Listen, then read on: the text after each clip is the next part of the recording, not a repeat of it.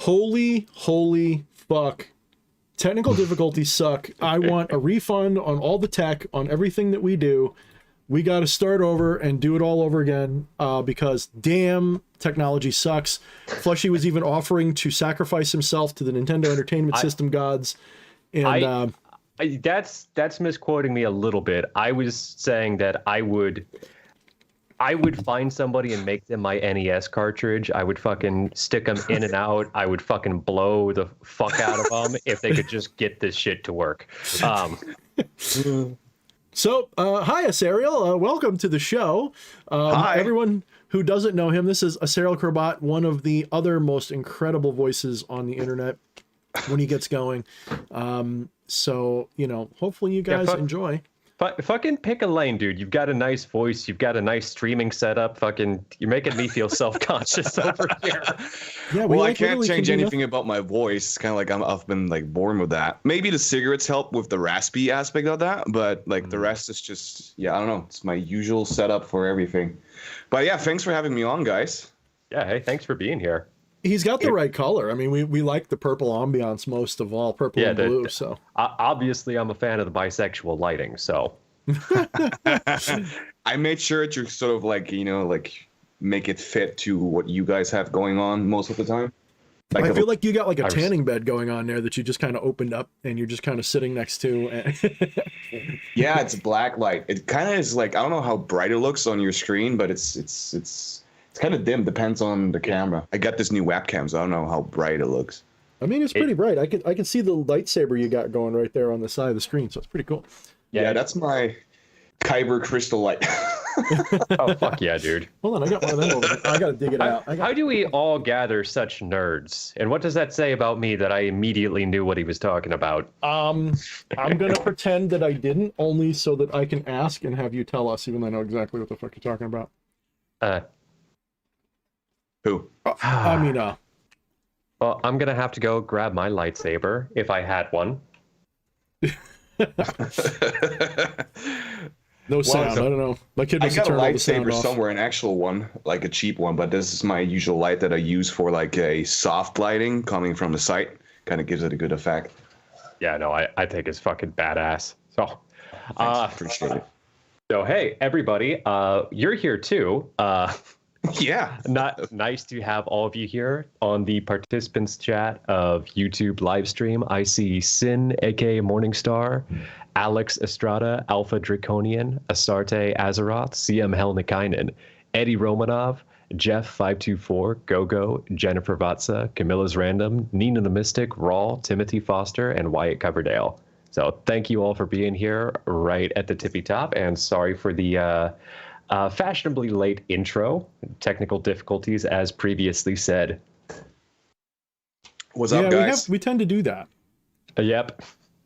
You guys are pretty familiar with it at this point.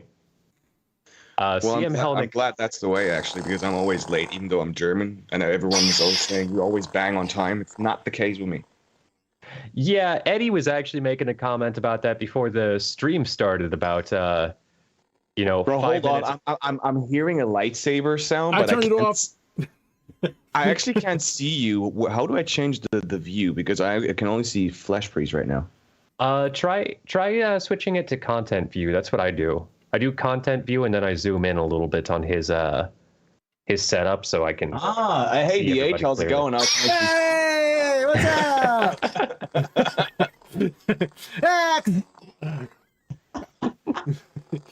How do I zoom in right there? The bottom right corner, there's a little button. I literally only discovered that last week, and I loved it.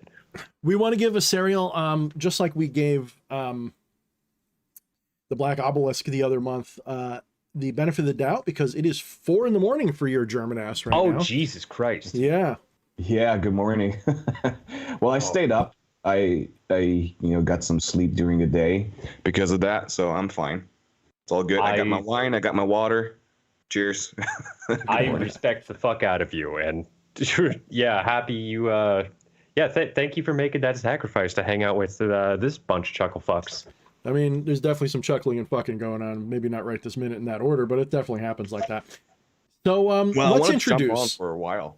I know you. Well, you're often in the chat, so let's talk about each other a little bit, talk some shit.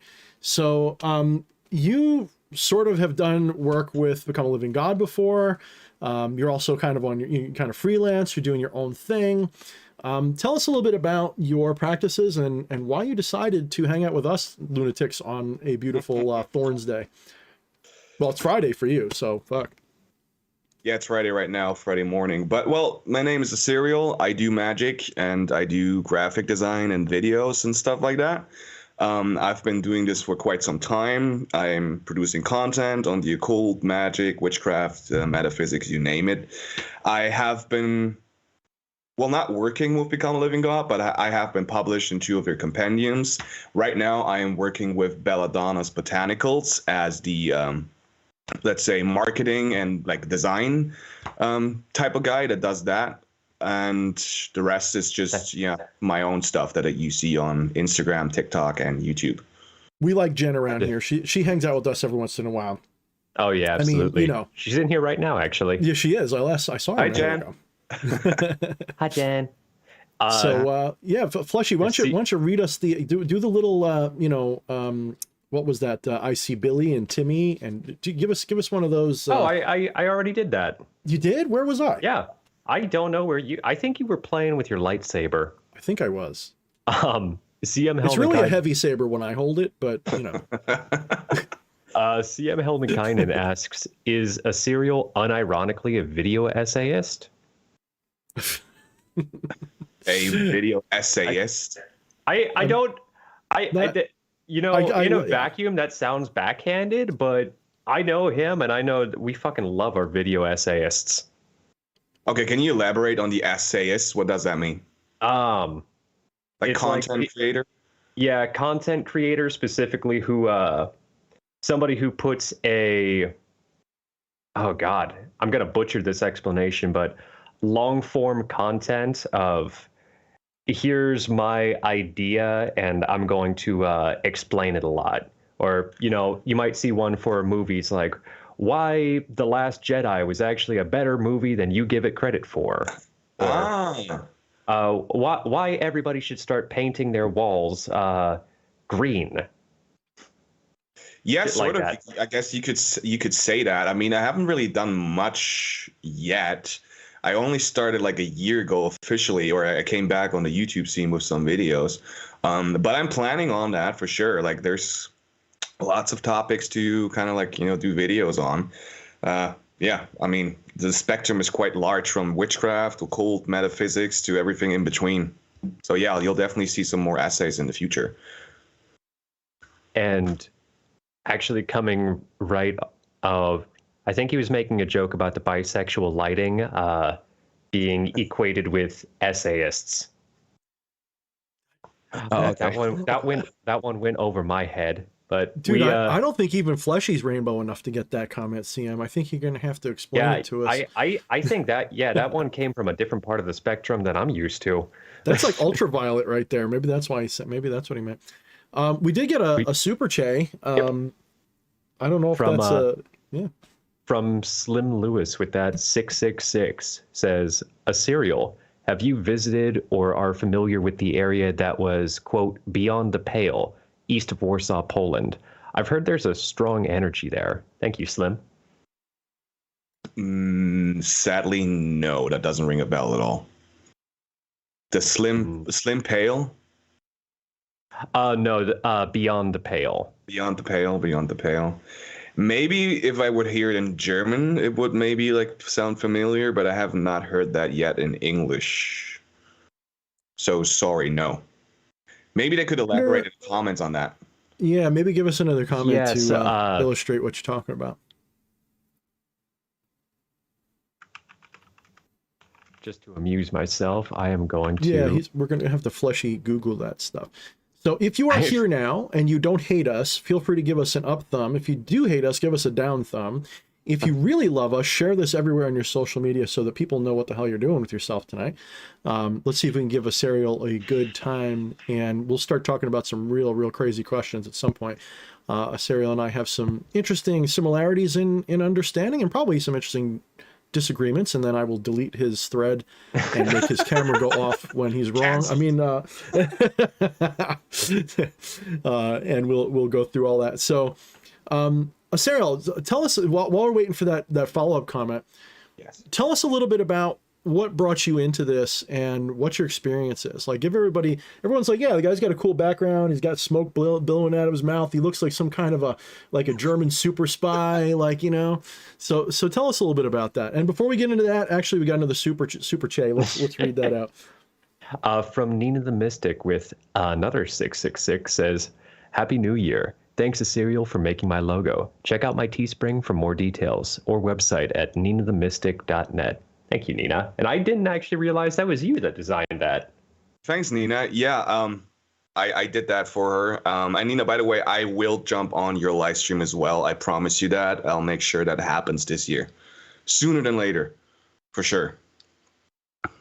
Well, I've been helping out some people here and there in the occult community too, when they need some graphic designs or some editing for the videos.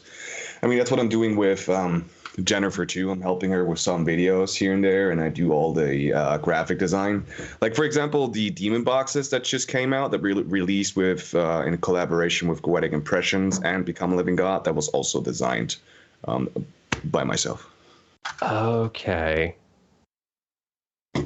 Yeah, people don't realize that graphic design and stuff is, you know, something that I do sometimes, but I get sick of it, man, especially when I do it for other people. I don't know how you do it for other people. I just go like, I don't want to do your vision anymore. Well, see, I'm all self-taught, so I never went to any graphic design school or anything, because you pay a lot of money for that, and at the end, you still don't get hired. Right. So you either got like fancy, like hipster, like agencies where you step in, you get like, you can drink some coffee, you got some fancy like furniture going on and everything is super priced, or you become a freelancer, you know, and you do it by yourself. So I'm just in the middle of all of that. I do video design, like video editing, graphic design, ritual for hire, and a bunch of other stuff in between. But sometimes it's difficult because, you know, people have their vision of how they want it to look like, but you know that this will actually look bad. So you kind of give them some advice on how we could do it. But at the same time, the customer's king. So you always got to make sure that they like what they receive. So it's like a double-edged sword. So sometimes I get annoyed too.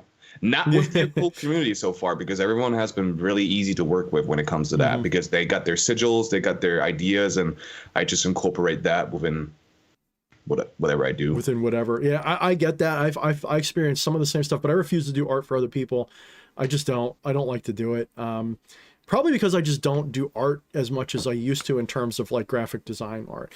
It's like I have to be in the mood or I can't touch it. Sometimes I just want to doodle. Sometimes I want to draw. Sometimes I want to paint on my graphic art programs that I use. And most of that stuff never gets shown. And most of the time I'm more inclined to try to do artistic work via writing, or I'm too hung up on arguing with people online about dumb shit that I have no reason arguing about. So the biggest shadows exposed. Yeah, no, that's a bad shadow. That's why I'm constantly talking about how I need to move to a fucking cabin in the woods with no internet for a month or two just to break my fucking bad habits. But so I've got expanded knowledge upon the Beyond the Pale if you guys want to touch that. Sure. Yeah. So from the man himself, Slim, he said, German translation, please forgive me, everybody. German translation. Say it angrily, it'll make more sense. German. No. Jenseits des Bleichen. It was a Jewish ghetto in Poland. Lots of occult energy and gypsies lived there. I see by your face. You say that clearly again? Pronounced that very correctly. So could you say that in another sentence? Where is it? I want to see if I could say it before we make him say it. Can you pull it up in the comments somehow? Yeah, so hold on. You're watching the chat roll by. I'm going to copy and paste that. You'll see it there in just a moment next to Jepsen. Jenseits des Bleichen? Jenseits des Bleichen. Yeah, no. I basically said the same thing. I'm fine. What was that? Did you just have a heart attack? I'm fine. No, I'm good. We're I good. think he went Jabba the Hutt for a second. Oh, Solo. Yeah, nah, no, I never heard that. Jenseits ist Bleichen. Doesn't ring a bell, sorry. Yeah. Eddie Romanov was expanding, said, Beyond the Pale is English. It's from Palisade. It refers to the Irish Pale, the lines beyond which you weren't safe anymore. I think the Prussians had some border that went through Warsaw back in the day. That was basically the stomping grounds of the Teutonic Knights, the German Crusaders. I think what he's really trying to get at is being in Germany and the history of, the time that shall not be discussed because everyone gets all bent out of shape. There is potentially a lot of energy in the places where people were kept, specifically before going into the places where they weren't kept any longer, we'll say. A lot of misery and suffering, a lot of occult energy potentially from whatever would go on. So I guess that's what they're talking about. I mean, I can say as someone who literally lives within almost walking distance of one of the most incredible, what we would have called at the time insane asylums in probably the world, Kings Park. It's not too far from where I am. I do have to drive there, but it's within a close distance. That places where stuff like that happens, I mean, there's no question. If you're remotely sensitive, just the imposing nature of knowing that it's there, but there's definitely a difference in how things feel. Even after all these years when things are sort of washed away, there's definitely a feeling of like something. I don't know how easy it is to feel. I know when I went to the Penn State Penitentiary, whatever, in Philly, most of it was pretty mundane feeling, but every once in a while you duck a corner and you'd be like, whoa, that's weird. And it wasn't bad or anything. It was just like you duck a corner and you could feel something. So exactly where I'd go with that, I don't know, Aserial. I don't know if you've got anything to add that's relevant. Yeah, I agree. I mean, I visited Auschwitz. That's one of the main places that I went to when you talk about these type of places that we still have here. It was, well, how do I put that? As soon as we arrived, you could feel a weird energy coming from that place, just on the outside skirts of that thing.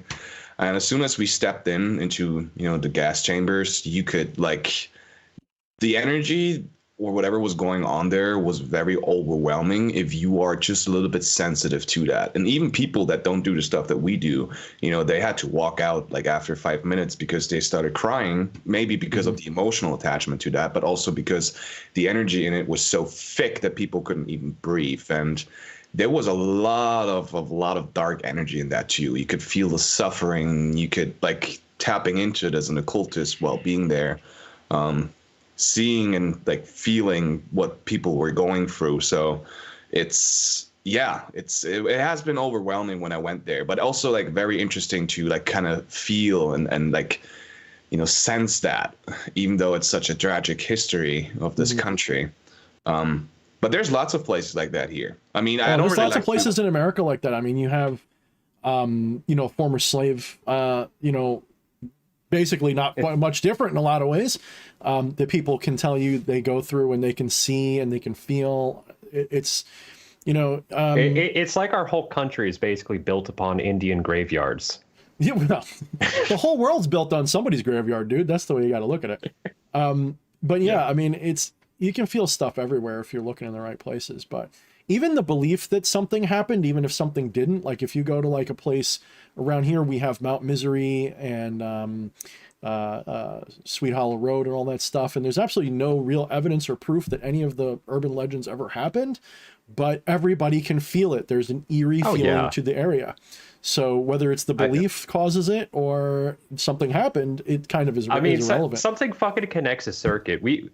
Everybody right now, I guarantee you, everybody watching grew up in a town where in middle school or high school there was the devil's house where the devil used to live. That, everybody would walk in there with some old abandoned house and, oh God, this is so spooky. And really somebody just, couldn't pay their mortgage and had to move out. The devil never lived there. Yeah, we had one here that's actually doesn't exist anymore. They destroyed that. They made room for what do you call that? Train tracks. Train tracks. Oh, Yeah. okay, I yeah. mean, let's not forget there's probably a crashed alien UFO like every other, mile on this planet somewhere. And there's probably all kinds of weird shit going on. But in all honesty, I mean, Huh, not here. ley lines, not there, of course there. There are ley lines crisscrossing the world, whether you believe in them or not. There is something to the concept.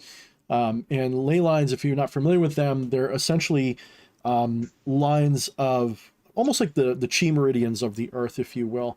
And they're usually easy to sort of get a reading on because geography helps you out a lot and human behavior helps you out a lot. Human beings and animals have a tendency to follow them just as part of their... I'm gonna have to call my wife in a minute to help me with the dog because she's misbehaving pretty bad.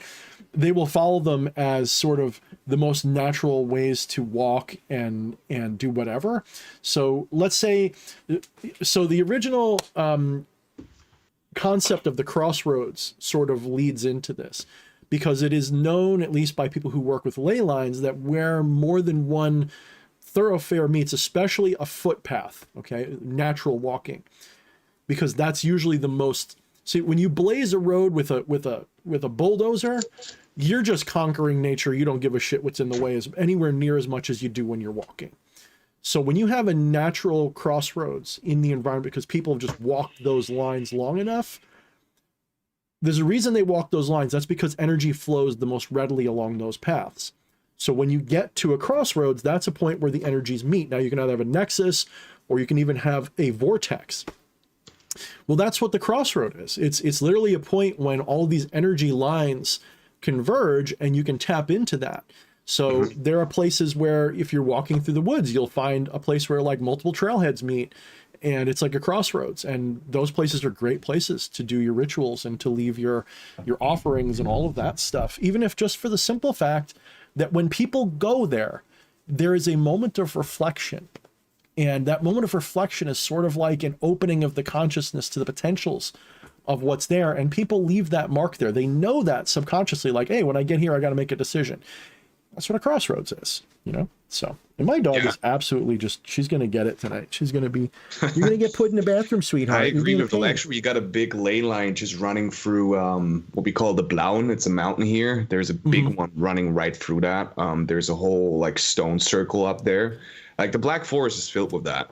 We have lots of natural ley lines and energy, let's say gateways or vortexes up here.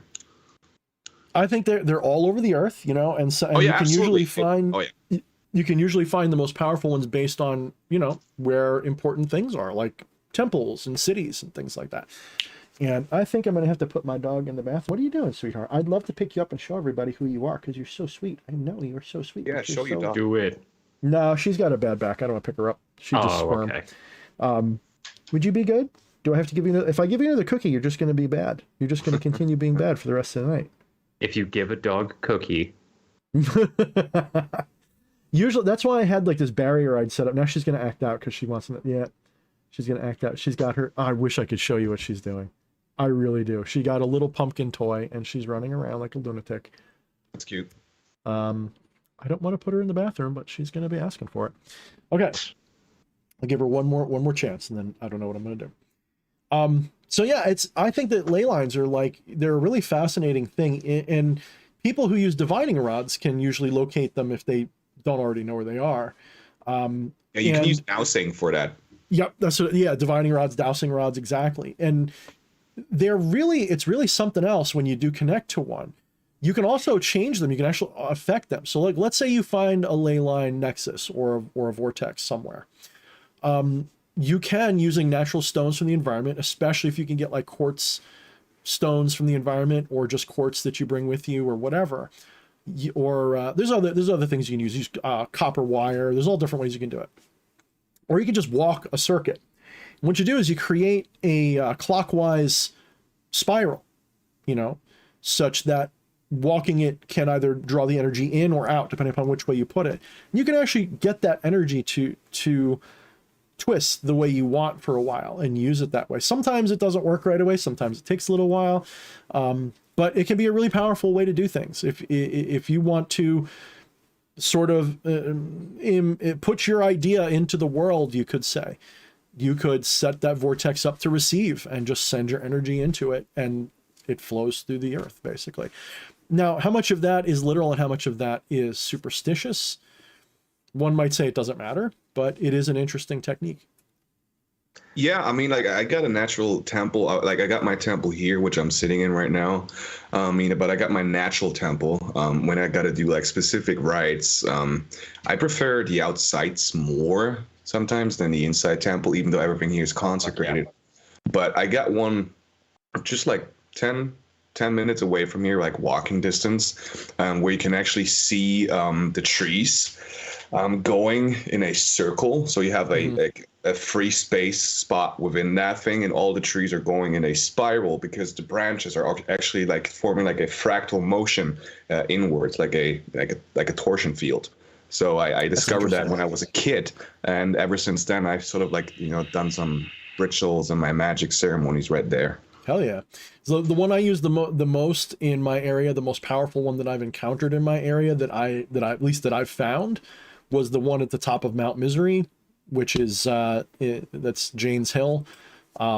If you guys want to look it up, that's an interesting spot. I've done a number of rituals there. There's a lot of urban legends there, a lot of ghosts, a lot of shadow people, all kinds of stuff happens up there. It's also the highest point on the island that I'm on, so high points and low points are often where a lot of these things will appear. Not exclusively. You're living on an island. I'm living on an island, so yeah. I'm an island. Sorry, I just have that island. Oh, dude, don't you bring that curse to this stream. What, Island Man? Island Man. Oh, no, it's Ocean Man. God, Ocean you're too Man. Gen X to understand. I am. No, there's like it's not important. There's just like two like newcomers with that weird song called Island Boy. Fucking I'm probably glad I don't know Minecraft it. torch head motherfucker. Yeah, yeah. Would you please go lay down? I don't Go lay get down. it, but hey. Go. I'll admit that hook is catchy. Come on. Yeah, well, our generation is fucked. Let's just put it that way. Or civilization is fucked in a way.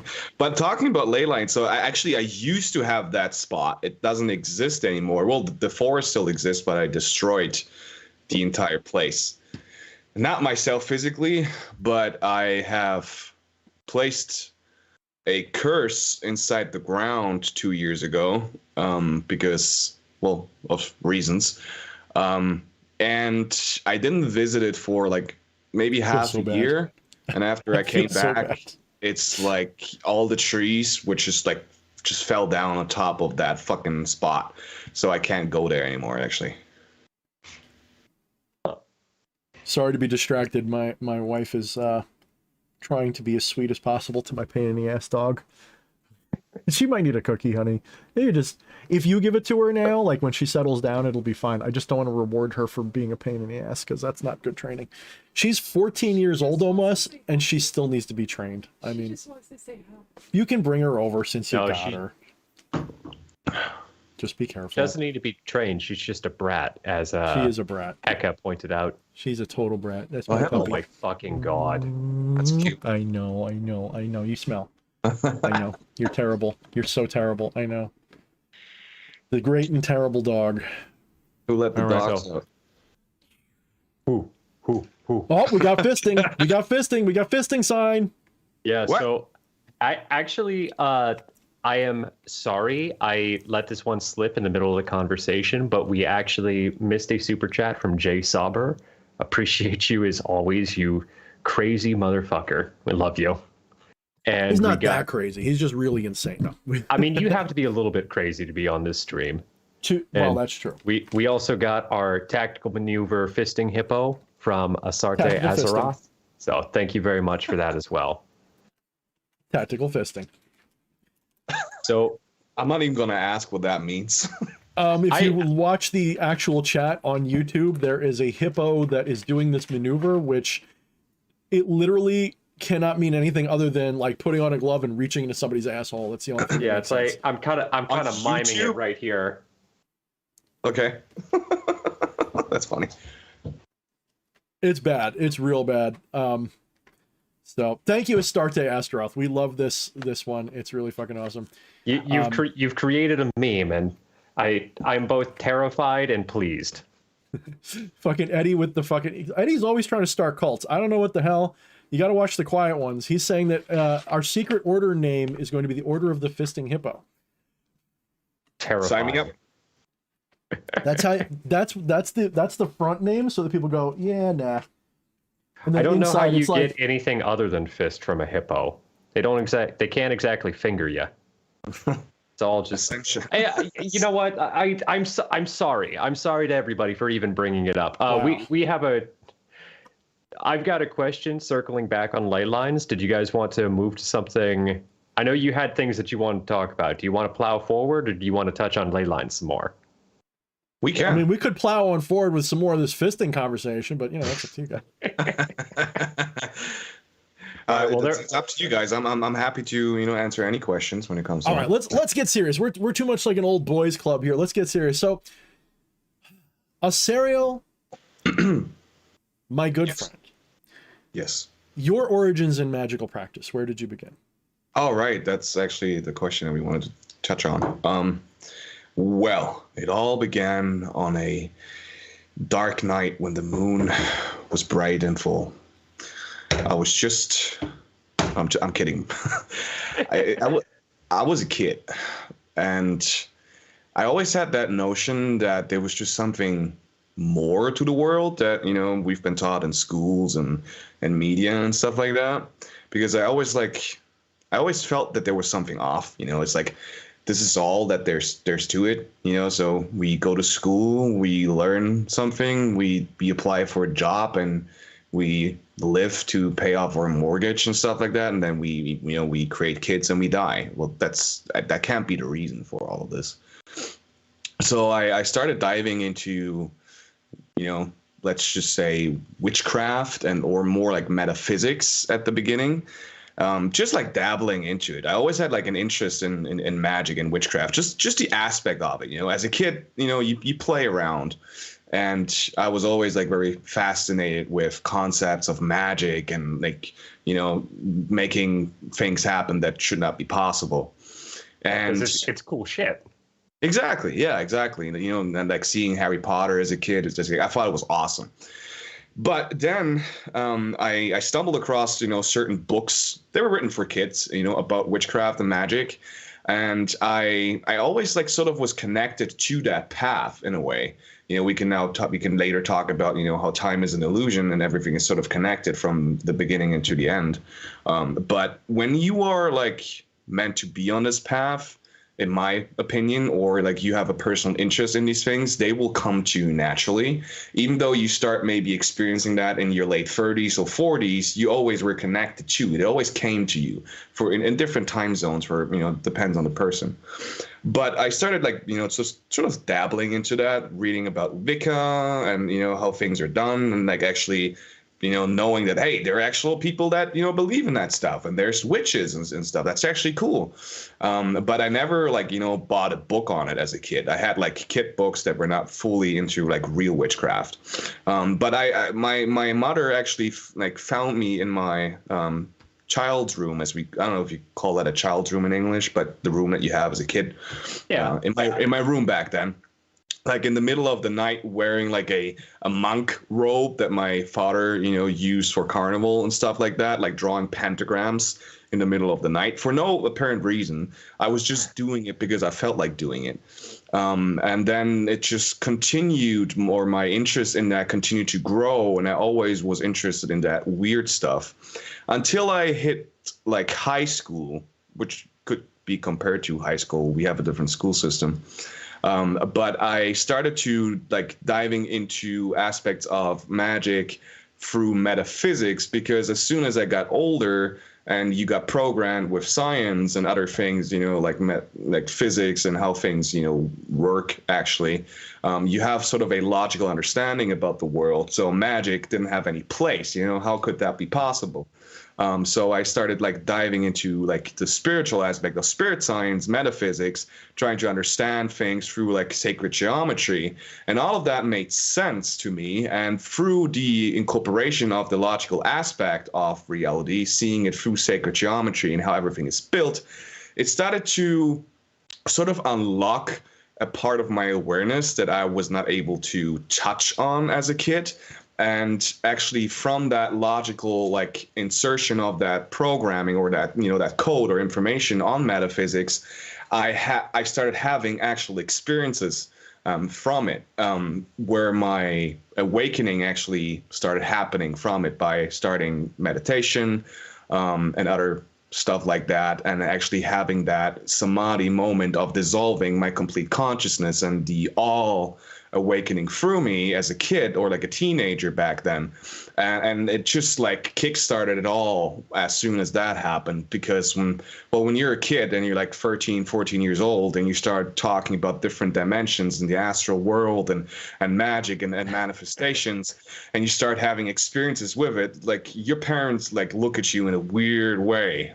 So I started doing Pretty much everybody does, except for all the people that you want to fuck. Those are the people who's like, tell me more. Yeah. Most people There's a just wise saying that and, says you can't be a prophet in your own village for that reason. Because Yeah. it's like, you know, your mom's like, I heard you, I wiped your ass. Like, don't tell me. Yeah, don't Yeah. you tell me your shit is magic, because I used to wipe it. Yeah, kind of like that. But I don't know. Through the logical incorporation of like the information on metaphysics, I started having the experiences as well without the logical mindset, like going in and analyzing everything. And I started like experiencing things that I could not even like put into words. And it all like just started from there, and like then experimenting with manifestation and seeing like things manifest, you know, in my reality by doing spells and just the most crazy things that you can imagine when you first do that.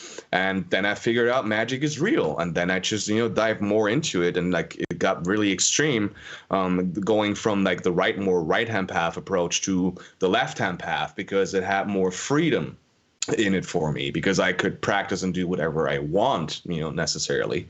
And yeah, it just all went from there. And then everything just, you know, comes down to practice and doing this ever since then. So EA's here to say hi. He's saying, wow, I'm really glad I got to catch this. So we've got an EA, a rare EA Coetting, you know, edition here. Collect it while you can. We love you, brother. Good to see you, man. What up? So, you know, one of the things that's really funny is, you know, as I'm listening to you, I'm like, you know, I often tell people my whole thing started when I did this, you know, bonkers ritual trying to get like attention with my friend.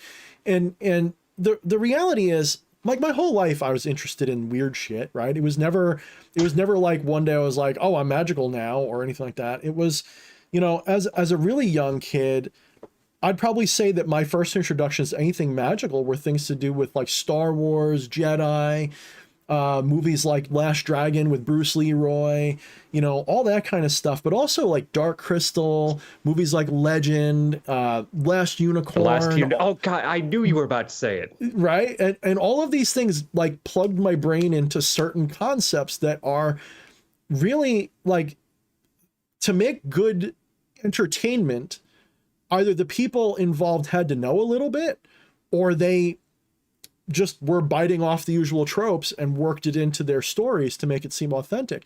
And that stuff really impregnates your mind with some very basic things, especially as a kid. Now, a lot of kids today grow up with Harry Potter and shit. You know, I'm not a fan, but, you know, if that gets people there, that gets people there, you know. But like when I'm listening to you talk about it, you know, I don't know at what point I decided, you know, really that I was into it. I was always more into martial arts and warriorship and that stuff. And at one point I said, okay, fine, I'll be a fighter mage or something. That became like the kind of character class I played in D&D. And a lot of it's fantasy for me. Like a lot of it originates from a fantasy perspective, because it's like, I feel drawn to this, but I know there's got to be something to it. And then somewhere along the way, I figured it out. You know, I shouldn't say I figured it out. I figured out what I currently talk about. Whether it's right or not, we'll find out. But at some point I figured out how to put it together. And at some point, something I'm writing in my book, I don't know if this will make it in the final part of the final edition of it, was I had to be cut loose from all of my different beliefs and become a hard skeptic and cross the abyss alone without any spiritual guides, without anything, literally just me angry at the fucking world not being able to understand. Mm-hmm. Oh, I can actually relate to that heart, like very, very, very much.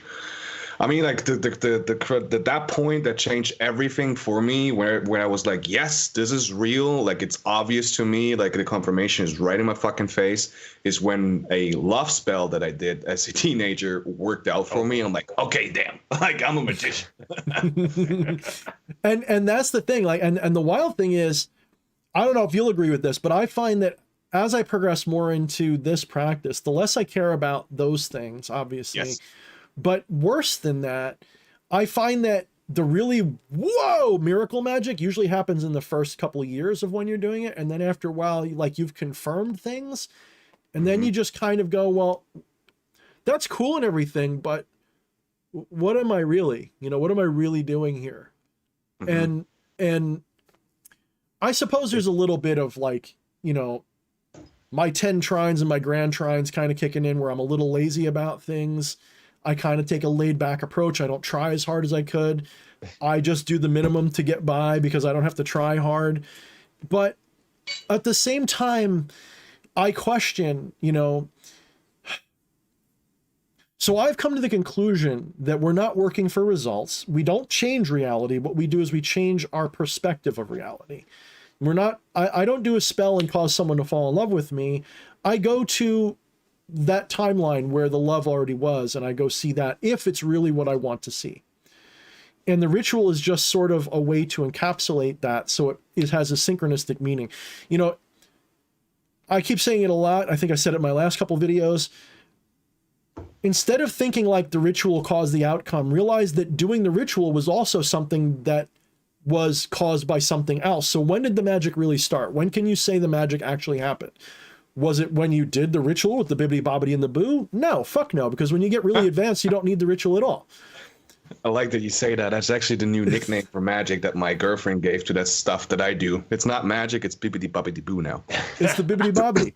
And if you're Italian, it's the boopity boppity. So it's kind of like I have enough Italian I can say that. Bibbidi bobbidi. It's the boopity boppity, huh? So Que cosa?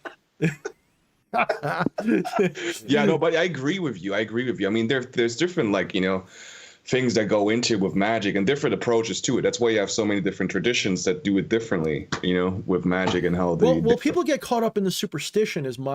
That's my gear grinding thing. Is I saw it today. I'm not going to name names or say what they're talking about, but I saw somebody on this one forum just make this superstitious dogmatic declaration of this spirit is this and blah blah blah blah blah and the righteous path and the yeah, you know, and it's well I left that behind when I left Orthodox Christianity, bro. I'm not here for the new religion, guys. Like get over it.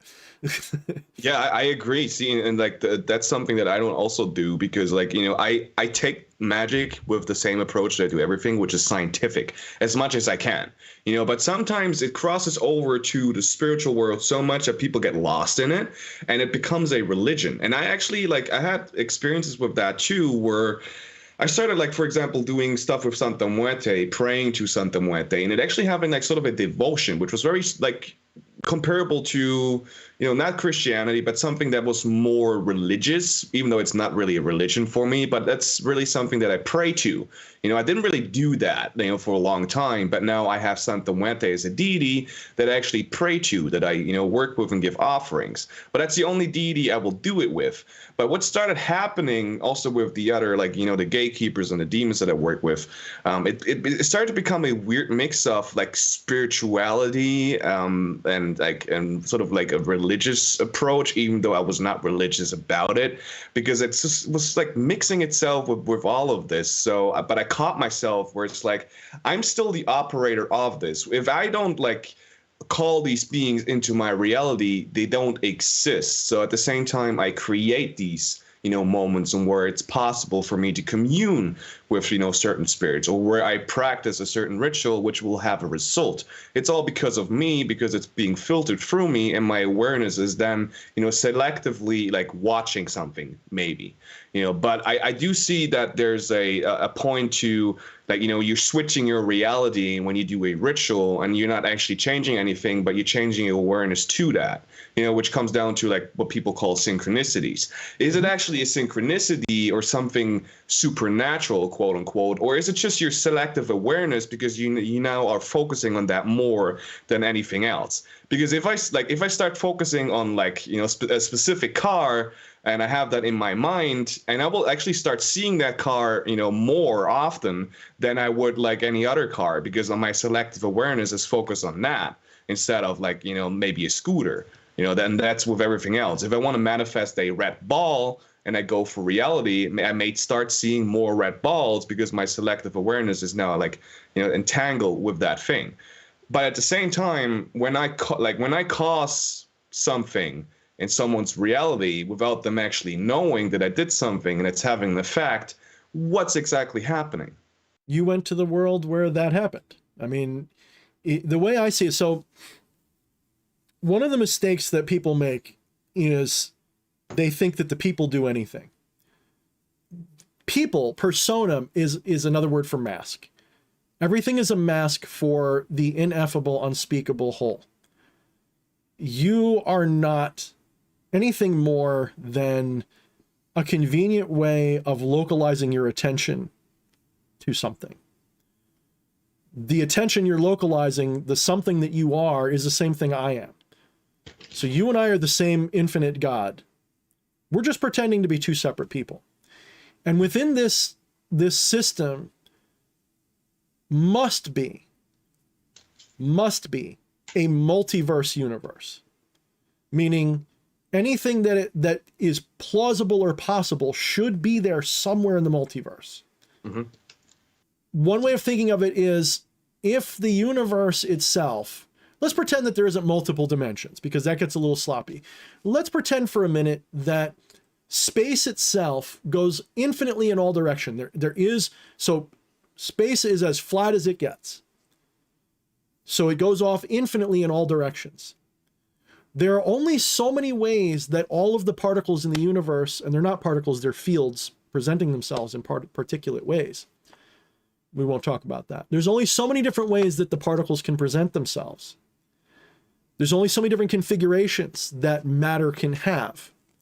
You can actually mathematically figure this out. And you can realize that if space is big enough, sooner or later, assuming that matter goes from end to end of that infinity, sooner or later, things will start repeating, or like a fractal, be self-similar until you literally get an exact copy. The implication is, if I go in a straight line in any direction far enough, I will encounter myself again. Not because space wraps around, but because all of the information has to repeat sooner or later. Kind of like that Library of Babel. Sooner or later, there is a limit to the potential of randomness if you have a limited enough set of rules. So in theory, there are planets out there where I'm blonde. So why am I here and not the blonde guy? What is it that's moving around? What is it that's focusing? The thing that's focusing is the attention of the infinite, of the divine itself. Sort of like, and I say this in every stream, just like you can focus your attention to one of your hands or the other, just like you can focus your attention on the screen as opposed to the rest of the room, consciousness can focus itself to one person at a time. And in so doing, it allows itself to forget that it's been everybody else. So we have the experience of just us, and we have a very specific us. Now, what makes us stick to this one us? It's an egoistic habit. You go, well, I know that D.H. Thorne looks this way, sounds this way, talks this way. So I stick to that, whether I want to or not, because D.H. Thorne has no choice in that. D.H. Thorne is a pattern in the infinite. You can't change the pattern, but you can change which pattern you see.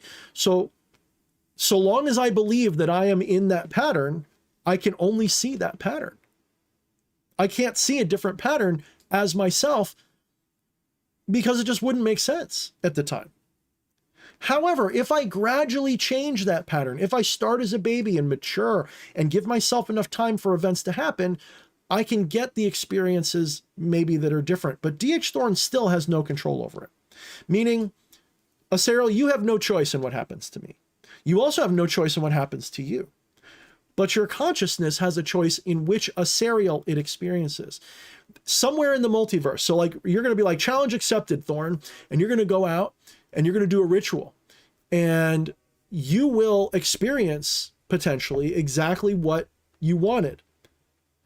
In your experience of reality, whatever you've decided for me to prove that you can change my life will happen. And I'll be like, Aserial is God and all this kind of cool shit. And you'll feel like, ah! But in the multiverse, I'm still flying along in my reality where you had no effect and I'm laughing. Yeah, yeah. So in a way,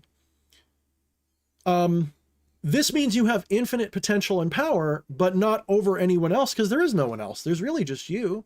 All of this is you. All of this illusion is just you. Think of it this way. There's no separation between you and the Bigfoot monster that's chasing you through the woods when you're having a nightmare. Yeah, I agree. So everything that you experience is just the other side of you. And that you is infinite. Infinite potential, infinite in space, infinite time. Time and space is an illusion, of course. What causes the experience of time? The shifting of perception. Not time doesn't flow. This is why scientists are never going to figure this out right. This is why they're always we sit there like, well, what the fuck is time? Well, we don't know. There's no way to test it, but we can measure it because things change. Things aren't changing. What you're experiencing is more like you have the experience of change, but things don't change.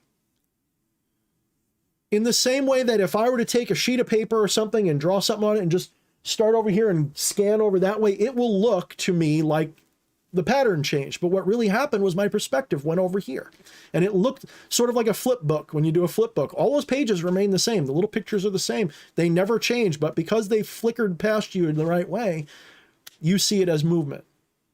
Yeah, I agree, but at the same time, everything is changing all the time. You know, it's just the illusion that everything looks the same. You know, that the paper won't be there in like 100 years because it has been dissolved into different forms. The atoms, everything, and the energy, you know, might be the same, but the structure in which it was held also changed. But if I stand up right now and I would walk out, you know, my reality would completely shift, and I have no idea what the repercussions of that will be because I have now shifted my way in which I'm like, you know, moving forward into the next reality or the reality that's happening. You're still stuck on the idea that you're your body. No, not at all.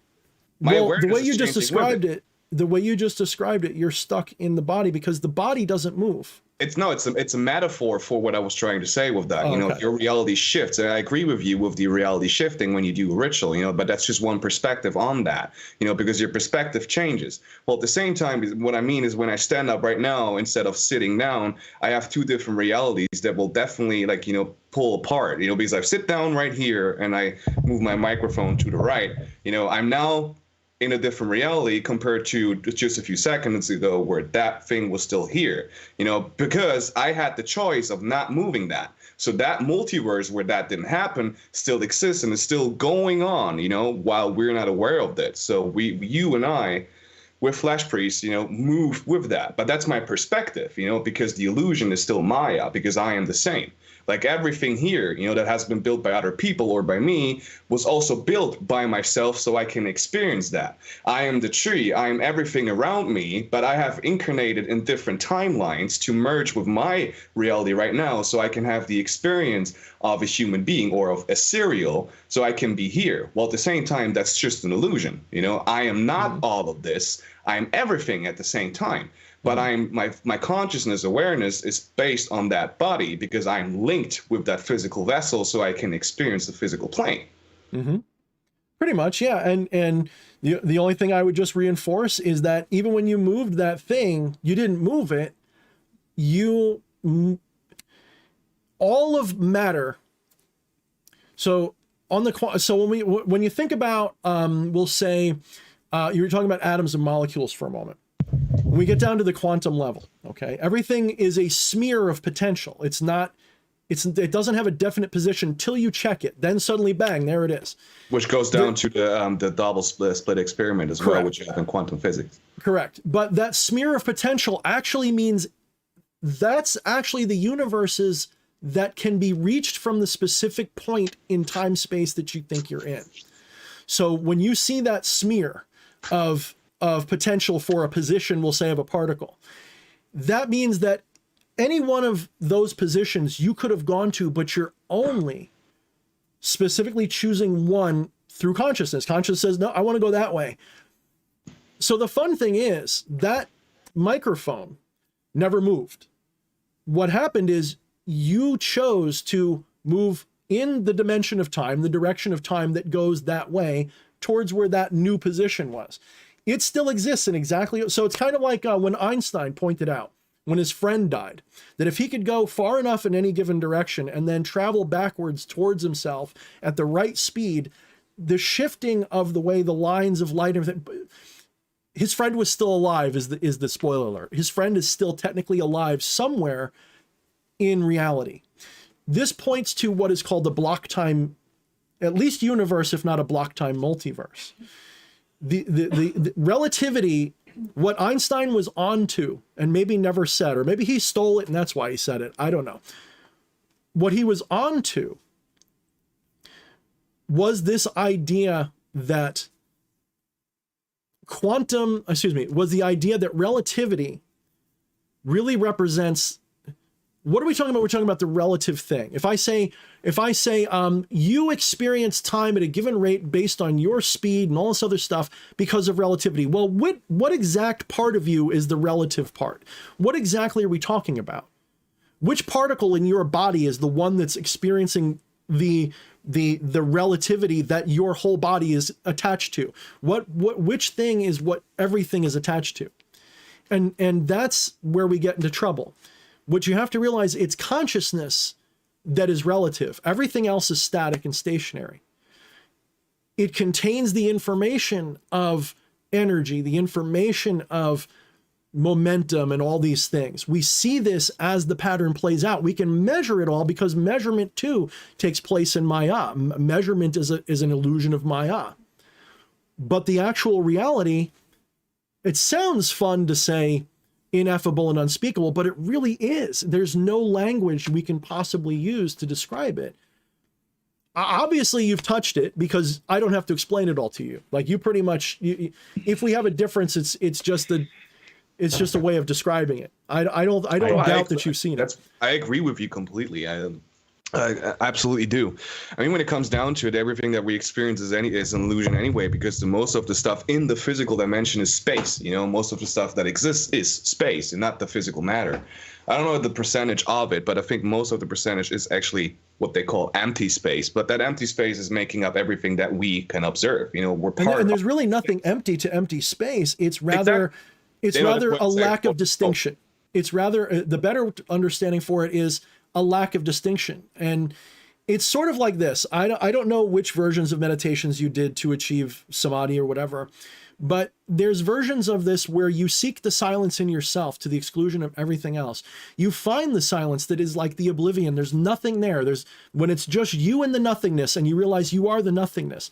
You go, well, this is really quiet, but it's a silence that deafens you because it's not actually silent.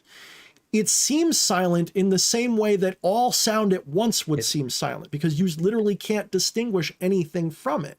And then you start picking up the little bit of tinnitus ringing through the silence. Right, and that becomes your reality.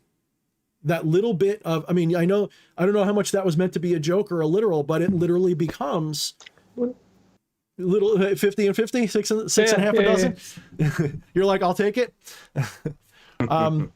Behemoth X says we're both wrong. You guys talk too much. I love good. You got it. I was just about to say, when I did this, that there's no specific meditation that I did. I didn't even read up on anything. I was just aware of what was going on around me, then closing my eyes and becoming aware of what was going on inside of me, letting my thoughts pass, viewing what's actually going on inside, and then letting these pass too, and then being in that moment of stillness and just being aware. And then as soon as I shut up my mind and I was able to just be still, I had this experience of everything coming through me, the entire awareness of the cosmos, as you say, awakening. through my consciousness or through my observation or from my pinpoint where my consciousness is based on, which is my body, which is anchored to. And from there, I had multiple experiences going forward where, all the way to here, where we're talking about this, analyzing it logically, in order to make sense of it through a finite mind at the same time. Mm-hmm. It's like a keyhole. I always tell people it's like a keyhole. It's like a pinhole looking into itself. It's understand that the avatar, what I call the avatar, what other people might call a soul or whatever, the finite avatar that you think you are as a person is literally just a tiny little pinhole in the infinity of itself, looking at the rest of itself from that little tiny insignificant seeming perspective. But it's actually the most important thing you could be doing at this moment. That's why you're doing it. It's literally like, this is cool. I want to do this. I can't wait to see it from this perspective.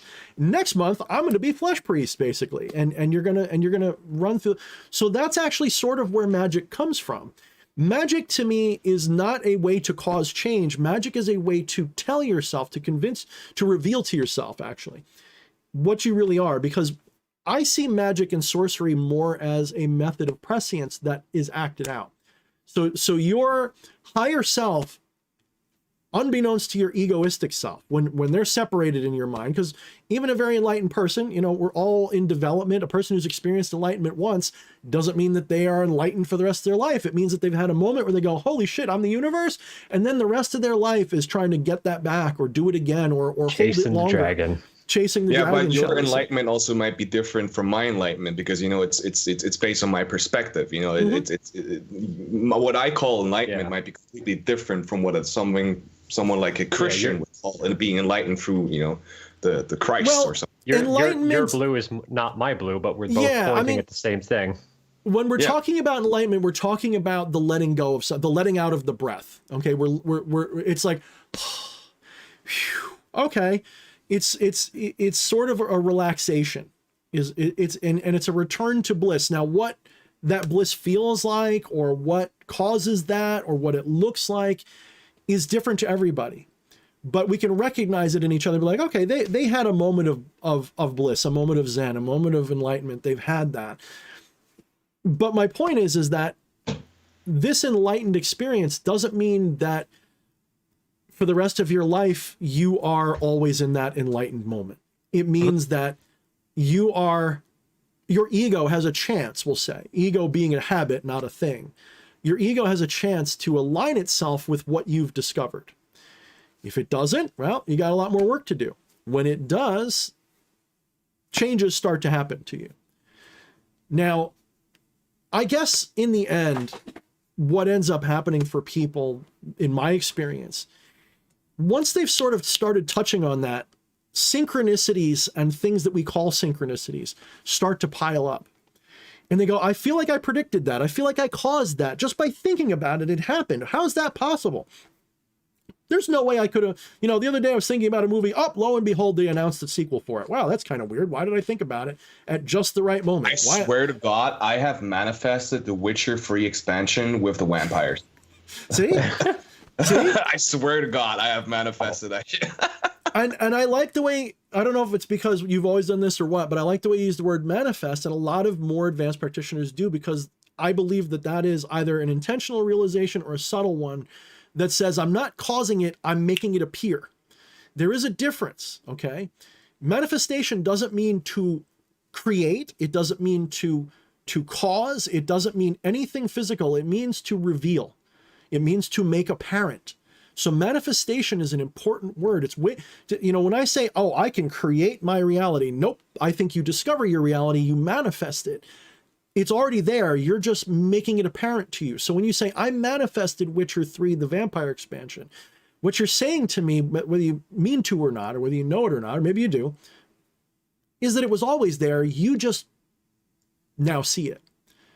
And that is what I'm getting at, is that when you have had your samadhi, when the objective and subjective become one, and one becomes all, and there's no difference between one and all, and even the word one means nothing anymore. When you've had that moment where it's all just, you start to a part of you now realizes that just like having a dream, there's a little bit of lucid dreaming potential that happens here. In order for your lucid dream to happen the way you want it to, you have to first want it to happen that way. And that will manifest as a prediction. When you are God, predictions are by definition what happens. You predict it, you caused it, you made it happen. So if you are that, if you are Tat Famasi, if you have a moment of, I think that's going to happen, but it's not just I think, it's the thing that's behind that thinker that decides that it's happening, it's inevitable. It's just a question of, do you go there? So I guess what I'm getting at is, I don't think that magic is a practice of cause and effect, even if it's acausal or whatever words you want to throw on top of it. I think magic is literally, if you're doing it right, and I think this is why the masters of, we'll say, Hinduism and Taoism and stuff poo-poo magic. It's not because magic doesn't work. You'll notice they never say that the powers of magic, or what is it, the 9 cities don't work or anything like that. It is that to think that those are things that you can do are illusory. To realize that those are experiences you can have, though, is a reality. So when you are doing a ritual, as I often say, whether that ritual is lighting some candles and some incense and praying to a god, or putting somebody in a jar and blah, blah, blah, blah, blah. The reason you did that is more of an act of prescience, because you are meant to recognize the event as a sign that you knew it was going to happen because you caused it. And people on some level, at some point, don't need the ritual. They can literally just predict and just know what's going to happen to some degree. Not when you ask them. That's the other misunderstanding. The ego has no fucking clue. The ego has no role in this except to be the shoe that is used to walk around reality in. It doesn't do the thing. It's the glove on the hand, and the hand is what does. So, well, as soon as I tell you what happens in the future, let's say I know what's going to happen in 10 minutes from now, it might not happen because I told you so. That's assuming there's a causality to it. The reality is you may be predicting it, but that's your ego doing it potentially. Well, but at the same time, the mind is very finite. Well, that's by nature what the mind is. The mind is a shrinking, it's a tension of consciousness. The mind is not what the brain does. The brain is what the mind observes. So what your brain says isn't what's going to happen. What your brain is saying is literally just what the mind is focusing its attention on.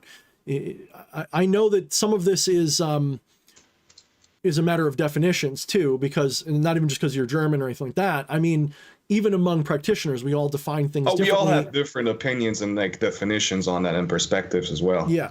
So one of my issues with modern neurology is this confusion of the brain and the mind as one. They're not.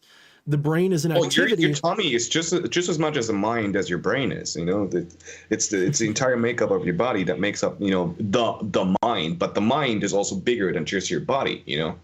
Well, the mind jump in real quick. She's been waiting very patiently. Scarlett Bales hit us with a super chat a little while ago. Thank you, sends hearts and says, "Always a great conversation." Appreciate you, Scarlett. Hi, Scarlett. Thank you so much. Thanks. So the mind is the tension of attention. When we say empty your mind, the misunderstanding is that you silence your mind. The reality is what you're doing is you are shifting the mind's attention away from the chatter to something that is more patient, more peaceful. That doesn't mean, so like when you described, you let your thoughts run and you saw them as running, and then they started to become, you sort of disassociated with your thoughts, and they just started to go and pass through you, and then eventually all of experience passed through you, and then you realize that you're more like the spout of a hose or something, not the thing that, you know, and you realize that. So the mind is not the activities that you experience. The mind is that which surrounds them as and gives them we'll say relativity, gives them attention. So for example, your brain does a lot of stuff that your mind has no conception of. So the mind doesn't do that stuff. Right. Or it can, but it has to pay attention to it to suddenly feel any feeling like it has any control over it. So yeah, that's a good example. Breathing's one of the best in meditation for that reason, because it's both autonomic and intentional. Do you want me to pick my mind a little bit when it comes to magic and how I view that? No. Oh, Okay. absolutely. No. You're canceled right now, Aserial. You're canceled. Get out. Get off. No, so like here's how I view it, because I agree with you, but I just think it comes down to to the perspective and what like methods you use, because there's different ways to it and how you can understand it. Let's just say, like, before I go into that, when you go on TikTok and there's this witch talk thing, a lot of people on there, what they like to do is they don't have a base in like traditional witchcraft or anything. The only thing they know how it works is from TikTok, and they start replicating that. So they take a glass, an incense stick. They throw in herbs, they wave their incense sticks around that, they say bibbidi bubbidi boo, and that's their spell.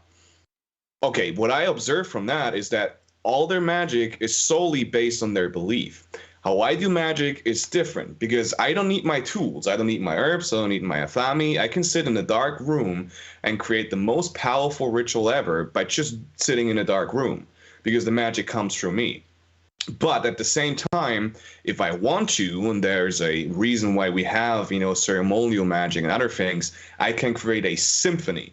Meaning that if I structure a ritual a certain way, meaning I take implements of certain herbs, which I then consecrate with certain mantras, I activate them consciously, or I give them consciousness, I give them certain energies, I put that into the ritual with a specific circle around that, which has a specific metaphysical, structure or a geometry to it, like the Platonic solids, like the 5 elements, or other things like spirits. I call into that. I create a symphony, an entire dance that will then make up what I want to manifest within my or someone else's reality.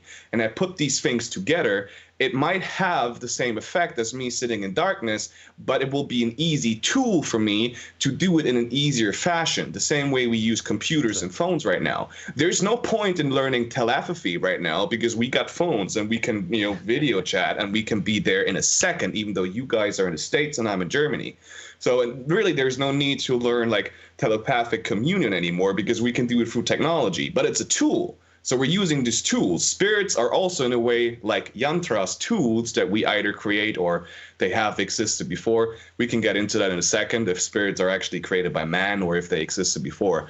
But I put these things into my symphony, like my orgone generator I have right there, which is built upon metaphysics by Carl Wells, for example, who figured out how to actually generate life energy and prana, scientifically measure that through, what's his name? Can't remember his name, who discovered the orgone. It's somewhere in the top of my mind. I can't remember. I'm going to Google it real fast. Yeah, but so Wilhelm Reich, that's the guy. He discovered orgone by studying the orgasm, and he could find that there's an actual life energy going through everything. And then Carl Wells picked that up afterwards, and he discovered or experienced how to not just accumulate life energy, which accumulates naturally in physical things, like in trees, like in us, like prana. You can name it with different names, but he figured out if you take the inorganic, like metals, and the organic substances, and you layer that, and you put an electric current into that, which is moving relative to each other, you generate orgone. So I'm now using that as a tool for my magic to have an extra energy input in my rituals or in my spells. But I do not need that. It's a shortcut to have a quicker manifestation of what I want to do. It's the lube that helps you slip into it easier.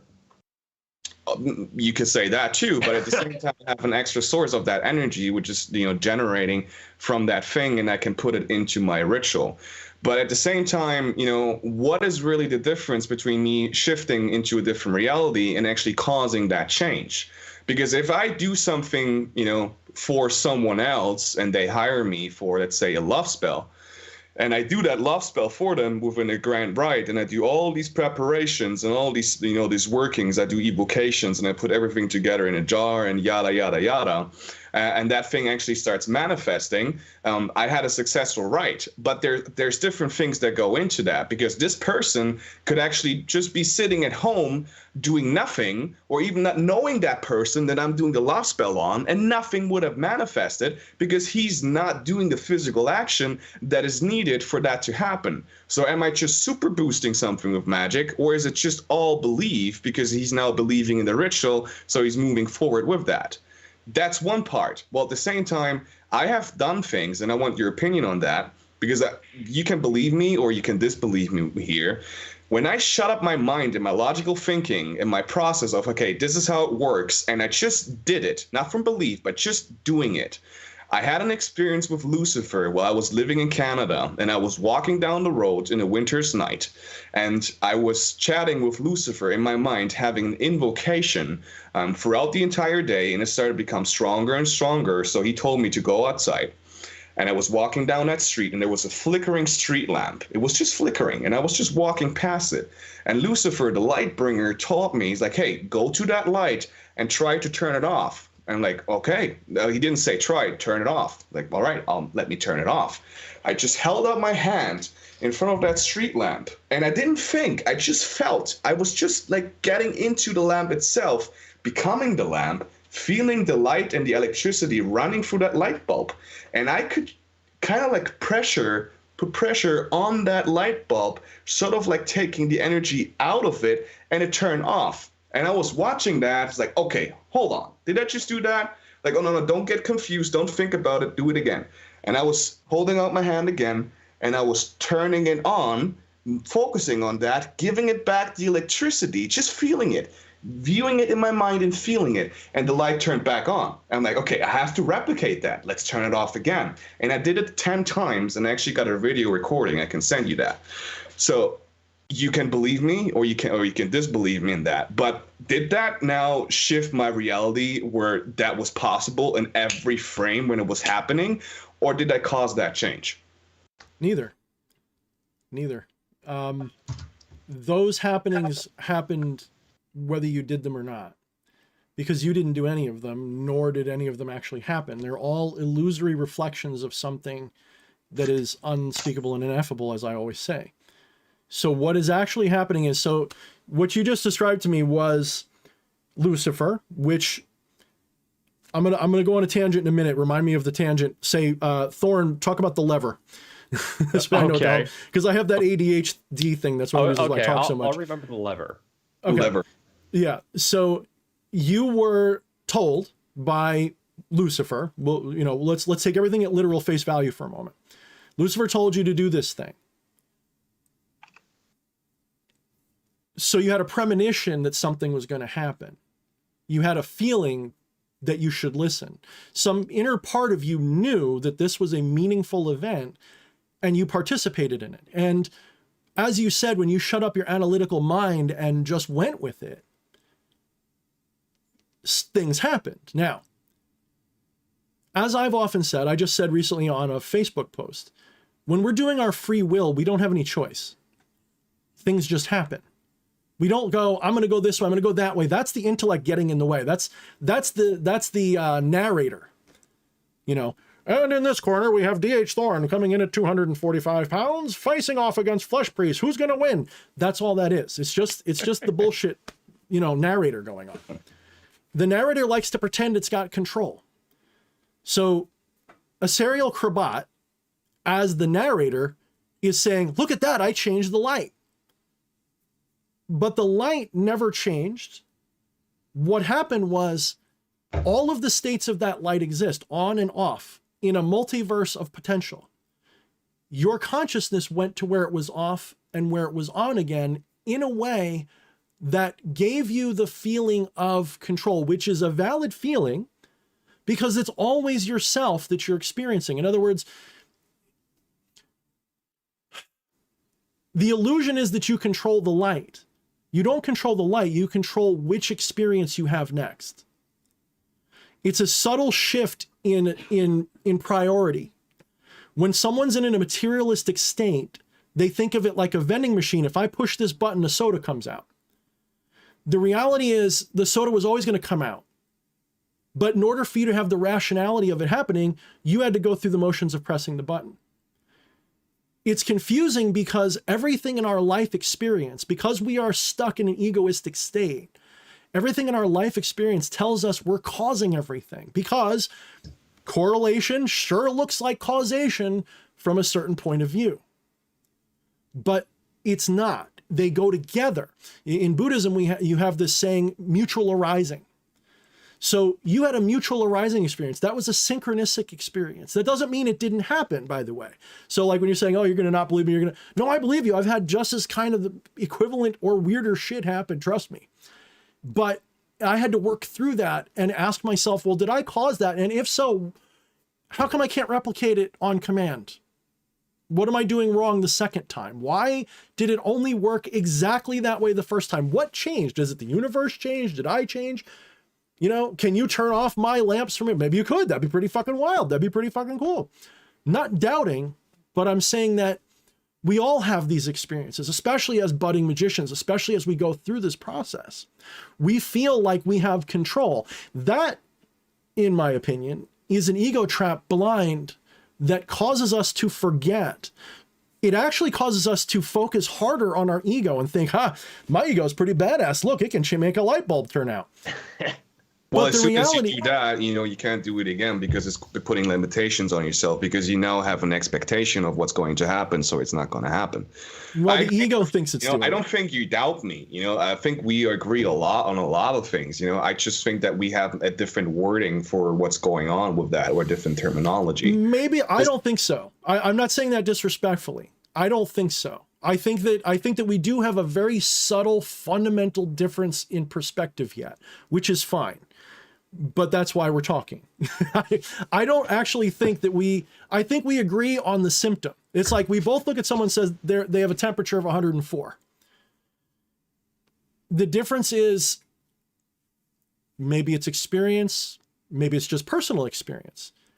My understanding of this is that right now, you're still operating in a left-brained material perspective when you're talking about it, which is fine. We all have to do that. That's how we communicate. Like, that's not a criticism.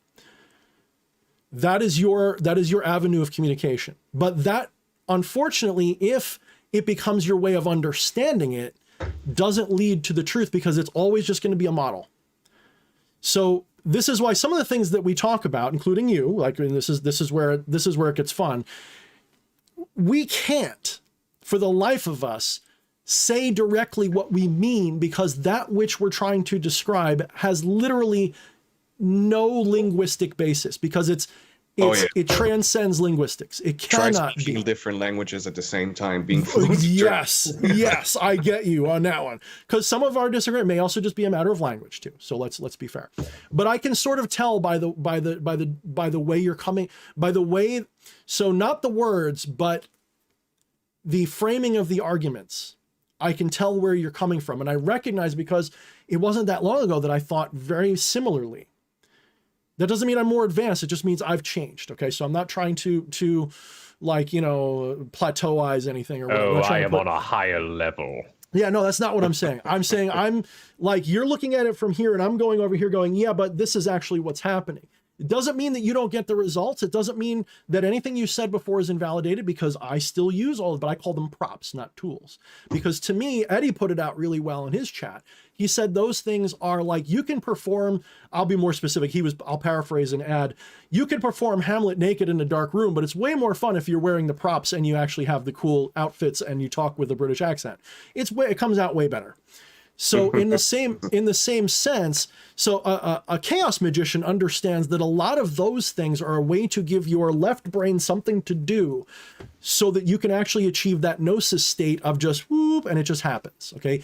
That's a shifting into another timeline, if you will. That's a really rough and clumsy, vulgar way to put it. But let me talk about the levers thing for a minute. So.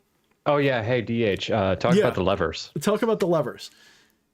So Lucifer, the caricature, I'm going to say, Lucifer is a caricature for the same thing. It's a personification of the same thing that Enki, Shiva, and Jesus, and a bunch of other things are caricatures and personifications for. Mhm. This thing is, I'm going to use the words again, ineffable and unspeakable. However, we know it as archetypal something, okay?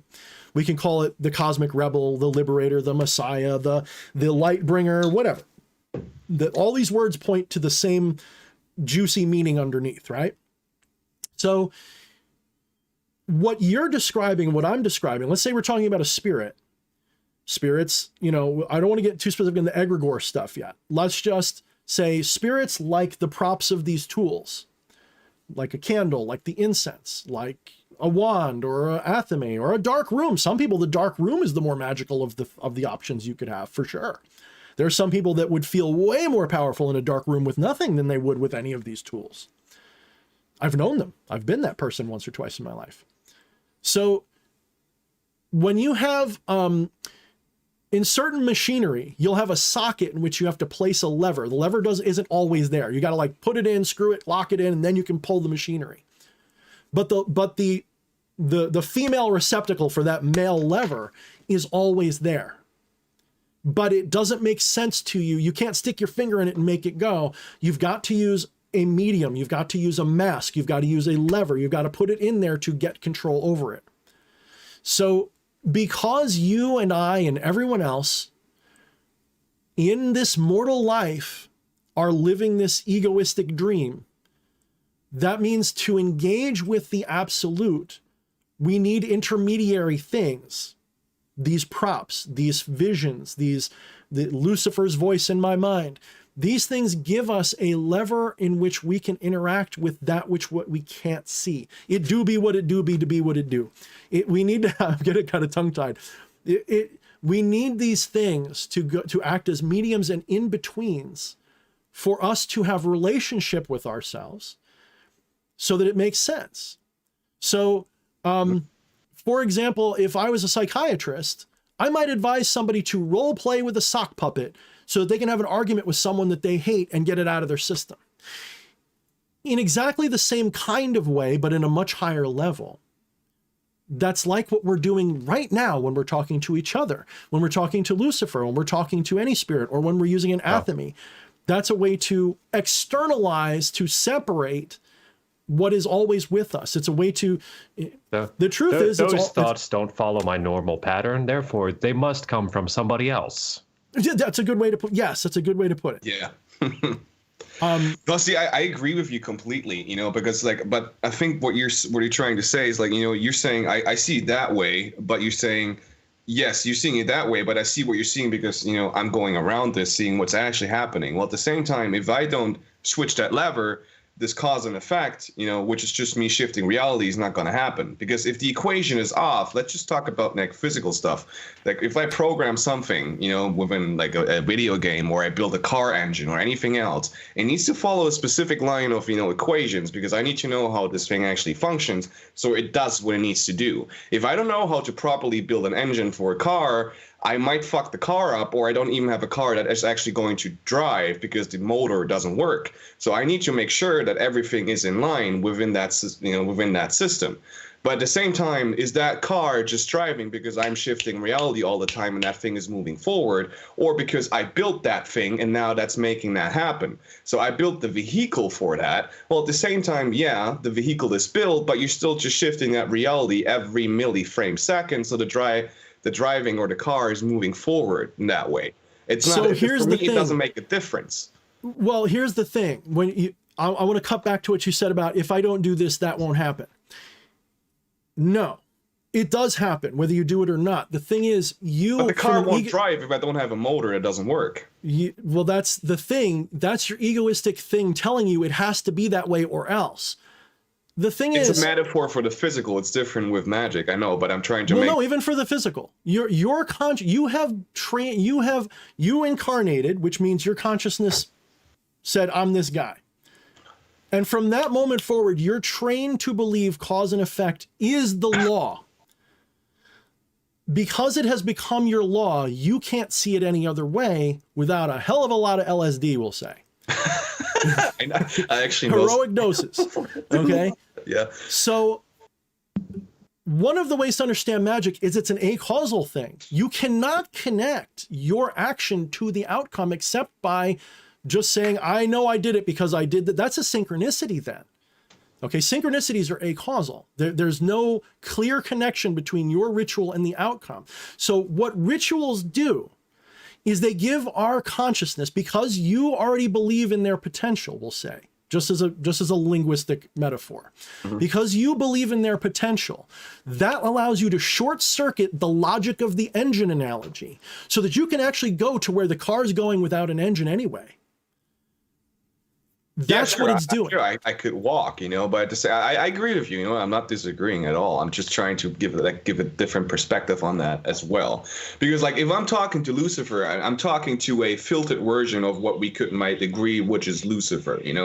Because there's people out there that say I am the incarnation of Lucifer, or I am talking with Lucifer and Lucifer said this, which is yeah, sure, but that's your version of that because it's being filtered through your consciousness or for what you observe.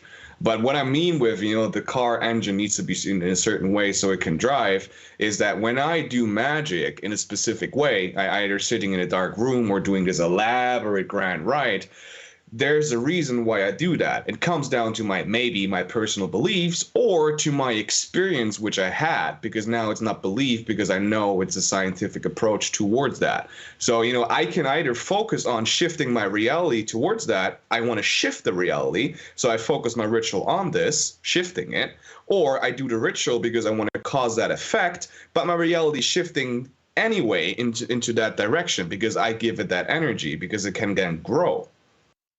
So again, there's a mixture of material thought and realizing that that's not what's happening. So you recognize in yourself, I've got to do this or it won't work. Now here's the difference of opinion. Your consciousness needs you to do those things so it can accept what's going to happen. Mm-hmm. I practice what I call metaphysical inversion or conceptual inversion, where I take a question that seems obvious, right? Usually it's a paradox. And what I'll do is I'll invert something somewhere and it makes sense. So, for example, if you ever watched Futurama, there's a scene in Futurama where they're describing why the ship can go faster than light. And Farnsworth is like, oh, well, the ship doesn't actually move. The universe moves around it. So that's the inversion I'm talking about. So when you're describing this for whatever reason, either it's the belief or that's still where you're at, or it's a difference of perspective, in the egoistic perspective, you must do A, B, and C to equal D. The reality is A, B, C, and D are not causal. And Eddie had said it's not that A causes B or even that B causes C. Or B causes A. It's that C causes both. In other words, it's all there, but you've trained yourself to believe it has to go. Here's a good example. I agree with you. Go ahead, though. Go ahead. Is there any reason why the musical scales have to be played the way that they're played? Oh, you're in my territory now. That's why I'm asking, because maybe I'll get fleshy to.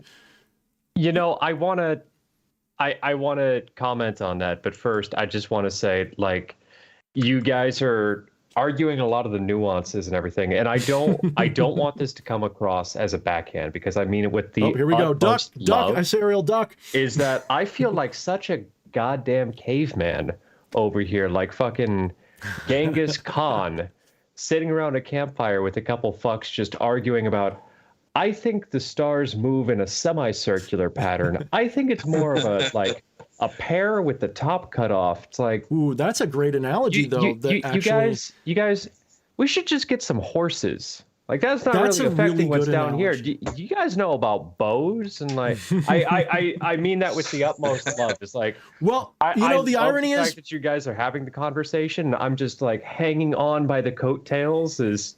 I'm glad you guys are smart. The irony is we're actually talking the fundamentals, which is where the masters really argue the most. It's not the masters don't argue about the believe you're not a master.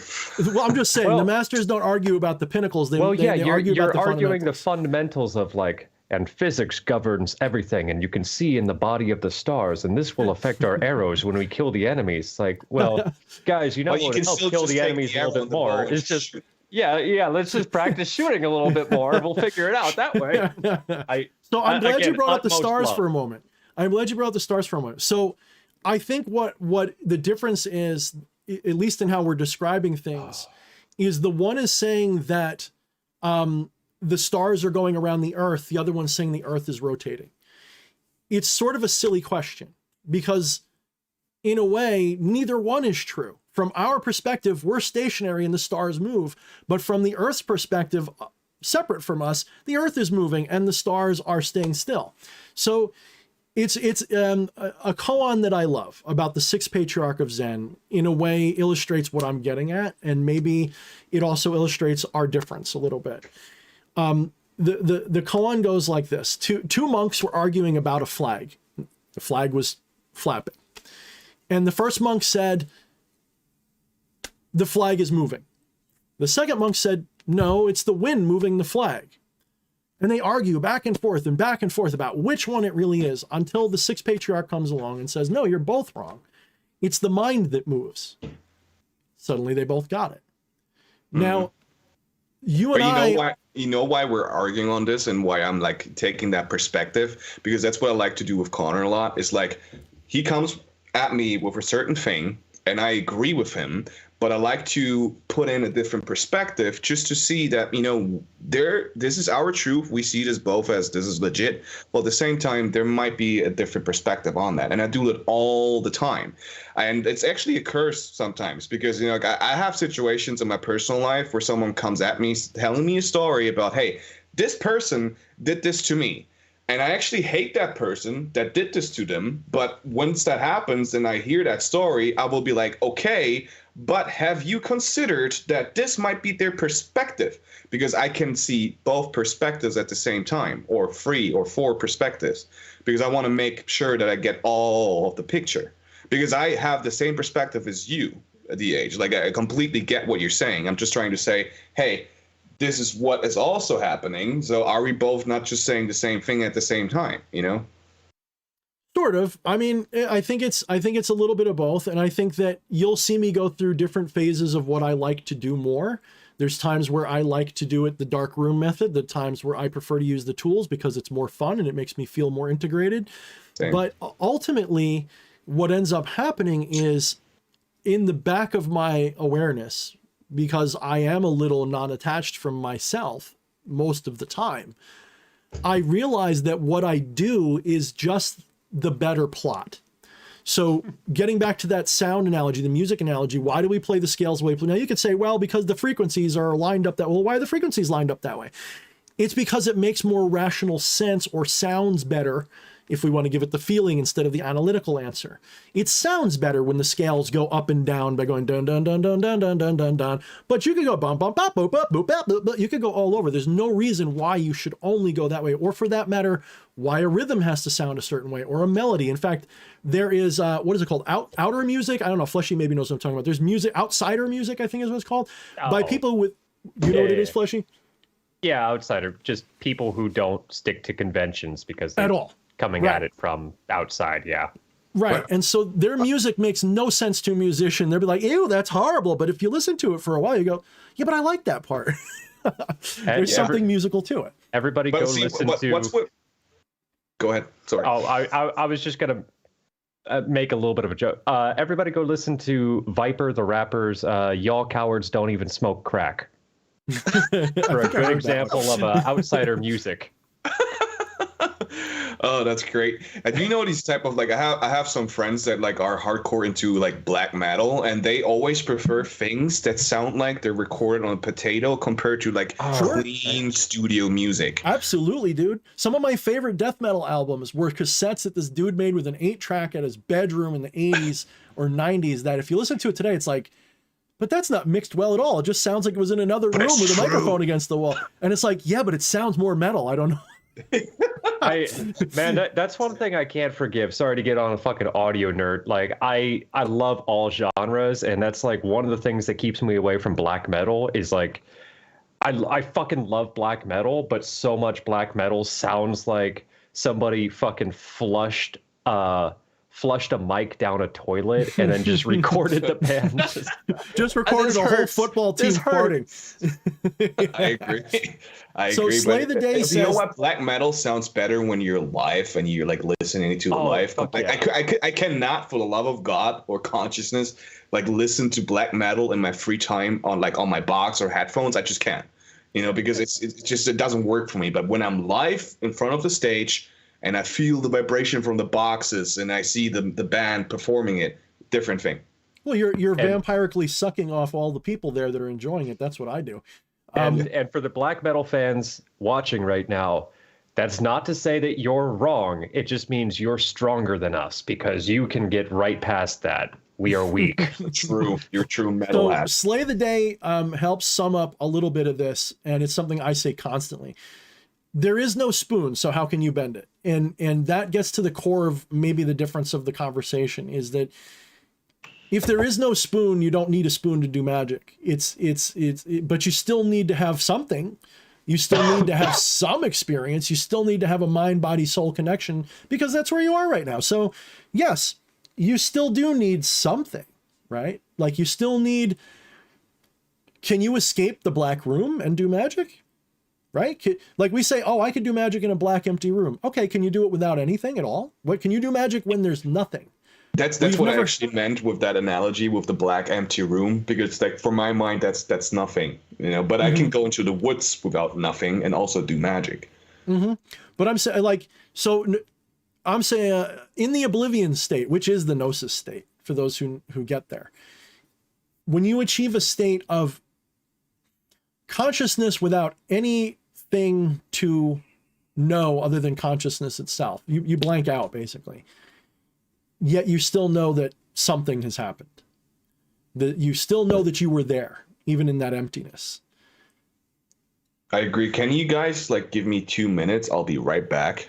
He's going to pee. Yeah, absolutely. Yes, exactly. I have to How pee. did I know? I must have used magic to premonition. It couldn't be the fact that he's been drinking the whole time. No, it has to be I'm magical now. I'm just kidding. I'll be right back. You know what we should do though? Maybe read the comments and see what's going on. Yeah, we've been skipping comments. We've yeah. been having fun. Yeah, I'll be right back. Okay, yeah. All right, good. Fuck that guy. Love you. No, just kidding. I heard that. That's why I said it. I knew you could hear it. Yeah, you know what? This stream sometimes gives me all the more inspiration to keep streaming on my channel for just Eddie, come on. We need to get to the true heart of what music is and what audio is, because I want you guys to do an episode just on Ohm, and I don't mean Ohm, I mean OHM. I want a whole episode where you just talk about Ohm. All right, well that's Eddie. I can't. As pedantically as you could possibly get, and then turn it into a conversation about music somehow. So I'm sure Eddie could turn ohms into music. Oh yeah, Eddie can, but that's because he fucking knows so much about so many different things. Fucker. But the more you know, the more you realize that there are things you don't know, and that's not a humility statement. It is. Yeah, fun. Go ahead, you Fudge. get Dunning-Krugered. No, it's worse than that. No, it's so much worse than that. Everything that you say that you know represents something that you don't know, because you're actually literally separating the known from the unknown by everything that you know. When you say, I know that this is an incense stick, what you're really telling me, you're asserting that this is an incense stick, which means you're denying everything that it's not. So you're literally denying more than you're actually saying. Oh yeah, you're putting a box around it. And everything outside the box, you're denying. It's something you don't know. So right now, I only know this incense stick when I say this is an incense stick. I just ignored the rest of reality for a moment. That's what that really means. It's not a humility lesson. I love when people use it. Well, it's really a lesson in humility to say that the more I know, the more I realize I don't know anything. No, because the more you know, the more you deny. That's what the deeper meaning is. So And I challenge you to prove me wrong. the more that, wrapping back onto, we brought this up the past 2 weeks. It's just the more that you assert that hunk of marble right there is the statue of David. The more you deny every aspect, every chunk of marble, which is not that statue. Bingo. Right. Exactly. That's a great metaphor. Love that metaphor. It's a really good one. Because that's what you do when you name yourself, when you say anything. Yeah. Which relates to subtractive synthesis. Something I know nothing about, but that you guys can talk about. I might even leave Eddie out in the dust with that one. I don't know. Ooh, it's the gauntlet thrown, keyboard thrown. You know who might know something about that, though? So a quick aside is Haxor. How would you feel if I talked to him? Maybe him and his collaborator would let us use that song as an intro if I trimmed it down for brevity. Oh, for your and Eddie's thing? He might. No, for this thing. Oh, I'm not sure, because I'm not sure. I mean, it could be potentially used as background. I don't know. I'll have to see. I just mean as a one-off, too. Oh, I mean, as a one-off. I mean, I feel like, you know, the only issue I have with playing other people's music on here, and it's literally the only issue, is that I get content strikes even when I get permission. So, you got to be really careful when something is shared. That happened with Ace the Goblin once. And you know, I'm a big fan of Ace. He's a cool guy, so it's nothing against the guy. But we had him on once, and during a live stream, we tuned into one of his things, and some company copyright struck every fucking video that I did with him for that shit. And meanwhile, he has that's his music. Like, he didn't take it from, he didn't even sample other people's stuff. It was all his. So however it works, there's companies that for whatever reason, either he uploaded it there or he used like the whatchamacallit, the MIDI from that or whatever, and somehow they've got a link through YouTube that the algorithm picks up on it, and so I don't want to risk any of that shit. That happened to me. That happened to me too. Actually, have you guys seen my trailer for my channel? No, I haven't actually. I don't think I have actually. Yeah, we haven't plugged your channel. Shame on you. So in that trailer, I used a music track, which I bought the license for. But when I looked at the comments, everyone was saying they bought the license, but their video was flagged.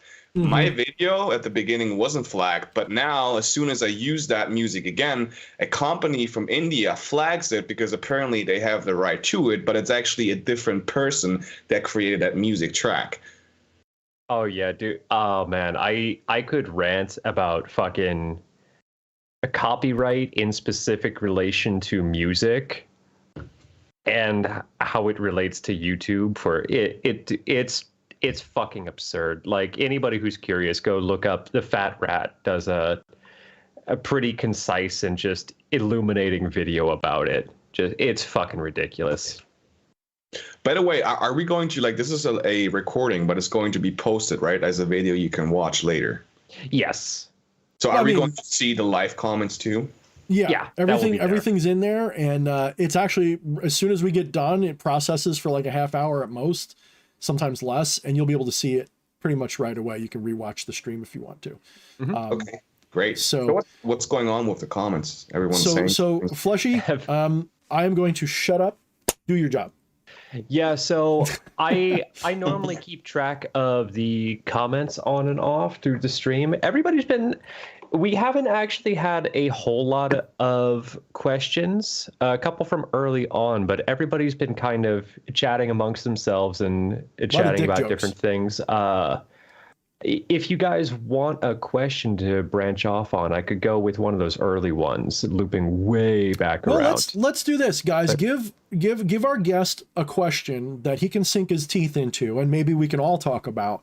But ask one of him, because I'm always here every week, and he's up since 4 a.m. and probably drunk already. And just kidding. Yeah. Oh no. Well, see, the thing is, like, you're probably up since. I know you're up way before, so you're already up. Probably this is probably you stayed up, didn't you? Yeah. No, I slept throughout the day, so I'm going to stay awake for the entirety of this day anyway. That's why I got time.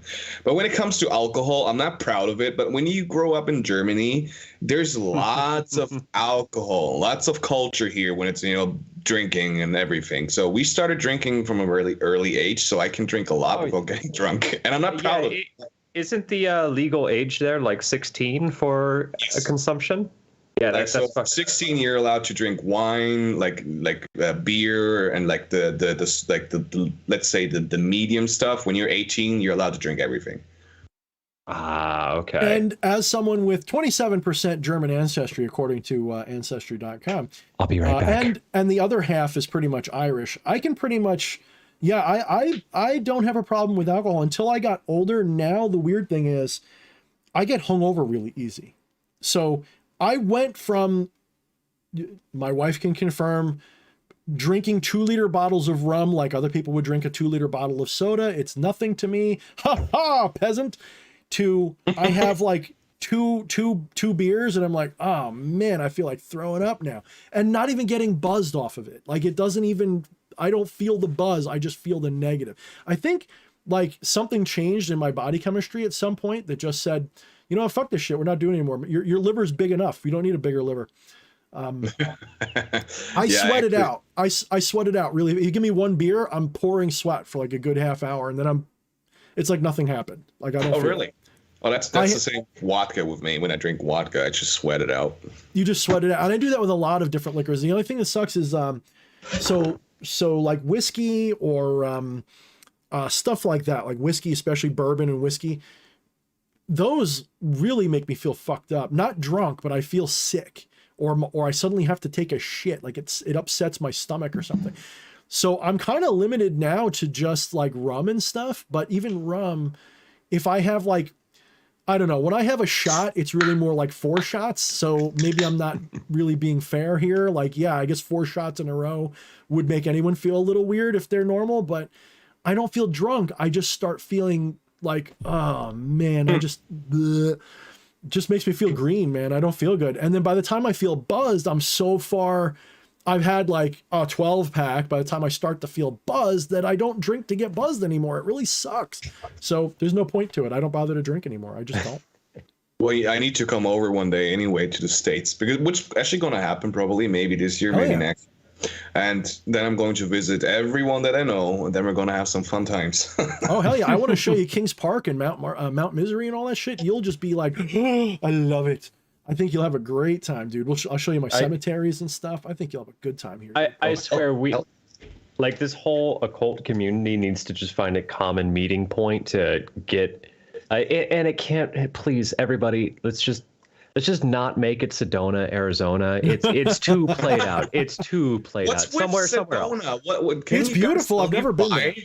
Everyone is like, it's like that's a spiritual like meeting. It's so as somebody who is very, very confident in, I have no idea. Everybody just agreed it was highly spiritual, so it became highly spiritual. It's a feedback loop upon itself. I think there's something to that. It's really beautiful, though. If you look it up, it's one of the most beautiful places in America. It is gorgeous. Like it's gorgeous for Arizona. Please don't hate me. Like Arizona is great, but it's Arizona. Some people like, mountains and forests. Some people like weird alien, Martian landscapes. That's Sedona.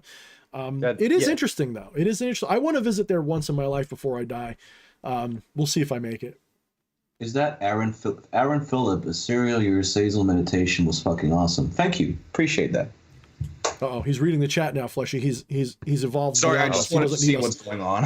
Oh no, absolutely. He doesn't need us anymore, Fleshy. I think. Oh no. I appreciate you guys so much. I'm enjoying this like a lot, because it has been a while since I've been on any live stream, really. Eddie suggests a cult compound in central PA. There's quite a few cults that operate out of PA. I'm familiar with. Interestingly enough, there's something about PA that just attracts the cults.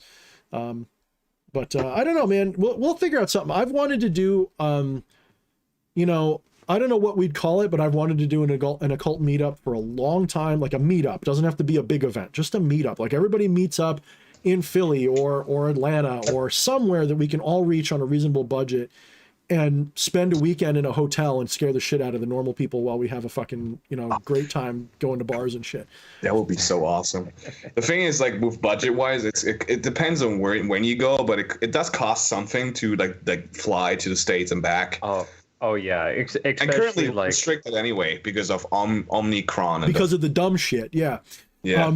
No, I know what you're saying, because I also know that during the right season, the tickets to Europe are ridiculously cheap compared to what you'd expect them to be anyway. Like, considering how far you're going, it's really not that bad for whatever reason. But yeah, no, I wouldn't go now. Like, we got to wait for the world to stop being nuts, which I'll see in 20 years, I guess.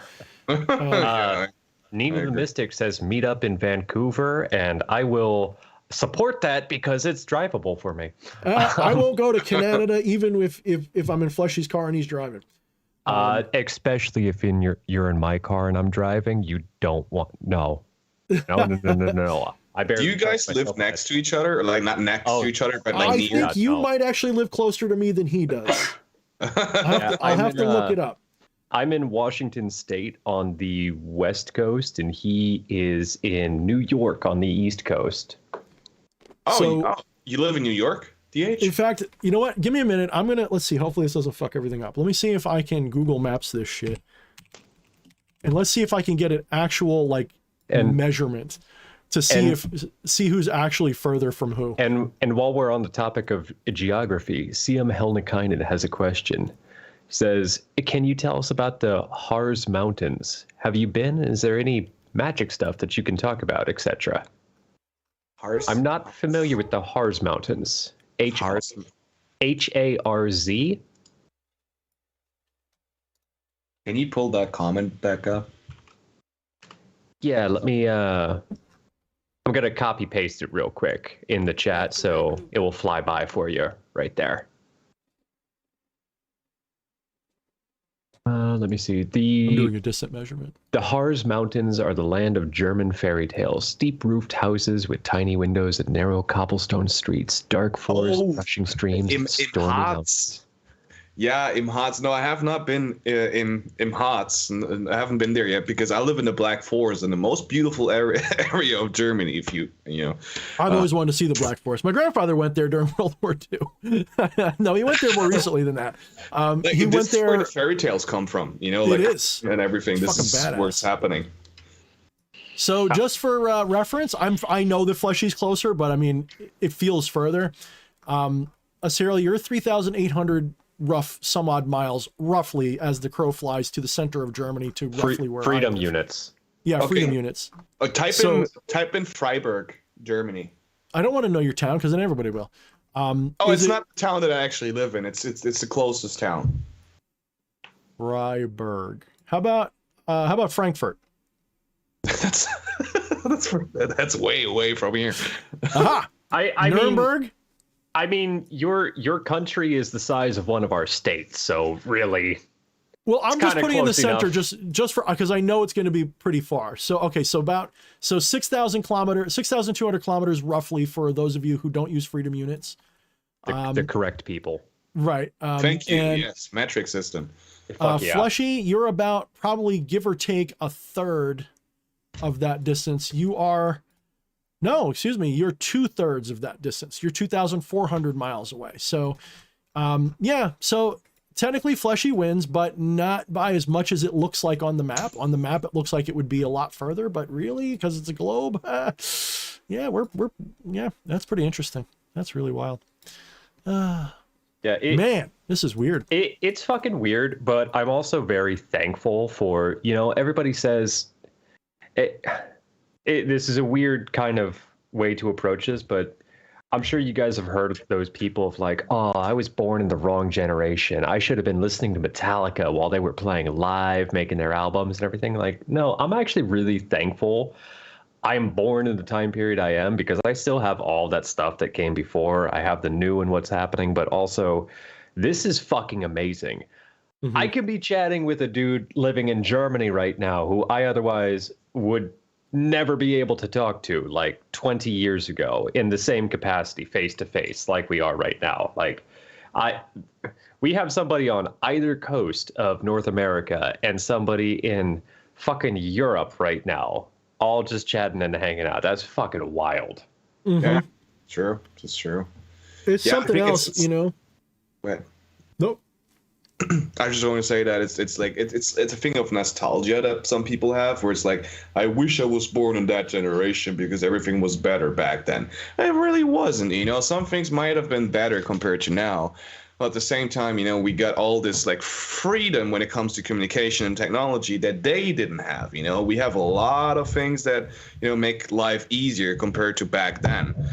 You know, the same thing when people say, I wish I would have lived the medieval ages, you know, because they watched too many Vikings Right, yeah. other shows. It's like, yeah, And then you get a probably- splinter you and would- die from an infection for no reason. Yeah, exactly. You would have turned probably 20 and then just die of the Black Death or something. Well, I mean, you know, there is a misconception that everybody died early. Really what it was is that people who didn't make it to a certain age, like if you made it to 12, then you'd live to 50, 60, 70, 80 like everybody else in the world does, like today. But getting to 12 was like a huge deal. So like that's why it looked like everybody died so young according to the law of averages. But the reality is if you made it to 12 or so, you probably made it to 50, 60, 70 like everybody else in the world does today. But I'm not saying it wasn't less. It just wasn't that much. Like I have a brother-in-law who's like a history teacher who doesn't understand this. And I'm like, dude, I can show you the fucking history lessons where this comes from. But the point is that you're right completely on the time sense thing but I will ask the question, you know, first of all, there's pros and cons to every era. In this day and age, I don't have as many real life friends as I once had, say, 20 or 30 years ago. 20 or 30 years ago, it was a lot easier to make real life friends, especially just walking around. Nowadays, everyone's like, yeah, sure, I'm on my phone right now. Leave me alone. I have a much easier time making friends this way than I do any other way. And something's been lost in the translation because kids growing up today, they're losing that feeling of just meeting people and hanging out without this piece of shit in front of them all day long. And there's a difference. Now, that doesn't mean that it's objectively better or worse. It's just, there's such a difference that it's kind of like, you know, if I were to say, could I live in a different era? I would do it for the nostalgia reason, but not because it's better. Like, let's say I did go back to the 60s, 70s, 80s, whatever. Well, instead of COVID, we had the whole fucking Cold War going on that everybody was terrified of all the fucking time. Luckily, I was too young to know how scary that was, but I can only imagine if I was old enough to get how scary that was supposed to be. It wouldn't have been that different than everybody being petrified of the fucking COVID and this and that and everything going. It's really, I'm reminded of Men in Black when there was a scene when the one guy's like, there's always a Corellian star cruiser ready to blow us up at any moment. Stop freaking out. It's always like that. And I say this with love. I feel like we just entered back in my day, wizards still pondered orbs. Old man Thorne read. Yeah, I'm going to get you to sit around a bunch of 5-year-olds and be like, shut up, old fart. That's something that I wouldn't say worries me, but I know that I'm going to have a child or maybe 2 children in the future. You know, because I know I look young, but I'm not as young as I might look like. It's not far away from now, but when I have a kid. Out of curiosity, and you don't have to say it because I don't say my age on here either, but your username on Skype, is that reflective of your age? Yes. Okay, so you're younger than I thought you would be, but not by much. We're only like 2 years apart.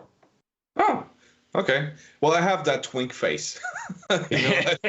You know, it's actually funny. I like to play around with that sometimes because like people notice that I'm older because the way I speak. You know, they notice the language and the vocabulary I use. But if I don't do that, I can pass off as literally 15 sometimes. It's fun. It really is.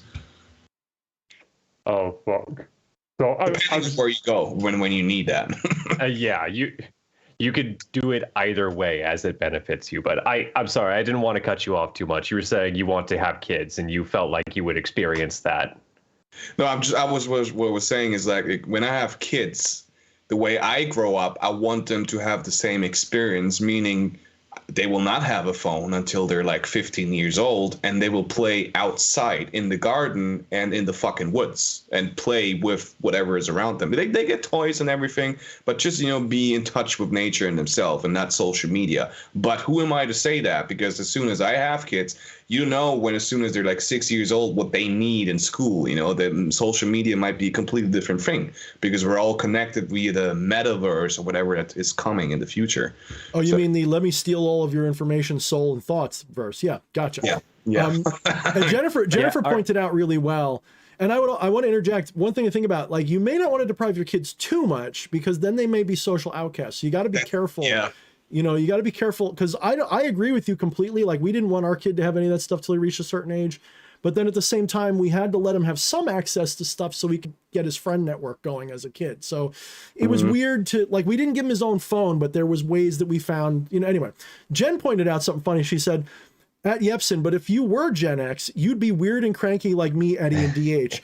And I was going to interject, you would be weird, cranky, and edgy and all that shit, even as a young kid, because that's a Gen X thing. Like, we sound like grandpa even when we were like 12. Like, we already looked at the world like, what the fuck is wrong with all of you, mother? Like, we had this attitude, like, you were fucking wrong. smoking cloves in utero. Yes. Even the kids that weren't goth were more goth than the goth kids today. Okay. Well, now it's a different thing. Now you get like, no, that's actually past now. What do they call it? Not goth, but they call them. It's emo now? I don't know. Scene. No, emo is actually that was in the 90s. Emo, it's like the early 2000s to 90s. I was gonna say early 2000s, not so much the 90s. Like, that came a little bit after I stopped going to clubs. Was emo? E-boys and e-girls. That's what they call them. Oh, okay, yeah. I mean, maybe. I don't know. That's cute. That's like a. I don't know. I kind of interpret It's not connected to goth. It's not really connected to goth. No, I would say it's connected to goth, but it's like. There's a shot of goth in there, but it's a cocktail of a bunch of things. Yeah, some people don't consider emo to be part of goth also. I mean, they're distinct, but yeah. You know, it's always I'm holier than thou in every fucking subgenre of everything. I mean, the punkers are like, well, you guys are just punk, you know, when they're talking about the goth kids. And the goth kids are like, no, we're not. You wouldn't understand us because we're different. We're more punk than you are. It's just dumb, dude. It's just like how all metal just sounds like metal to everybody but the metal connoisseur of like, this is clearly folk. This is clearly, you know, power metal with death metal vocals. And this is fucking ultra doom Scandinavian grindcore and well, see, I'm actually not accepted into the metal scene by like friends that are completely metal because I listen to pop and rap and other things at the same time.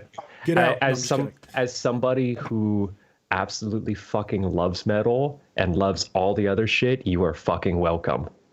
You are accepted into the metal community and fuck everybody else. Raul says they are listening to the heavy metal Katy Perry covers, and they're just doing it alone in their bedroom where their friends aren't going to hear and judge and like, oh, you're not metal enough anymore.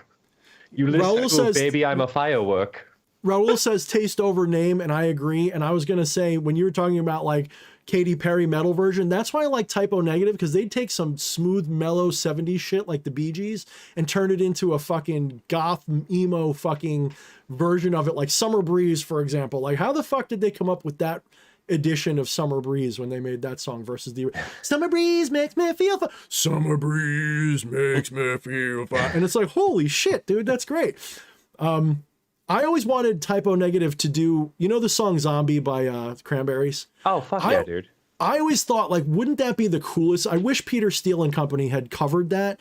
Because could you imagine Peter Steele doing, like, especially the part where she's singing Zombie, like the way she does it? Just imagine him doing it, like in his voice. Oh man, that would have been like the greatest cover they ever did. I would have listened to that over and over.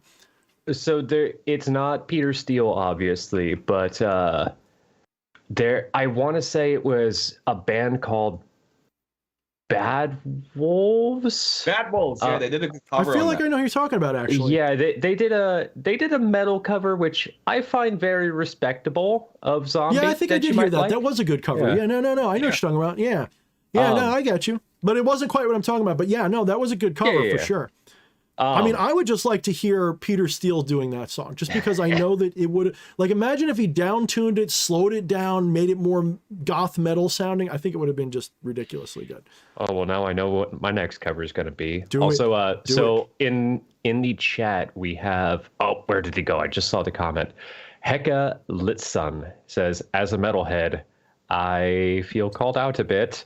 And Avoid Pikes says, I finally thought of a question. Has anyone accidentally floated? We all float down here. I mean, Oh, thank you for making the reference.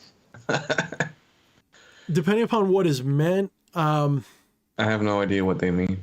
yeah, Yeah, I would be wary of. So maybe Is this something- Aserial will back me up, or maybe he'll shut me down on this. But in my experience, the craziest shit I've ever experienced, again, it's not repeatable like a machine. So it would always be an accident if you did float, in my opinion, so to speak. I think it would be a called to moment, if anything. But anyway, I think that, like there was a time when I was experimenting with controlling one of those psi wheels that you can make out of paper. And the first time I ever tried it, I had not just success, I scared myself to death. As a skeptic, I couldn't figure out what was happening because I thought, well, maybe it's the heat. So I found ways to block the heat and block air and do all these things. I could hold my arms, I could be like this, and I could make it spin whatever direction I wanted. And it was fucking me up. I did it all day at work. I almost lost my job because I just spent the whole day totally occupied by this. I got so fucking good at it. The next day, I couldn't get it to move an inch. And I was like, what the loving fuck? Why not? I'm doing everything the same. I can't make it work all of a sudden. And I can't tell you, except that during that day, I had the experience of being a Jedi, like that I always dreamed of having. I felt like I could move things with my mind just by wanting them to move. Just like you said before, by the way, Aserial, about it wasn't a move, motherfucker. It was more like I am the thing and I'm going to move, kind of like it was like a I wasn't telling it to, I was agreeing to turn. And it was a really weird feeling. And it just would. I can't replicate it. So I'm not saying you can't. I'm not saying you can't have weird floaty experiences and telekinesis and all kinds of shit.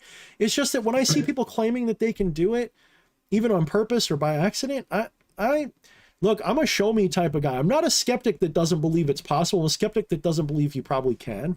Does that make sense? Because I've seen too many people. There's a guy that he's got a YouTube channel where he'll go out on a windy day and take credit for all the wind blowing around. Now, in a manner of speaking, he's right, but he doesn't say that. He tries to make it look like he's making the wind move on purpose. And it's like, if I was there, I think I know exactly who you're talking about. I know exactly who you are too. Yeah, I've seen that. The thing is, you could just take a wind, like a leaf blower, take out the sound of the video, add another sound to it, and you have fucking, Sure, you could do that. Or if you're just in a big field, you look over there and go, the wind's blowing, it's coming this way, I can go like this now. And it'll get over here in time for it to look like you're doing it. You just time it right. It looks like you caused it. If you don't have a camera that sees what you see, no one's going to know that you're just anticipating. It's ridiculous.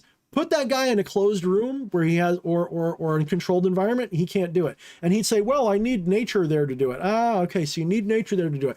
Can you do it blindfolded then? Well, can you do it without any, can I put blinders on you so you can only see the bush here? Can you do it then? Can you have that? Well, what about, I'm going to wave my hand and then it's going to blow. Then you take credit for when, like if you wave your hand long enough, eventually the wind's going to blow, right? So, you know what? That nowadays it's so easy to fake something anyway. You have deep fakes and other things going on where it becomes easier to fake stuff. But it brings up an interesting topic, I think, because let's get that that has to do with your country in the States. There was a guy, I can't remember his name, but he promised everyone like $1 million if they could prove to him that the supernatural was real. James Randi. Yep, James. Randy. I always tell people about the James Randi challenge. Yep.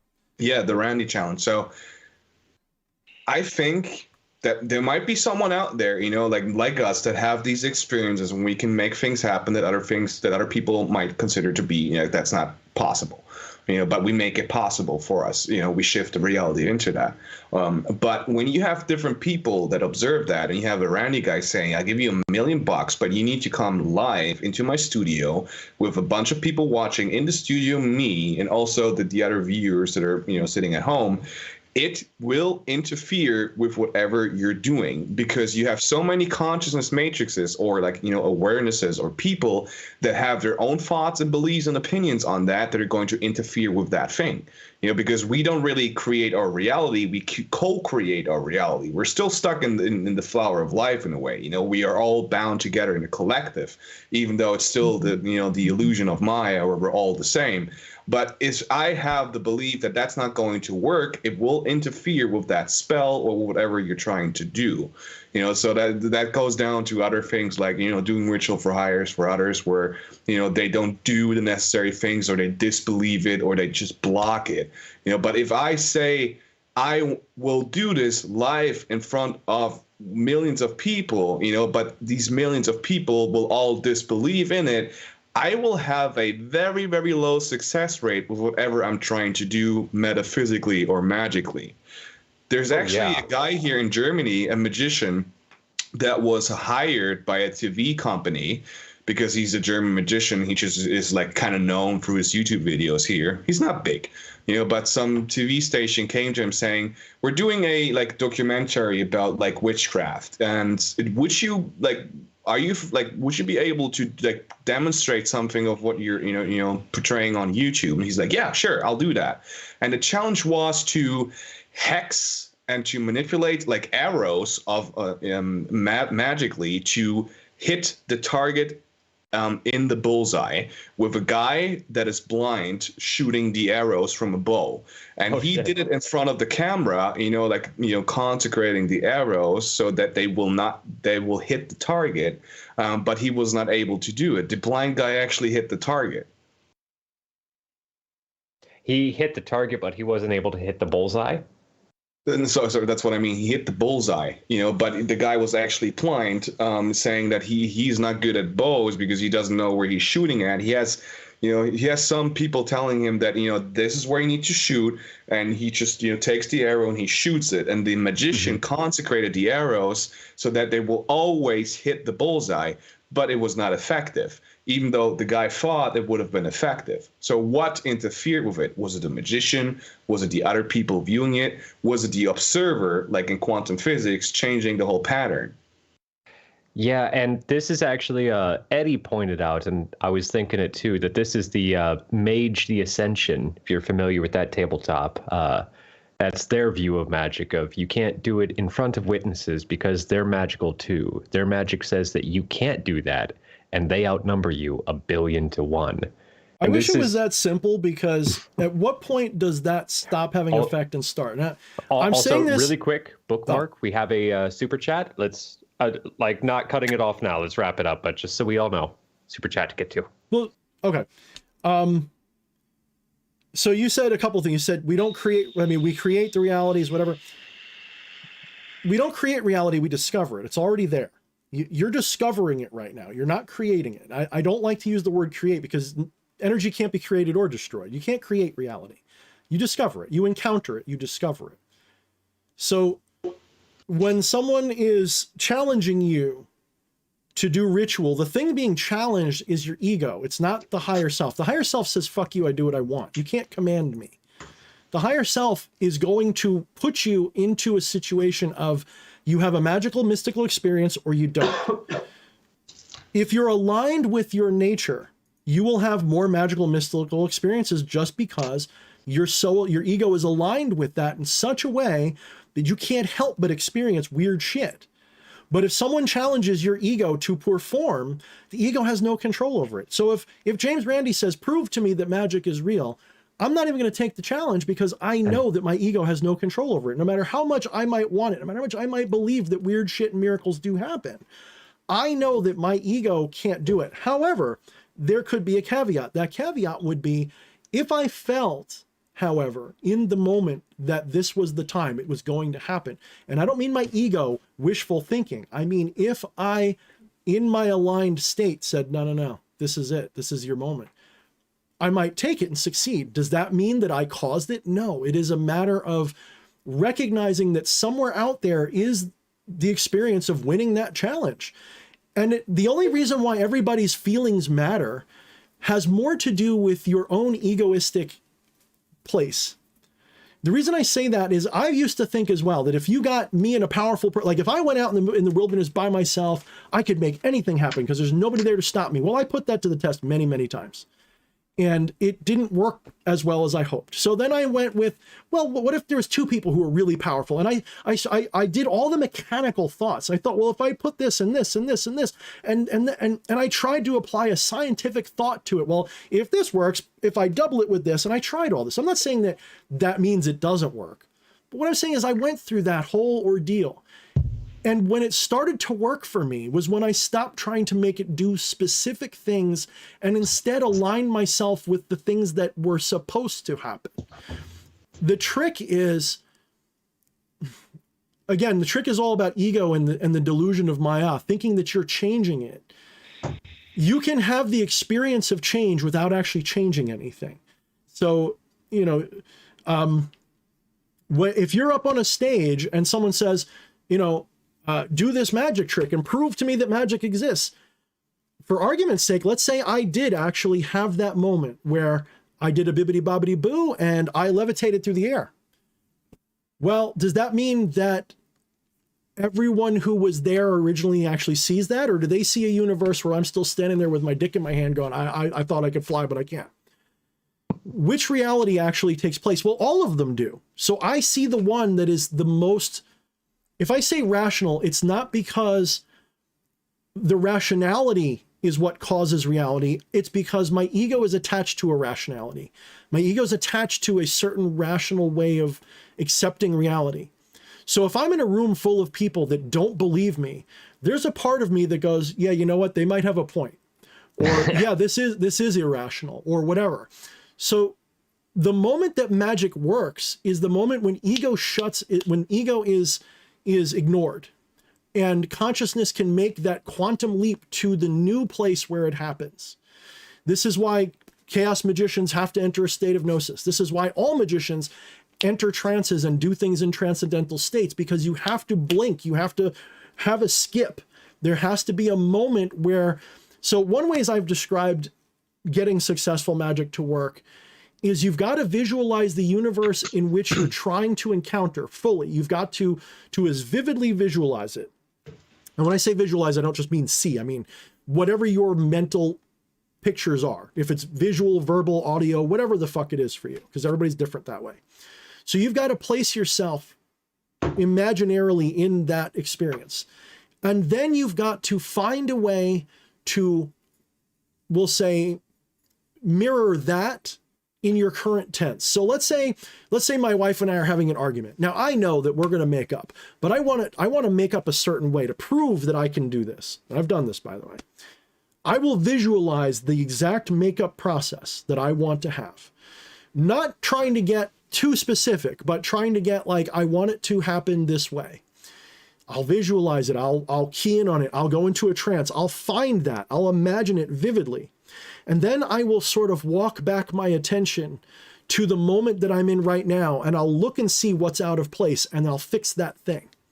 And then I will break my concentration, completely forget I did anything, just make a note of it that it happened, and then forget about it, go about my time. And sure enough, more often than not, it happens that way. So it's kind of like skiing. If I want to go left, it really helps if I look to the left. If I want to go right, I got to look to the right. Yeah, I can keep looking straight ahead and still get there. But it really helps if I look and I plot out a path that gets there. Like you were saying before, Aserial, but I've got to have this ritual element, this thing put here, that put there. You're plotting out, you're arranging your ritual to match the future tense that you're trying to see is what really kind of is happening. But I don't think that it's necessary to have that arrangement, other than that is the only way that your ego can get there. That's the only way your ego, you can relinquish control. Like, you've got to find an ego that's just like the one you've got right now, but gets the thing that you want. That way you can jump the track to go to that ego. But that requires a certain shift of your awareness. And that's part of what ritual is for. Ritual helps take you out of the egoistic rational space that we're all in most of the time, enter into a space of irrationality where A doesn't equal B and B doesn't equal A. There's no correlation. It's just, I want to see that. How is that going to happen? I don't know, but I'm going to trust that I'll get there. And interestingly, people have a lot of success with it. Now, you couldn't prove it to James Randi because the quirk, it's sort of a trick that they're playing. James Randi has a trick up his sleeve because I think he does know what magic really is. James Randi knows that real magic is acausal. You can't prove. So if someone says, Thorne, if you have telekinesis, then I want you to levitate that candle with just the power of your mind. Okay, that sounds like a fair request, right? If I have telekinesis, that should work.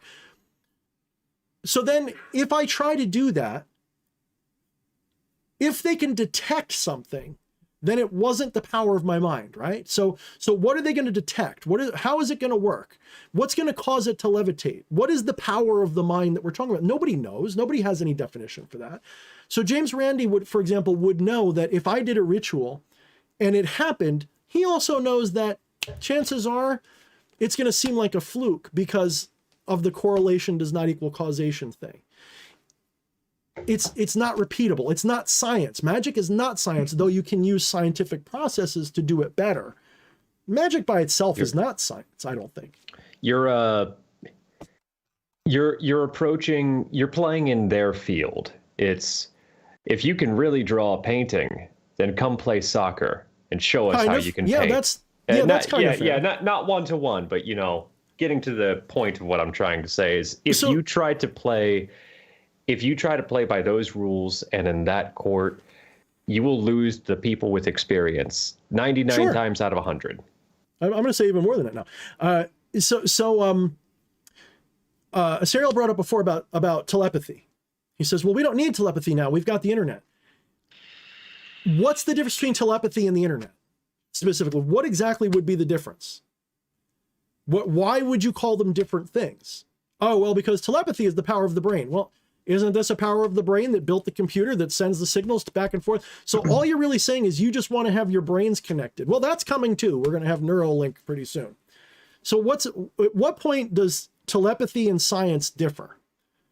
And I would even argue that mankind, for example, doing spells to fly and asking the gods for telepathy and all that, it's taken a few thousand years, but we've manifested it in the form of technology. That's the answer to the ritual. It took a long time because we had to develop all of the rational steps to get there. But that doesn't mean that it wasn't magic that did it. Like the separation of technology and magic, or technology and outcome and all this. I don't think it's a valid. I think it causes confusion in people. Well, there's no difference between technology and magic. What we consider to be scientific knowledge, like driving cars, having this conversation throughout the different precisions on the globe right now, from the States to Germany, would have been magic. Flying with a fucking aircraft. Absolutely. Or going into space. That's fucking magic. Going just 100 years back. What do you do? It's just magical. But I do think that when I believe in I believe something, and this is my core belief. This will shape my entire reality. But at the same time, we are connected as a collective, sharing this reality. Even though we are all the same, we're having these different experiences. So Source or God, whatever you like to call it, can have that experience from different perspectives, So when you believe something, that will change that for you, but you have other million people watching and I'm going to interrupt you for 1 second, Aserial. Do you have any choice in what you believe? That's a good question. Yeah, so I'll leave you with that for a little while. Let's get to the super chat. I do have any choice in what I believe. Do you have any choice in what you believe? In a second. I'm just trying to say that when you have a bunch of other people that outnumber you compared to you, having a specific belief, I don't think it comes down to you thinking or knowing. I know they don't believe in that, so it might fuck up my process in doing that. I think that it actually has an interference pattern with your reality, because these are also valid beliefs that these personalities have, or these humans, that will interfere with what you are doing. And that's what I'm trying to say. Can I change what you believe? Can I change what you believe? Oh, absolutely, you can. You sure? Yes, I'm absolutely sure. I can force you to believe something. No, not force. You need to convince me of that. So you get to choose it. That I haven't thought about what you were, as a question. I'm giving you a double bind here. I'm asking you a very fundamental non-dual question. This is a fundamental. This is a hot ball of iron. Let's say I'm a baby, right, and I incarnate here, and then there's a whole process, 20 years of existence, or let's just say I've been living for 50 years. The reality outside of me, might put different programs on me that will make me believe certain things. I was an altar boy when I was a kid, actually in church, because here everything is Catholic, and I believed in Jehovah or in God. That's what I believe. But my belief changed because of outside influences that made me think about certain things or maybe question certain things, which made me go into different directions. Well, at the same time, it was my choice to let that go into my mind, thinking about that, letting that thought process happen, so that I was actually like maybe constructing like a different reality for myself. Because hey, there's actually something else happening right now, and I think you're wrong. Like all of you in church right now, why do I have to ring the fucking bell and wear this fucking weird thing? You know, is that actually serving God? Who is God? You know, so it was my observation of that and my own analyzation that caused me to change my own beliefs. Well, at the same time, it was an outside influence that made that, you know, that thing happen. But it's both. You know, it's me accepting that and like getting, you know, pushed into a different direction by outside forces, but I let it happen because I could have stuck to my belief saying, no, we're going to go back around and around and around here forever. That's why belief is an important question, because everything you're saying is paradoxical. So there's got to be, when you hit a paradox like that, where you can't answer it because both seem true. On the one hand, I have the feeling like I have a choice in what I believe. On the other hand, I feel like I have no choice because my choice is limited to what? Information, right? So there's this weird position where you've got to realize that when you say, I think you're right, for example, when one of my audience says, Thorne's a guru, Thorne's a teacher, Thorne knows this, are you sure that I know anything, or am I just a lot of noise that your own wisdom ascribes to? At what point am I the one who's actually the one convincing you of anything, or is it you the entire time convincing yourself? And what does that mean? What does it actually mean to convince yourself? Can you intentionally change what you believe? Can you say, I don't want to believe in the force of gravity anymore, so I'm going to stop believing in it? Well, why not? Why can you or why can't you? What stops you? What exactly causes belief? None of the above. Absolutely none of the above by itself in any way changes belief. So we've got to invert the question somewhere. There's something wrong with our question, or with our understanding of the question has to change. Why do we believe anything that we believe? Now, I'm not going to give you the answer today because it isn't that simple. There is no simple answer. But what I'm going to tell you is that as you're struggling to figure out where your beliefs come from, what is happening is you're confronting the source of that belief right there. You're confronting the thing that belief is made of. And the problem you're having is you think it's real, and that's why you can't answer it. It's kind of like trying to explain, if I showed you a projection of a kid bouncing a ball, and I said, is there a kid bouncing a ball on the screen? A lot of people would say yes, because it looks like a kid bouncing a ball on the screen, but there is no kid there bouncing a ball. So if you really are challenged with that, really hard with, but there isn't, because that's video, that's light that's reflecting in your eyes. Where's the kid bouncing the ball? Well, there is no kid bouncing the ball. That's why you're having the problem.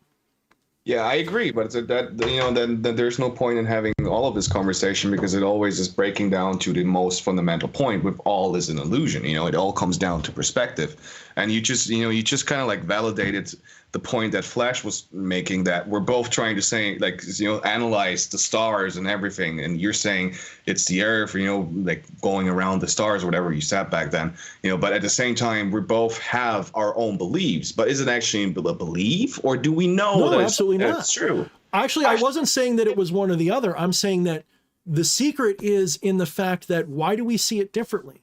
The secret is in that without the relativistic perspective of egoistic mortality, that's what I keep getting at, that's moving. That's the shifting. It's not the reality is not shifting. You're shifting your attention. I like your big words, Magic Man. You're shifting your attention through a gigantic choose your own adventure book in which all realities are already there. So what causes the belief is the character you're reading. The character you're reading. You associate with that character, so you're limited to what it is, but it's not what you are. You're not limited to it. So it's like, imagine you're reading Hamlet, and you read Hamlet, and you get so engrossed in it that you believe you're Hamlet. So that means on some level, you forget that you're the one reading the book, and you're limited to what Hamlet knows and to what Hamlet says he believes. but you don't actually believe only that. You don't have any control over that belief. So of course it feels like you're out of control. It feels like the world is making you believe, but you're also at the same time encountering those inputs and rationalizing and figuring out and deciding. But decision is never free will. Decision is always limitation. Free will is a flow. Free will is a doing. It has nothing to do with choice at all. If you have the experience of choice, that's not free will, believe it or not. Free will is always a natural, it's Wu Wei. It's literally the Tao. You flow. That's free will.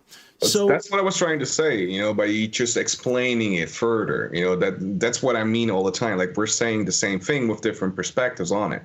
And we might disagree on some little, like, mild, like, you know, moving away from what you might think is actually going on and I think what's going on. But we're still saying the same thing, just using different words and perspectives on that.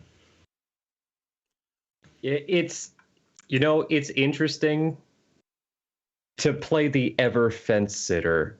It's interesting. He's gonna say we're both right and we're both wrong, and okay, down. Well, you called Gemini me out a little bit, I'm but teasing, it's funny because like I agree with both of you. You know, Aserial, you've been coming from the perspective of we're very similar, and DH is, you know, saying what you said earlier about the symptom, but the root argument we see differently from is that you two, from my perspective, are very, very, very, very, very similar with how you see everything. And it's so nuanced by that point that it's a degree of inches. Yeah, it's like I said, we're arguing over the fundamentals, which a punch is a punch, but you can tuck your finger this way or tuck your finger that way. Yeah, That's what I mean. Also, please don't forget, I'm still German. Even though I might have like a okay accent and I sound correct with the slang and the way I speak English. Do you say speak English or talk? No, speak English. You could say really either. It depends on if you're in the hood or not. I still miss a few words, and sometimes I do have an issue to explaining everything, elaborately compared to how I would do it in German. I understand what you're saying with that, but I mean, forgive me for being presumptuous, but partially from reading people, it's independent of language, but also the way you apply logical positions. I know what your underlying understanding is, and it is different. I'm not saying that you disagree, like, oh, Thorne, you're wrong, or I'm not even saying I disagree, like, oh, Aserial, you're wrong. What I'm saying is that if you have, I'll try to give you, I'm really good with analogies, but I don't know if I'll get this one right. You can have two people who will, like I said before with the flag analogy, you'll have two people who are describing a flag and they're both technically correct. But that third opinion is that both of you are technically wrong. That one other person is saying, yes, you're having the experience of a flag moving, and yes, you're having the experience of wind moving, but the reality is your mind is moving. It's a transcendent understanding that actually encapsulates both of them in a way that the two below might not get. That doesn't mean that the other person's superior or anyone's inferior. It's not about value judgments. It doesn't mean one won't work. It doesn't mean any of that. It means that it means that the person sees that they have a transcendent understanding of what the other person's trying to say. It doesn't, I know that sounds superior. It doesn't, I don't mean it that way. It means that I feel like there is an insertion of when I say ego, I don't mean like, look at me, I'm a badass. I mean ego as in you think you're you. And I'm not saying you haven't discovered that you're not, because clearly you have. You've absolutely discovered that Aserial is a mask. You've got that. But you're still discussing from a perspective that takes Maya more seriously than it is. And that's not a criticism. It's not a right or a wrong issue, because your way will still work. Like Fleshy was saying before, we don't need to know the minute of angle of the moon to shoot an arrow and kill a horse and eat for dinner. So functionally, there is no difference. You and I could go do a ritual together and it would work and it would be cool. And we'd both be like, wow, that was amazing. I felt your energy. I felt yours. But that's our egos talking to each other. there's a transcendent position that says they're both doing that because it's part of a show and they've got to go through the motions to have the experience. And this is where the language breaks down, because there's no language for that in German or in English or even in Sanskrit. There's no language for it.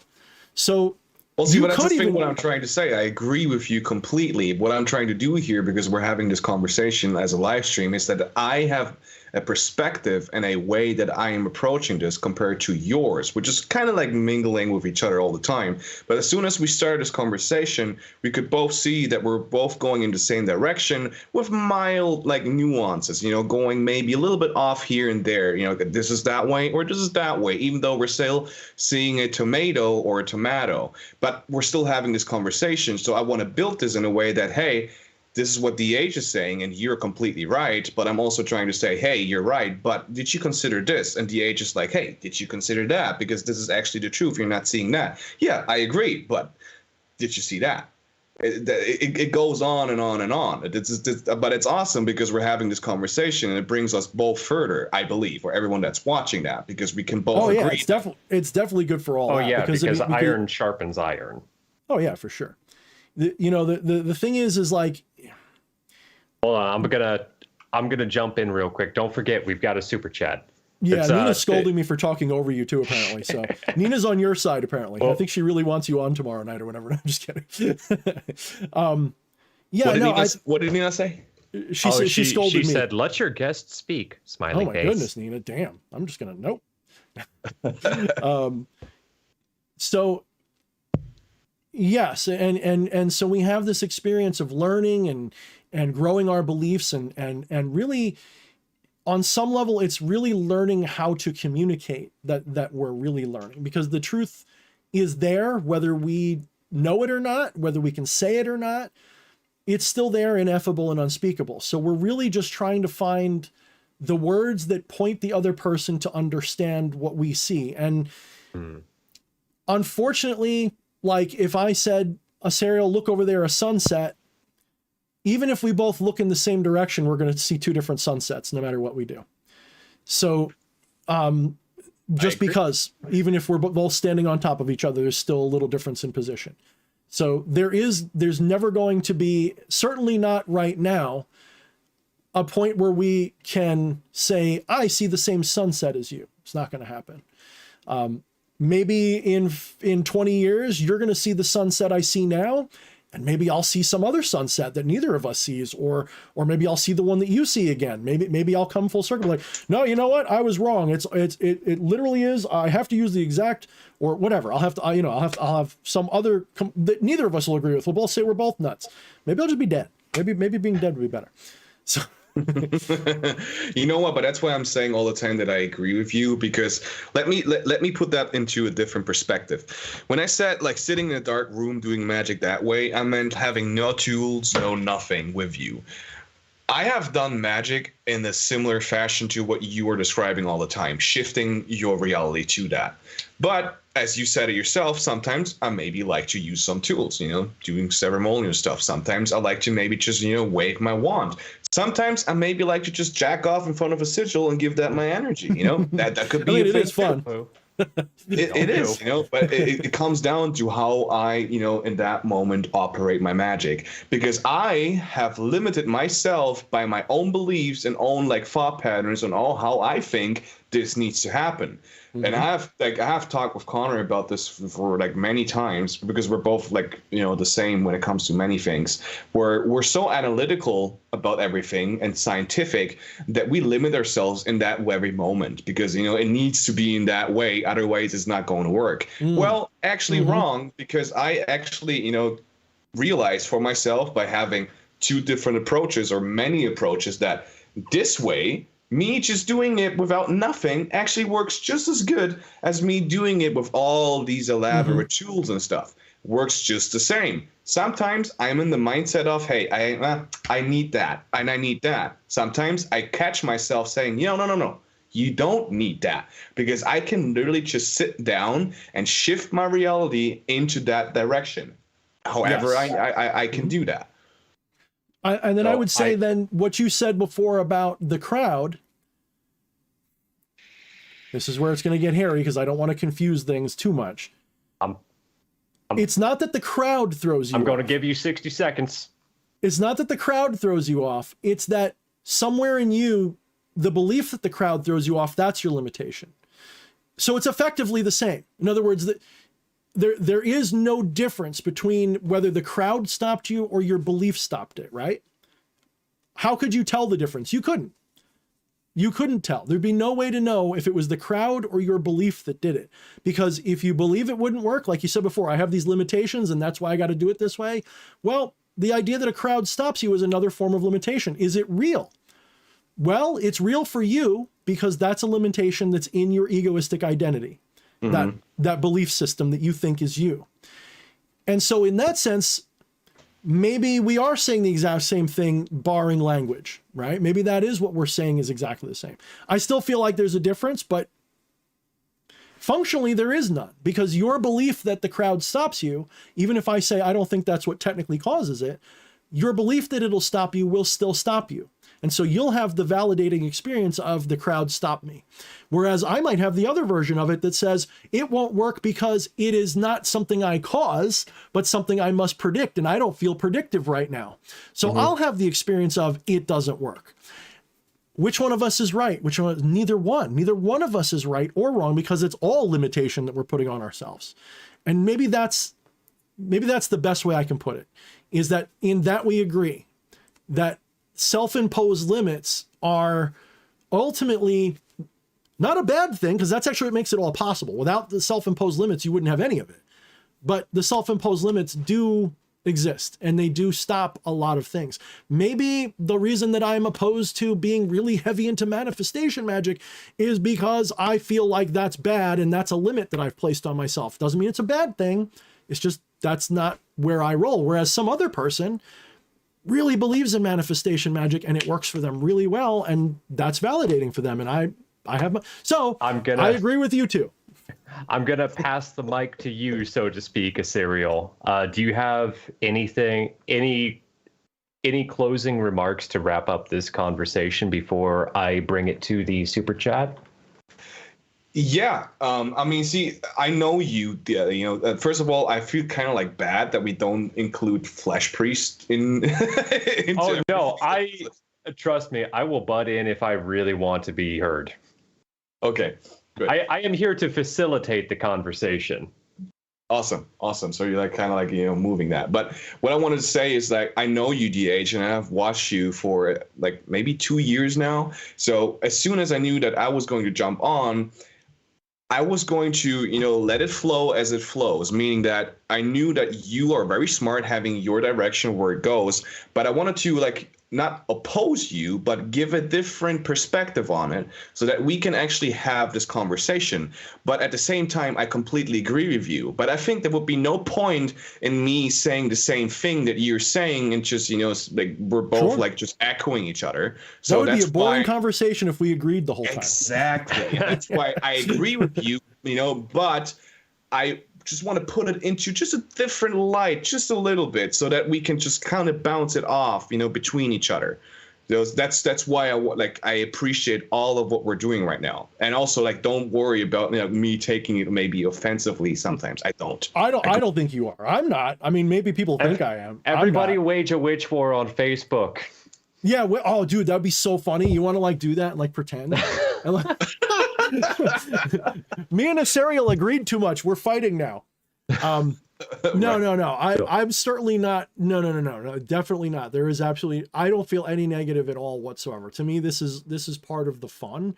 Is the only thing that makes it even remotely uncomfortable is reading the chat and seeing occasionally people misunderstanding the conversation, because I can see it and they go, oh, they're arguing, or not that they're saying that, but I can read it into, and it's not. This is. No, we're having a debate. This is not arguing. Yeah, bingo, right. So arguments are part of debate, but an argument is a different thing from a debate entirely. Trust me. Exactly.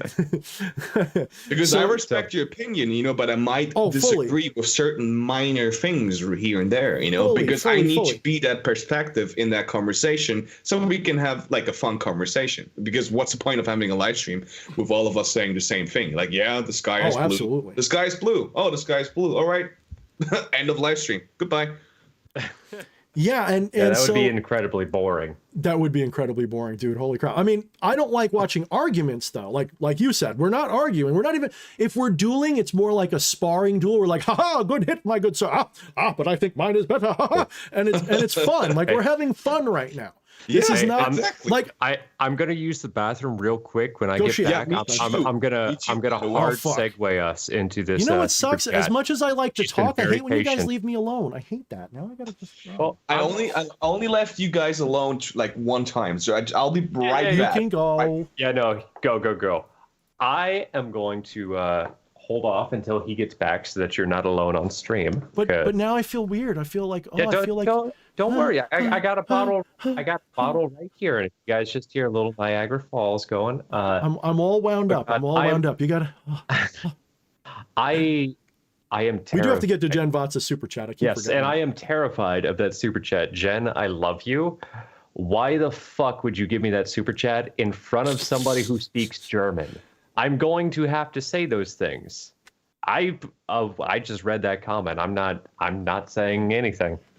So I think you say Einsterzend and no Bauten. No. It's better if I have no idea. Oh, I'm okay. back. What's I know one of happening them. with German and Super Chat? Oh boy. Okay, well, I'm just going to jump into it now then. So Jen Vatsa has been incredibly patient. She's had a super chat she's been waiting to get to for a while. She's still online. Oh no, she is. She's still actually here. chatting with us right now. So she says, and actually, I'm sorry. First, Aserial, you made the comment earlier about German and speaking German and not knowing if you have all the words and everything. Yeah. I would think that you were a native speaker. Like there is nothing about yeah. it. I think there's been like 2 or 3 words in this entire night where I'm like, he pronounces that a little bit differently than I would, but otherwise, like your fucking English is impeccable. No, I would rather listen to someone with his accent speaking all day over a native speaker because he sounds. I don't even hear an accent per se. Like there's not a. But like there's an accent, like you speak differently than me, but it's more of like word choice and everything. Like I don't hear a heavy accent. Your accent isn't heavy enough for me. He's got a continental accent. You can't quite fit it to a country. Yeah, Yes, I know. I appreciate that, but you know what? It's all illusion. Because see, I do know how to speak and like properly pronounce something. It's the same with every language, except for French. I don't like French. Nothing dude, against French Nobody people. likes the French, dude. It's okay. yeah. I live right next to France. I'm part French, and I don't even like that part. So As a proud Acadian, fuck French. Oh, believe me, like I live right next to France. They don't know how to drive cars, so we all are like on the fence when it comes to French people. But what I was trying to say is like I know how to pronounce certain words. You know, some words because of my German like heritage and the way we grow up of like linguistic, is there's a boundary where it's like my tongue just can't pronounce it properly. There's a lot of words that I'm missing, so I'm just like mixing and matching things as soon as like they come up. So sometimes I wish I could speak my mind as much as I could in German, but I just can't. That's why I always say that I am limited with English because I'm still learning it. Oh yeah, absolutely. And you know, if you speak more impeccably in German than you do in this tongue, then you already sound intelligent as fuck. So you must be a goddamn genius in that language. But this is not. This was meant to be a segue, not only to kiss your ass, but also because it segues into the super chat. Because on the topic of languages, I want you to please give me a grade on 1 to 10 on my German, as Jen Vatsa has currently cursed me with. Jen Vatsa's super chat. Yes, so please tell me how I do with this. She asks, thoughts on German industrial music? Einstrunzent, Nubenten, and let me get the till trill. Rammstein. Discuss. Okay, Rammstein. Yeah, I heard that one, but the first one, can you type that out?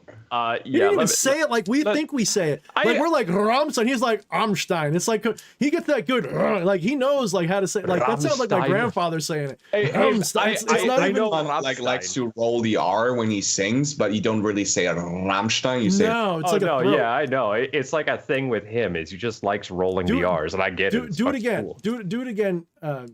Sarah, I want to hear the right way to say Rammstein. No. Rammstein. It was in his throat, dude. It was in his throat. Do it again. Okay, so you don't say Rammstein, you say Rammstein. Yeah, Yeah. yeah. It's like in the throat more. Yeah. Oh man, that sounded good. Okay, what was the first word?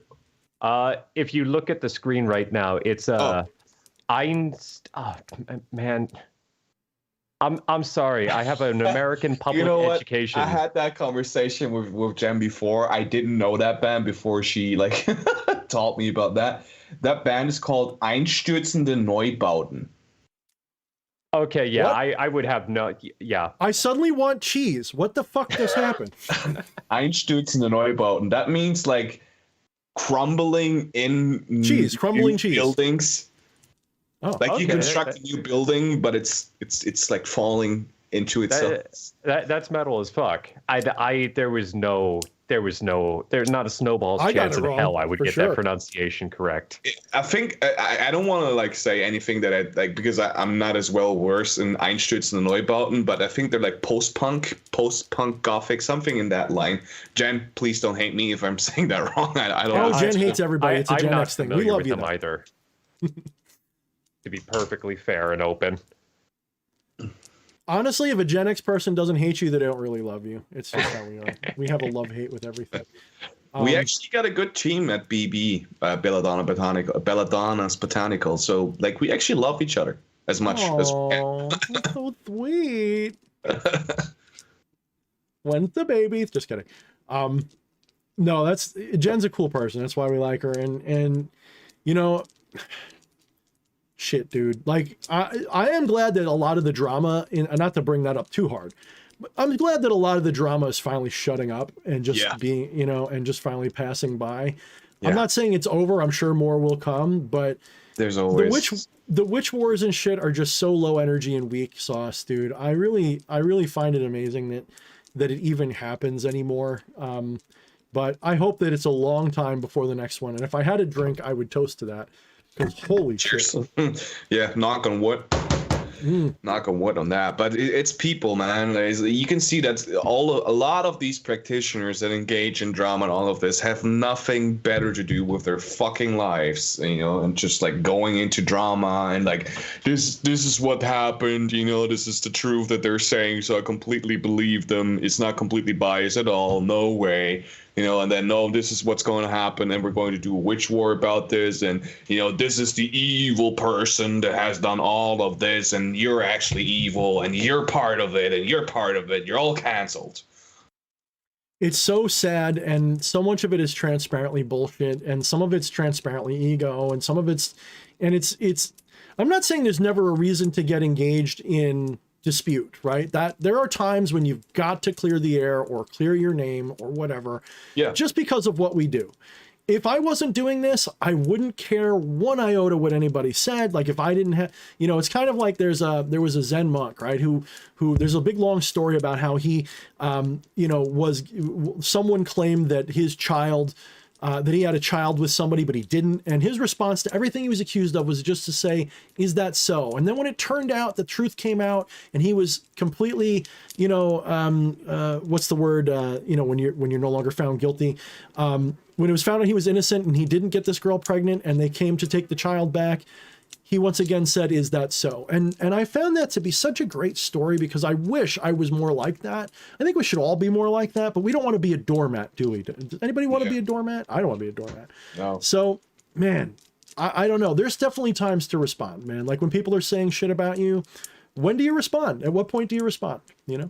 Well, I try to be as smart as I can to not engage as much as I can in these things. But if I'm being pulled in, which I have been in the last year, it's like I view it until it becomes too much. When my name is being dragged through the mud, that's where I stop, and that's when I go in and say, hey, hold on a minute, because you're making shit up, because I know for myself that I have done nothing wrong whatsoever, and you're dragging my name through the mud because you think I'm associated with this or that, meaning that I am this or that. You're completely wrong, because I'm not, and you don't even fucking know me. Like, you don't even know the person. Like, I know a lot of the people involved, and I'm like, I didn't hate any of you until you started doing this. And some of the people I know really well, and I'm like, look, I can see why you might not like them, perhaps. But all the stuff that's said is all just so manufactured and blown out of proportion. And it's social politics. It's low-level politics. It's not even, national politics. It's social politics. And it's ugly and it's stupid. And that's coming from left-hand path people who'd think would be all into the fucking destroying their enemies. I think it's gross. I think it's so weak, man. It's just pathetic. But yeah, whatever. it is. I'm in a rant mode. But the whole wokeness is like making moves into every little subculture that you can believe, even the left-hand path, where it actually shouldn't have any fucking place. Zero. Which shows that, a lot of people misunderstand what the left-hand path is actually about. I agree. I mean, wokeness has no place in here. Not tolerance has a place here. So like people go, oh, Thorne, how can you defend Christians? Because I believe in religious freedom for everybody, even the people I don't like, even the religions I don't care for. I believe in religious freedom, period. I'm very strongly in favor of that. So that means I don't want any religion to be outcast or to be singled out or picked on in a way that is unfair.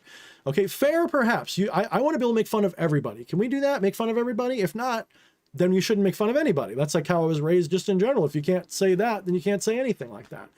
Well, I think we should be able to say it all. I think we should be able to talk about everybody's beliefs, everybody's religion, everybody's mama's fair game. But at the same time, if you talk shit, not everyone's going to like you for it. That's so be nice. What's so hard about being nice to people? I don't get it. Did I come back to politics? No, not directly. No, not at all. Not at all. We're just kind of brushing over the whole thing. Okay, I just wanted to make sure. Elon Musk was on an interview recently where he said something that's... Where'd you go? Sorry, you were saying? Elon Musk was interviewed by a podcast, and he was saying something that was so correct about wokeness. What did he say again? Wokeness is a vehicle for me. I know he was right when he said it.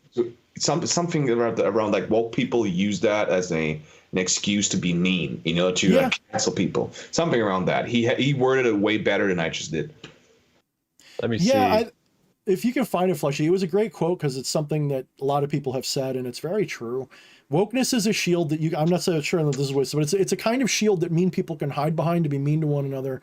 It's a way for people to validate their self-worth by saying, look at how much holier than you I am. It's a way to destroy your enemies, and it's not rational. It's completely and utterly always, it's a reactionary mentality that puts you in power. It's by saying, you offend me, and that somehow gives me power over you.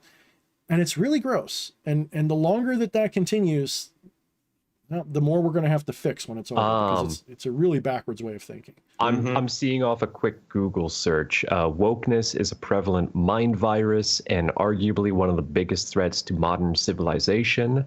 So saith Musk. Wokeness. I think there was more to it, but that's part of it. Wokeness basically wants to make comedy illegal, which is not cool. I mean, Chappelle, like what the censored out. I mean, try to shut down Chappelle. Come on, man, that's crazy. So do we want a humorless society that is simply rife with condemnation and hate, basically? I feel like that wasn't what we were trying to get at here. No, but he's still saying truth. There's nothing wrong with what he's saying. I mean, if you can't have a jester... That was a little into left field. I mean, the uptight king won't allow the jester to have his act, right? The uptight king gets offended by the jester and executes him. And we're in a situation where way too many people in this world are so uptight that they execute the jester. Now, I'm not saying that you got to be a doormat for it either. I get haters that talk shit all the time. You know what I do? I just block them. I don't mean that they can't speak. I just block them. Like, I'm not trying to woke. I'm not trying to cancel them. I'm not trying to get them destroyed. They talk shit. I grew up in the hood where talking shit would get you beat up. So I learned to try not to talk shit. But at the same time, when someone talks shit, you learn to just shrug it off because that's what people do. You know? Like, are you that much of a pussy that someone talking shit means you got to get them canceled and destroyed? Give me a break. Yeah, I agree. But you know what? Now they sort of already have succeeded with that in a way where it's like you got to be very careful nowadays on how you approach people and how you talk to them, because sometimes you got to be very careful. If you don't know them, you got to walk on eggshells. Sometimes that's what I have experienced, because they can take it out of context and say all the woke things that they will like accuse you of, because like you're this and that and this and that. But at the same time, I don't give a shit. I am polite as I can be to anyone that approaches me. But if you overstep your boundaries, well, you will get your shit handed to you right back at you. Because the way you scream into the fucking woods, it will have an echo coming back at you. Let me know if I'm off base here, but again, as somebody who generally sees both sides of this, where I don't like wokeness as the term implies in the broader cultural understanding, but I do also love that so many disenfranchised now have a voice that they can reach, the masses with. Like, I see both sides of it, but I think the real detriment of everything is that I hate people being very unspecific with things, where it's not false humility. I'm not finding the words correctly right now, but they will get angry at the symptom and not the root cause. With a lot of things as a way to gain status, or, allow themselves to be perceived a certain way when it's not actually helping anything. It's just circle jerking. It's a way to get. No, I think you're right. I think it's a way. I'm all down for fucking with the circle burning a building for a good cause. I'm not down for just like, yeah, we should burn that building just because fucking whatever. Like, get down to the root. I agree on a lot of levels with that, because I mean, I don't want to get too far into the specifics of things that happened in recent history, but I will say that wokeness is not what gave the platform. Wokeness is unfortunately, it's kind of like when someone doesn't get listened to and then they go into a rage, and then suddenly people start listening. That's one part of wokeness, is that unfortunately it came to a point where if people didn't act like assholes, people wouldn't listen.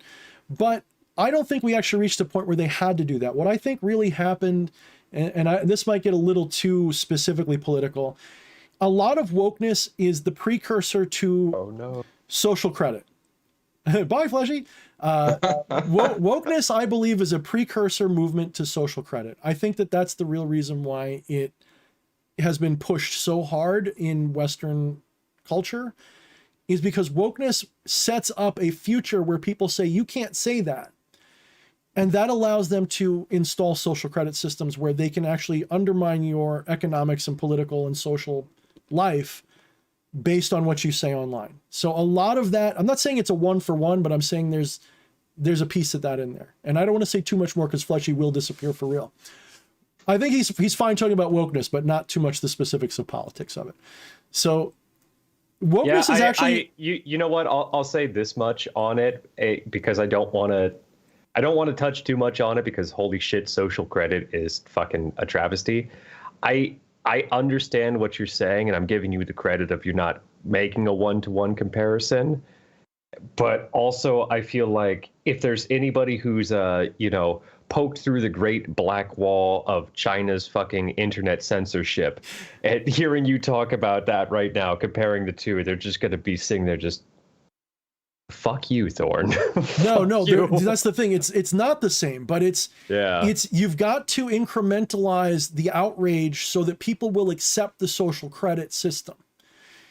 That's kind of what has to happen. Now, obviously, if you go to China, they're not woke. They're very not woke. I've never met woke Chinese people. They're not like that. Okay. So it's not a 1-for-1, but it's a way to kick a door open that otherwise people would say, I don't care about what they have to say. And the thing about subversion is you've always got to attack a legitimate problem and then turn it into a wedge that breaks apart the culture completely. So you identify a problem. Yes, racism exists. Yes, bigotry exists. People don't tolerate, people think of it, even tolerance, like tolerance isn't enough now. Now we've got to love everybody's differences. So that's fine. That's fine if that's what you want to do. But, what are we going to do here? What are we going to do? Are we going to say that you can't speak because it offends me? Where do we stop? When I grew up, this is why, like I was saying before, like Aserial and I aren't fighting right now. We're disagreeing. There's a big difference. And tenacity in argument or debate doesn't mean that you hate. It just means you have a tenacious position. That's all. And I think people are losing that. I think people are losing the ability to disagree without taking it personally. I'm watching it. No offense, Fleshy, but even with you, you're a great guy. But we disagree on the matter of politics, and it makes you uncomfortable. I'm not uncomfortable talking about it, but you get uncomfortable talking about it. You know what makes you uncomfortable? I fucking hate politics, dude. That's fair. That too, but without you Americans, we wouldn't have that. That thing didn't exist 2 years ago. Now it's swept over here to Germany too. Like, we didn't have wokeness. We didn't have like all of this. Now it's actually a thing. Interesting. Yeah, I've observed the whole thing like going on because, I'm connected to your culture as much as I'm connected to German culture for years. And I knew it was going to come here. And I could just like sit back and just watch it coming over slowly and slowly. And now it's here. And it's getting bigger and bigger. I so want to throw some of those like hand grenades, just hook shot at the hoop right now. And it would just be a complete detriment to all my I don't want to talk politics bullshit. Okay, let's not talk politics. I know, like, I'm verbalizing that, like, I am dangerously close to just and walking away and just, oh, God, I don't. But there's I don't mean this as there's the cognitive dissonance I'm talking about. It's somehow it makes, look, I get it. You don't like politics. Nobody does. It sucks. And that's not me saying you got to talk about it, by the way. But it is, I don't think it's just this politics, as I know you talk politics with other people that you don't have as much disagreement with and you're comfortable talking to them about. Do you know I do that? More than you do with me. I think you do it more than you do with me, though. Like, there's things that you'll talk about with people that you won't talk about with me for whatever reason, which is fair. You get to have it. I'm not saying that it bothers me. Dude, that's not my point. DH, I love. Thank you. DH, I fucking love you. I talk to you about politics more than I talk to politics with anybody else. Oh, I'll get you there. Again, I love you. You drag me into it, man. That's my job, dude. I'm the mirror guy. You know that. Like, I don't want to be here. And to me, it's like, how do you not recognize this giant fucking shadow of being so involved with politics that you keep indulging in it? This is not healthy for you. And at the same time, recognizing within that reflection of like, oh, this is also a shadow of mine that I don't want to indulge in this. Nope, totally. Who the fuck is right? I don't know. Fair. All I know is I'm happy you're over here, not fucking dealing with the bullshit. Totally fair. Well, I think we'd both be happier if we could integrate this fucker somehow, but you're right too. You're 100% right. It is one of my shadows completely. No denying that at all. So I appreciate that part. Before we're like, let's leave like politics, completely. But what I want to say is that you have a very specific way of how your politics work compared to Germany, for example. Like, we have many parties. You have not even two. Yeah, we have one that acts like two. You guys have two, like Republicans and Democrats, right? We have one that acts like Pretty two. Much.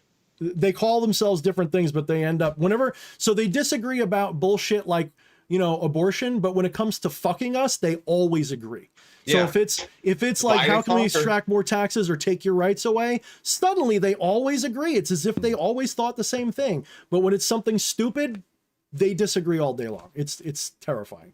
Well, it's the same here. We just have more parties, all saying different things, but at the same time, the lobbyists rule it all. Yep, that's true. Okay, let's leave politics.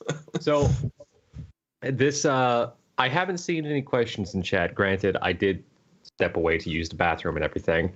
One thing which is a very big loop around, but much earlier in the chat, Wyatt Coverdale was asking if it was possible for somebody to create a ley line, magic, terraforming, or otherwise. And I wanted to expand upon this because I've actually, I've picked up the axiom of ley lines a couple times and played with it. Do you guys think that there's some, say, sacred geometry to the ley lines of the world, or is it more like a DH, I think you would get this. Aserial, I don't know you well enough, maybe, but like a heat map. If you've ever played a video game that shows you like where all the players go on the world map, you'll see a bunch of lines of common places that people will go. Is it more like the ley lines are a heat map of where a bunch of people have decided their individual places of importance are? Or is there some grand, like, higher power dictating it needs to be at the 58th parallel?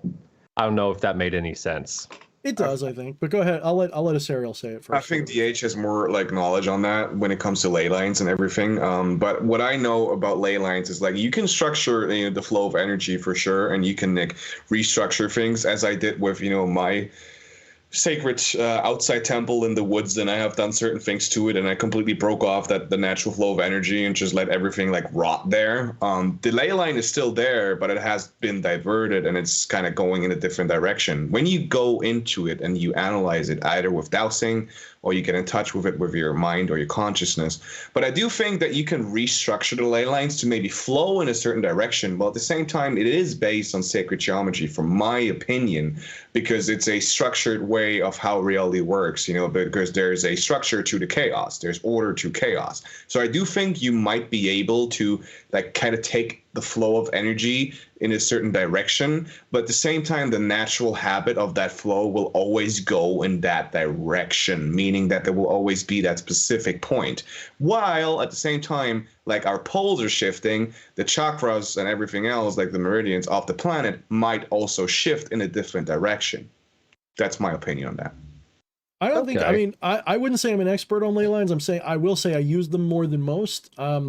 Eddie said something very true. He says manipulating ley lines is literally what Feng Shui is for. And I agree on a large level that what they would call Feng Shui, like what they would call ley lines would be meridians and all that kind of stuff. So, but are you manipulating it with Feng Shui? It's more like interacting with the ley lines. Exactly. Well, that's kind of where we're getting at is, so the question of the sacred geometry, I mean, if you're talking about like the great big, what do they call those things? Those mandalas that form with the sacred geometry and the circles and all that shit that forms.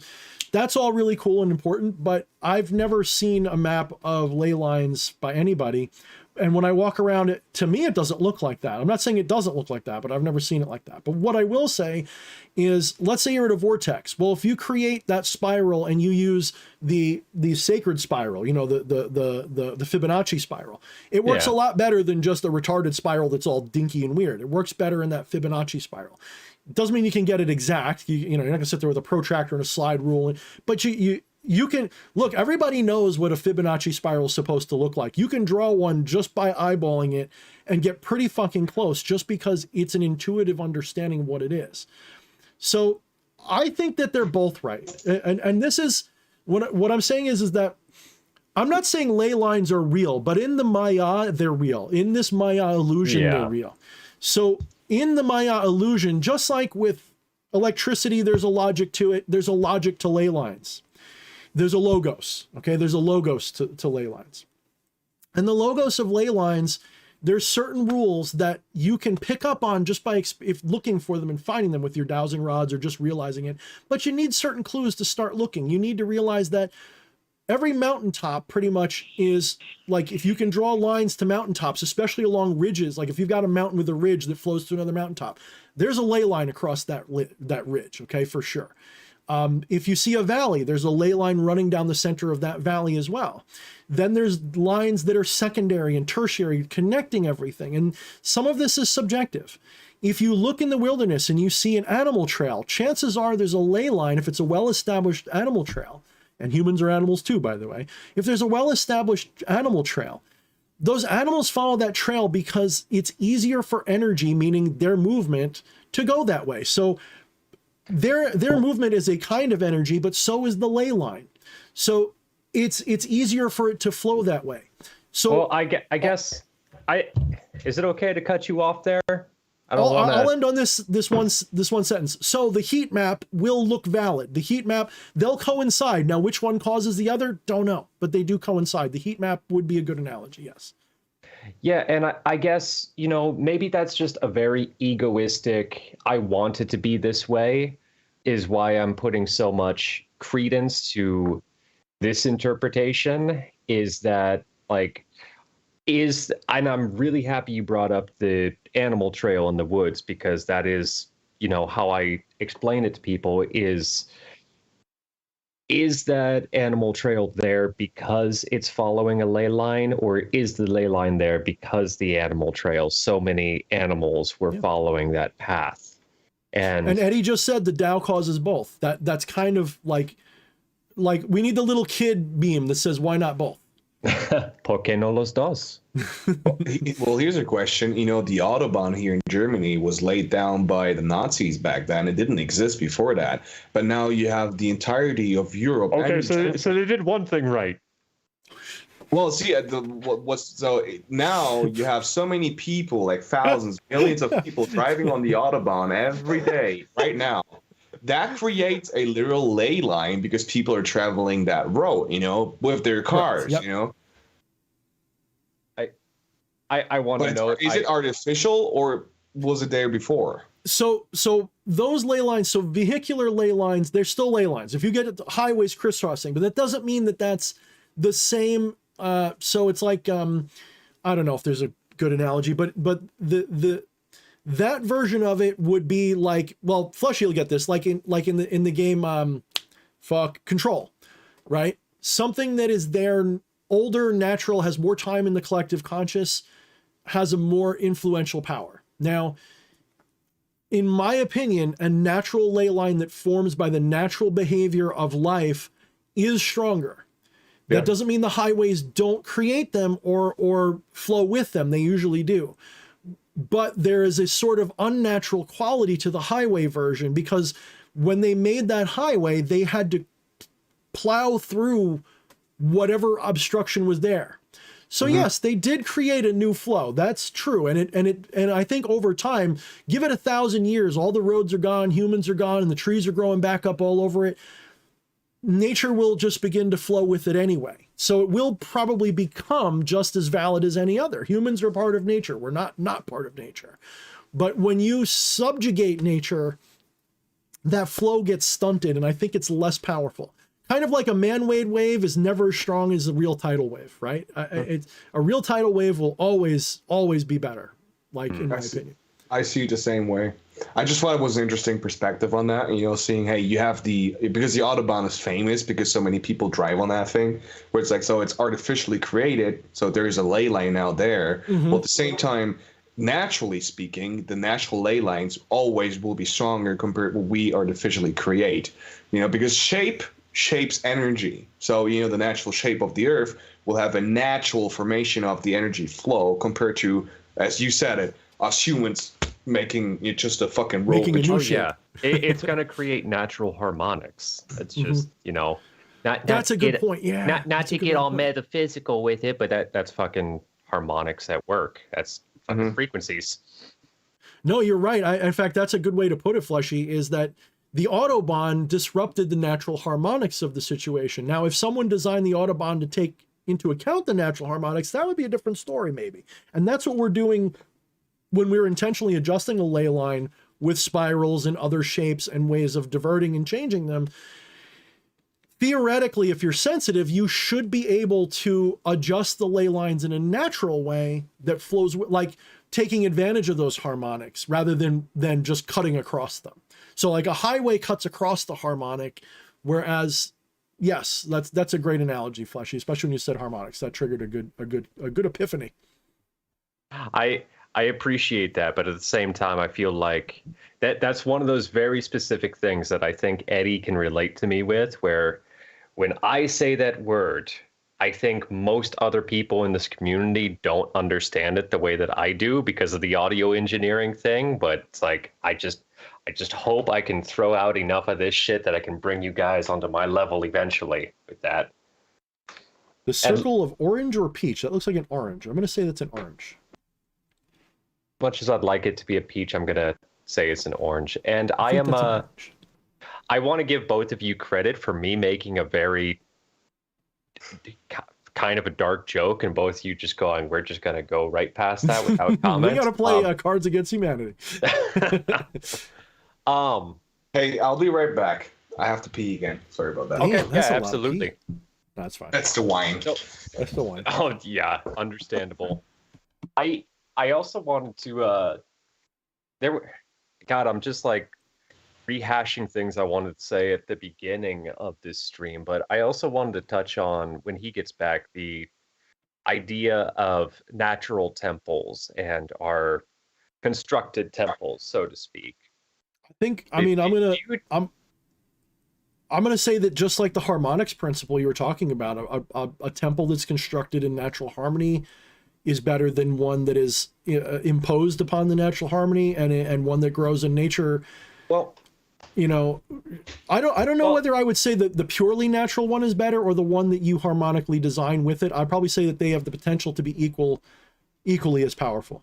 Well, and absolutely, I agree. So, Aserial, one thing, and I'm looping back further to the start of the stream, is one thing I liked what you said about the fact that you had a natural temple. I don't know if you used those exact words, but a natural temple that you used for certain things. And specifically, I feel that some of my best work is done out in nature. It might just be an egoistic thing if I connect to it better, but I think that there is something to be said about, we have the,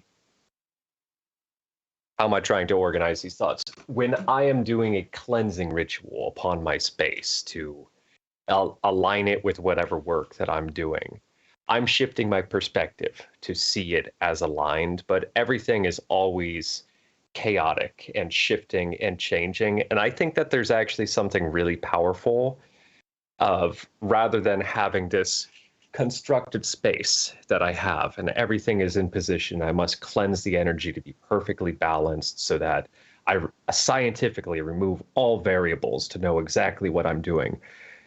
There's actually something to be said about foregoing all of that, saying, fuck it, the devil may cry, I'm going out into nature, I'm going out into chaos, so to speak, and I am rolling with all of this energy as it will, because that is natural. Everything is always in flux, everything is always in change, and that is the energy that I'm going to bring into whatever working I'm doing. Do you guys have any preference for one or the other, a natural temple or a constructed temple, so to speak? Am I completely off kilter here, or is there a time and place for both, like those separate kind of energies?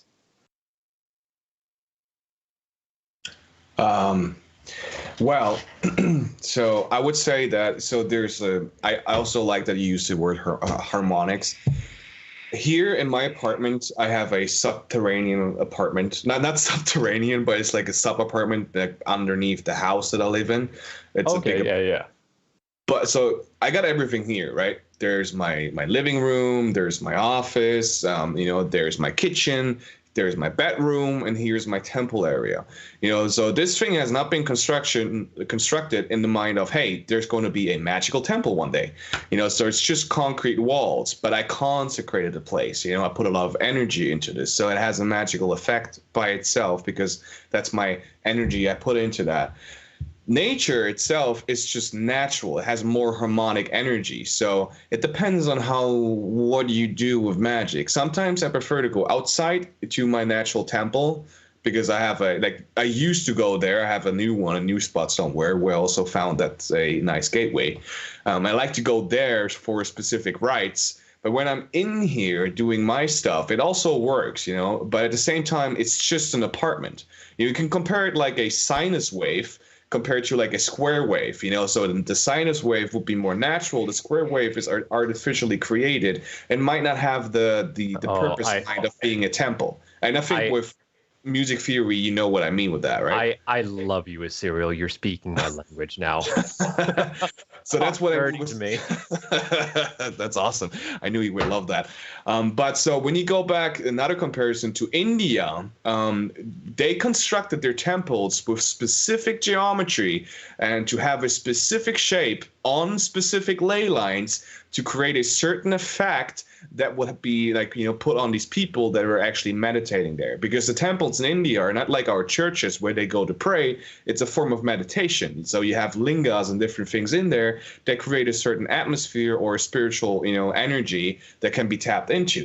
You know, these things are completely different from a normal apartment that we use or that we have our, you know, temple in.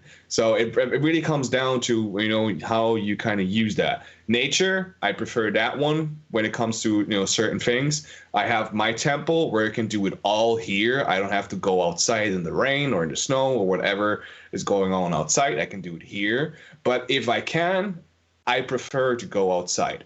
What I would highly prefer, if I would ever have the money to do so, is find the perfect ley line and the perfect geometry and the perfect material to build the perfect shape within a temple that will create a specific energy so I can do that there. You know, whatever I have to do in that temple. Yeah, I mean, I go where I lead myself. That's a stupid way to put it, but that's the only way I can say it. Is there's times where the best temple is just to go outside with my staff, and I don't care where I am. And then there's times where I want to go to that specific spot in the graveyard, or the tree that I found in the woods, or King's Park, or the baseball diamond, or my backyard, or my living room, my bedroom. And they've all got a different reason and rhyme to it. And I will say that sometimes going to a place where I expect it to be better is a detriment because my anticipation is higher, and I'm too busy worrying about that instead of just being caught up in it. The most effective magic for me is when I'm caught up in it and not trying to force it in any direction. It's maybe I watched The Last Unicorn one time too many, and Magic Do As You Will has just been ingrained on my heart too much. I have to watch that movie. You have brought that up like multiple times now. Oh, it's a cute movie. It's a kid's movie. It's a girl's movie, but you know. Oh no! Fuck you. That is a movie for everybody. That's not a girl. I knew I was going to get you on that one. If you quick aside, if you haven't seen it, DH, I hope you saw that meme I posted in your server. It's the Last Unicorn meme, in fact. I'll have to take a look. It's a YouTube video. Please go back and check it. I posted it today. All right, I'll check it later. Yeah. So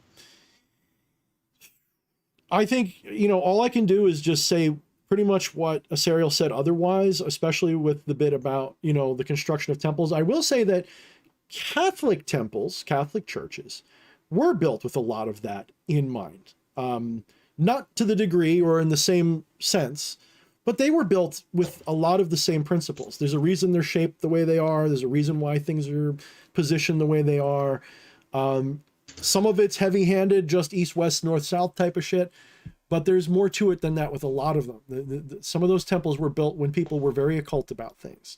And there's a lot of symbolism hidden in them. And there's a lot of things just like in those Hindu temples. So are the Hindu ones better or worse? Don't know. I haven't compared, and I don't know if I ever will. I probably never will. I probably don't care to. But I guarantee you that you're right about things are designed by people who understand. That there are harmonics with energy, and I love when you brought up harmonics because it's just going to be a new thing I say about this topic forever, is that people who build in harmony with the harmonics are doing it better. Now, I mean, Eddie did say you go ahead.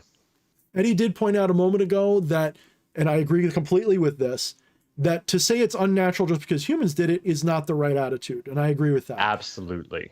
Right, because humans are a part of nature. And I hope I didn't give the impression I meant otherwise. But I will say that there's a way to do things in accordance with nature and a way to do things that is subjugating nature. Now, yes, it's part of nature to subjugate. But when I say that, what I'm talking about is you can either go in harmony with what is, follow the lines of entropy, if you will, or you can go against. You can try to ice skate uphill. You can technically go uphill on ice skates, but man, is that fucker harder to do than going downhill. So if you're trying to do magic, it's better to go with the tide, with the direction of the wind, with the harmonics of what's already there, rather than trying to change it for yourself. It's easier to divert the river than to completely fucking push it up the mountain. Bingo. Perfect way to put it. So when we're designing our temples, you work with what you got. If I've got a house with a spare room, then that's what I'm going to use. Whether it's the right position, direction or not, that's all I got. That's what I can use. It would be unnatural for me to do it any other way, right? For me to, well, I'm going to just, I don't have a room, so I got to build this whole thing and blah, blah, blah, blah, blah. That's more work, more steps, right? Maybe it's more natural just to go with what I have. And that's what ley lines do. They go with what's the least amount of entropy, believe it or not. And, you know, on the topic of those who know can construct around that, for those of you who don't know, what we think of with a lot of the medieval churches and all, and even modern churches to a certain extent, a lot of those are built around acoustics, of being able to have one person unamplified be able to have their voice amplified. Yes. And tuning Eddie Romanov, if you're at all curious about this, Eddie Romanov is a great fucking resource if you want to learn more about this. Tuning a room to the frequencies so that it will carry everywhere and have a reverb which is complementary to the source. And that is why if you hear somebody sing right next to you, it sounds great, but it sounds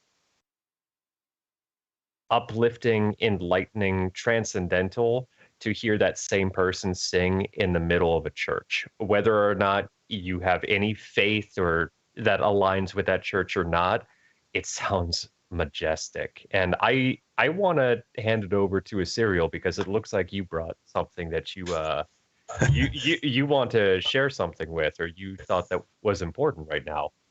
Yeah, you thought it was. No. Well, since we're talking about nature and you know the harmonics of it, I completely agree with the frequency as well. When you are in a specific room that has an acoustic to it, the frequency vibrates much better, and you have that glorious divine sound from it. You know, the same way with meditation and the energy that you can do with magic. You know, meaning if it's constructed in a certain way, with a certain dimension in mind, it will have a different effect.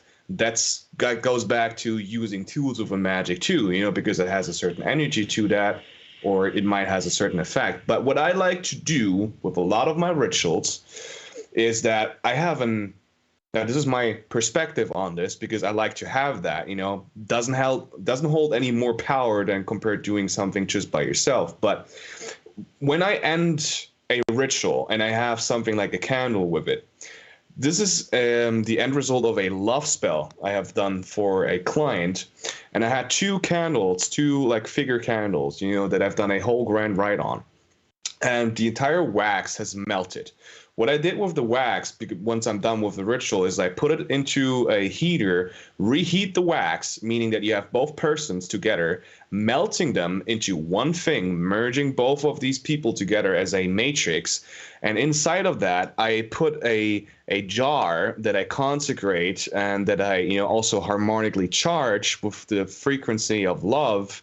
And I, you know, put black color on it with a spiral. It has a copper spiral on the top and on the bottom that is like curled in a certain way that draws in the energy from the outside into it. And I will put that into the wax matrix, put the sigils and all the ingredients that I've used in the spell inside of that container, inside of that vessel, and then sort of like contain the spell within, do another boppity boopity with it, and then I place that thing. Boopity boppity, huh? Boopity boppity. And I put aluminum foil around that thing, and then it actually looks like a mushroom almost. And I place that thing inside of the earth at a specific spot where I do, like love magic, like a rose bush in the forest that actually grows there. And I will put that in the ground and let it like soak up the energies of that, and also put it in like a seed so it can grow naturally, from the earth's like energy, to let that spell be a part of the entire earth. I don't know. I just want to kind of share that with you because we were talking about nature and stuff. I mean, I love that. I mean, thank you and for that also comes at the heart of what I would call intuitive magic. Like a lot of what you just described, there's no book that tells you to do any of that. That is literally just going, this associates with that. I know what this means. Look at the matrix it forms and they melt together. Look at this, look at that. And this is all a bunch of energy symbolized by the matter, whatever, however you want to rationalize it in your head, that at the end of the day, you put it in the earth, you let it go, and your attachment to the need is let go, and then you have a manifestation. And that's a beautiful thing, when Absolutely. I think the best magic is done intuitively. And what I mean by that is, I'm not saying you don't get anything from the books, you don't get anything from your table of correspondences or anything. What I mean is that only so much can be done by following a pattern specifically. The pattern is meant to be improvised somewhere. I think all patterns are meant to be improvised somewhere. All songs are meant to have an improv element to it. If I can put it in, and I hope everybody else can understand this, and it's not just like music nerd speak. I think music theory, as we understand it within, Western culture, so to speak, describes the things that Beethoven was doing, that these old fucks were doing. Music theory, as taught in school, does not describe what people in India are doing, does not describe what fucking Led Zeppelin is doing, anybody modern at all. This is what they were doing. It can inform your practice, but it does not precisely describe. It does not have all the words. You do not need music theory to make a song. It just allows you the words to communicate it with other people. Likewise, you do not need all these books. You do not need what other people did to do any of this. You can do, as DH said, intuitive magic, or as I like to describe it, fucking caveman magic. Shiny rock make magic go boom because shiny. Stick very powerful in wood because light shine upon. You can do it Thing with in all sky of that. bright, why? Yes, you can do it, as Aserial said, in a dark room with nothing else. All of this extra stuff is just there because it feels fucking good, and it's easy to communicate with other people these concepts when you have that base understanding, I feel, or that common understanding of, oh yes, Crowley said this and that about this and that book. And we get to feel smart because we've heard it before. Yeah, it's touchstones, but really it's just touchstones to help us explain to one another, and it doesn't describe the true essence of what is there underneath. That's that lever thing I was talking about before. The spot where you plug the lever in is universal for everybody. It's just the lever that you put in there is your own. So for some people it's Lucifer, for someone else it's Jesus.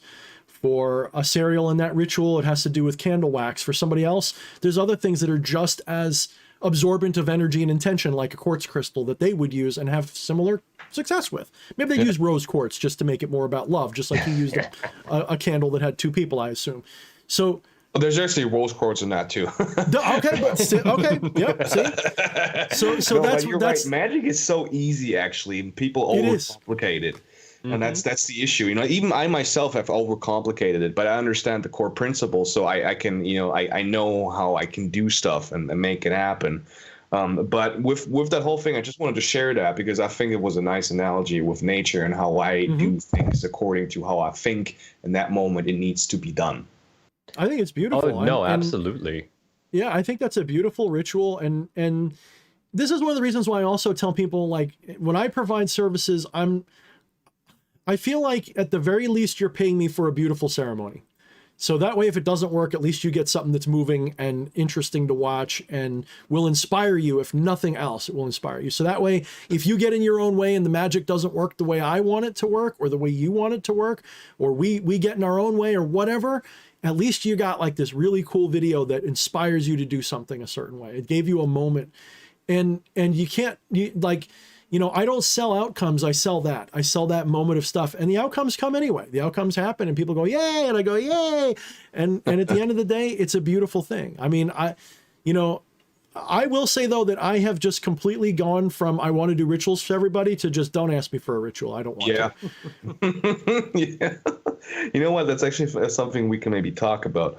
I mean, first of all, I never done things by the book. Maybe it's like 10% of what was in the books. I've done it that way. The rest was just my own intuition, knowing what I need to do, because I'm the magician. I make it my own, and everyone should do the same. I mean, DH has you wrote books about like how to do certain things, but it's a template. They can use it. Correct. It's like a modular system of find symbols that work for you, but figure out what those symbols represent and work with that somehow. So like we were saying about the wax represents an absorbent. It collects energy, and then it can be molded, and then it can come together and do all this cool shit. It's symbolic. It's a very symbolic medium. And, and so the fundamental is there behind it all that everyone can agree on. It's just, we'll disagree about the specifics because look, everybody plays different music. Even if we copy off of each other, it's going to sound different. Yeah.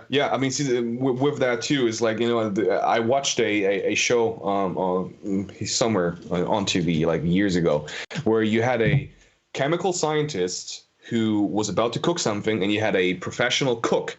He knew it, by how he has learned it, making the recipe in a certain way, just doing it by whatever felt like, was right in the moment. And you had the chemical scientist doing it precisely by the mathical formula that he had, and they tested out what tasted better.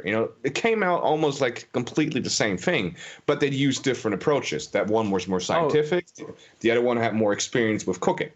Oh yeah, the scientist knows that by applying heat to the onions, you break down the sulfuric compounds, and they ionize with fucking whatever and get released into the atmosphere. Whereas the cook just knows if you cook these things, they taste a lot better. It's the same thing. It's just a different way of understanding it. My Italian grandma would just go boopity boppity on. It tasted good, and then yeah. Gordon Ramsay would disagree with all of us. It's like, I love Ramsay, but Ramsay can fucking suck my dick. Hey, the proof is in the pudding, and I'm sure that was not just an insult. That was probably something you secretly desire. No, just kidding. But sorry, it's fucking raw. And why does it smell like fish? It's fucking raw, you fucking donkey. Something like that. But with Ritual for Hire for people, it's actually it's a weird thing. It's a weird industry to be in sometimes, because I when I did this, when I started this, I have been doing this privately. First of all, there's many people that think they can just get into the industry because it's an industry. Like, oh yeah, I want to do this because I can make money. No, you should not do it at all. And you're not going to make that much, even if you're successful at it, because it's just the headaches, man. The headaches. But keep going. Yes, I know. That's what I was going to say.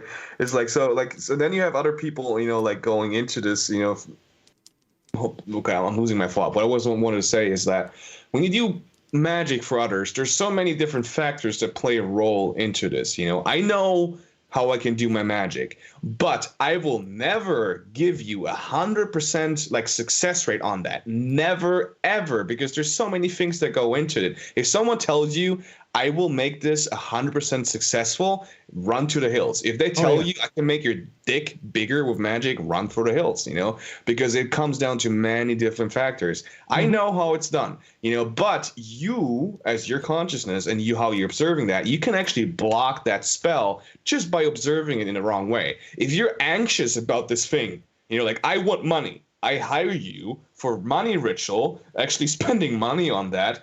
I do ritual for you, but you're so anxious, waiting. It's hey, nothing's manifesting. I'm looking everywhere. No, nothing's manifesting. You're not letting go of that. So it can't flow to you because you have not done the higher magic yourself, because you hired me to do that spell for you. But this thing can never fully attach in your reality because you're blocking yourself completely from that thing actually manifesting because you're doing all the wrong things. Same with love magic. If I do this spell for you, you better make sure that you know this person, that you're in contact with them, and you don't fucking weird them off. If you're sitting at home playing World of Warcraft all the fucking time and this person doesn't even know you, she's not gonna fall in love with you at all. I can do all the magic you want. You know, it doesn't matter. It won't happen.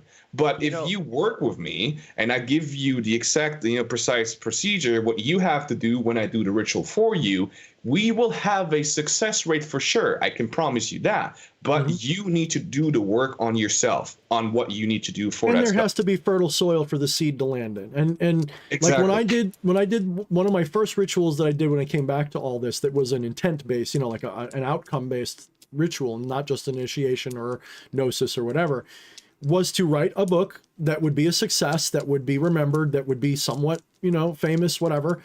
And lo and behold, I wrote 2 in the same year and they both went really well.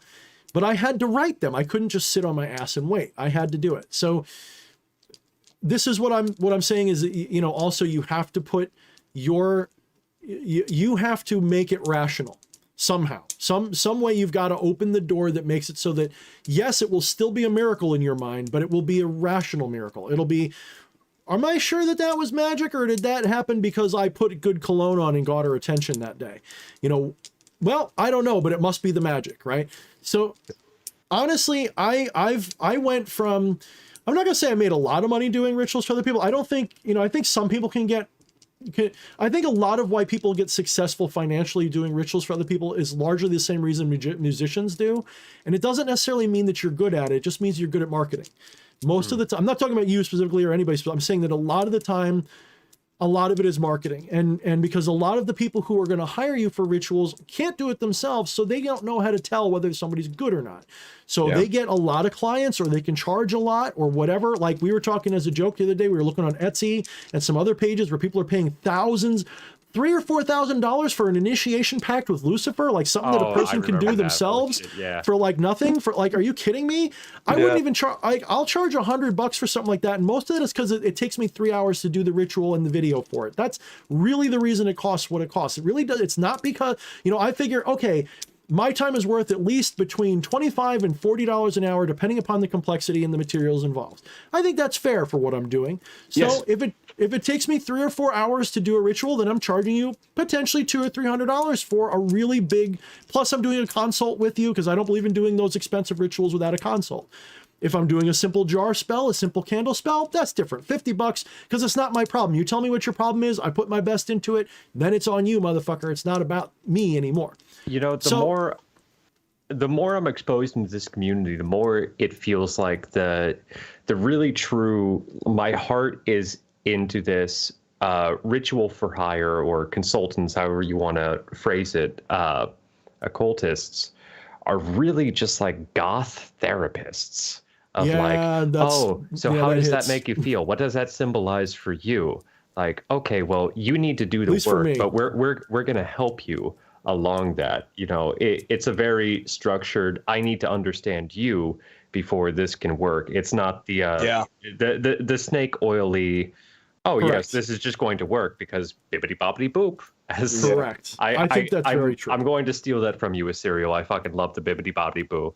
I think said it first. I know, I've been saying it for like 3 years and he never cared, but I think he thinks you're hotter than me. I think it just required that German. That deep German voice. That's what it is. Just with a specific gnosis to deliver it to my brain. That's what it is. Yeah, that's what it is. Fucking son of a bitch. All right. See, what I like to do with when someone hires me, first of all, it's a bitch. Like, some people think they can make so much money with it, and hey, I can do magic where people make money. Oh, that's great. Yeah, be careful what you wish for, because sometimes it's not great, because you got to take care of all the baggage sometimes of someone that comes to you, because they want the basic stuff: love, money, sex, and all that other stuff. Sometimes you have people that want the good stuff.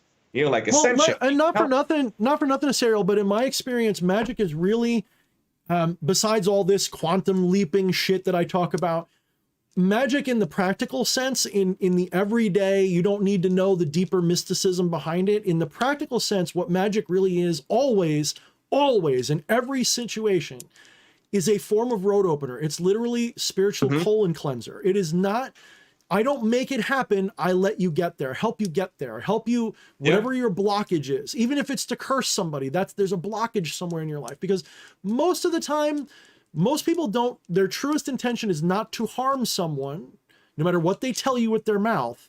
Their real issue is they're in pain and they want the pain to stop. Yeah, that's really what it is. I feel bad. I feel bad. It's selfish. It's not, it's not, I see wrong out there in the world that must be corrected. It's, I feel wrong and I want to feel right. Right. And it's a lot easier to fix that than to destroy somebody else, because they might not be a bad person. Maybe it's you. And that's the thing. Like, I've tried to curse people that had literally, when I was younger, not as an adult, I'd try to curse people just as a test to see what my power was, and I'd curse innocent people and it never stuck. If I hit somebody that really didn't have it coming and didn't have any personal flaws, I mean, especially, they weren't like hurting people, they weren't a drug dealer, there was nothing wrong with them. Generally speaking, it was like a wet fart. Nothing happened really. It was just, okay, whatever. It was like maybe they just had a bad day or something. I never really got that feeling of accomplishment. But there were people who would come and they would really wrong me and other people, and they had a habitual problem. And I would just accentuate that energy in their life and just watch them fly down a cliff and break every bone on the way down and go, whoa, that's powerful, by going with the flow. So what I did was, all I did was got them out of their own way for failure, is really what it is.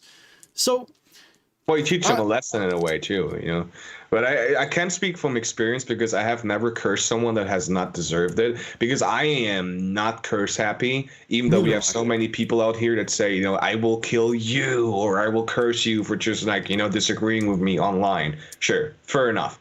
Do your stuff, not gonna work. But when I have done certain things, there was always a core reason, because it takes a lot to piss me off. Because I believe that I'm a generally nice person. But if you wrong me as much as you can wrong me to a certain degree, I will, first of all, reflect that bullshit back to you and make you suffer that consequence, so you can have that lesson to be learned for you. And that's all I really do. I think it's all energy balancing out. I think that the best curse is a balance. If you're getting hit with a bad luck or a bad situation, curses can't cause negativity. They just expose it, I think. Like, when I watch people who get cursed and I see it's actually a curse hitting, and there's people that we know that I think there's curses that hit them, and it's pretty obvious. And I go, well, it's not that the curse caused it. What happened is they had an imbalance in their life that was undealt with. They had a shadow that was unintegrated. And then the curse just brought that forward and removed the obstacle that was holding. So think of it like tension. Think of it like curses work, in my opinion, like this. Take a rubber band and pull it all the way out, just short of breaking. That's a curse waiting to happen. A good curse just goes, let go. Okay, snap. And it hits you, and now you suffer the consequence. That's what really is happening in my opinion. Maybe that's just my limitation that makes it work for me. Maybe, I don't know. But that's how it. No, you're right. You're right. I think also it has to do with like it's like a soil. They planted that bullshit into the soil. It was already there. The only thing you had to do is, do that. Just snip it back at them. And they can suffer that consequence. Just putting it back. It's like you letting them feed their own shit. Like they're eating their own shit. Because I mean, as a martial artist, when I was good, now I'm just like a 40-something who's overweight. But when I was pretty good at it, a lot of it was redirecting their energy back against themselves. You let somebody beat themselves. Especially when you get into grappling, you can't overpower somebody strong. You have to go against their weakness. You have to, like I know for a fact that I can't easily pull someone's arm down like this, but you know what I can do? I can do that and then push it the way I want. So because I can't fight their bicep, but I can fuck up and tweak them and pull it out and completely break their structure. So I got to go against their weakness. And so I got to find that weakness. And in magic, that means finding where they're not actually addressing their own shadow, and then just get the hindrance out of the way so that fucker manifests. And and that works in the positive way too. It works completely. Somebody comes to you with a love spell issue. 9 times out of 10, they're doing something that's getting in the way of romance.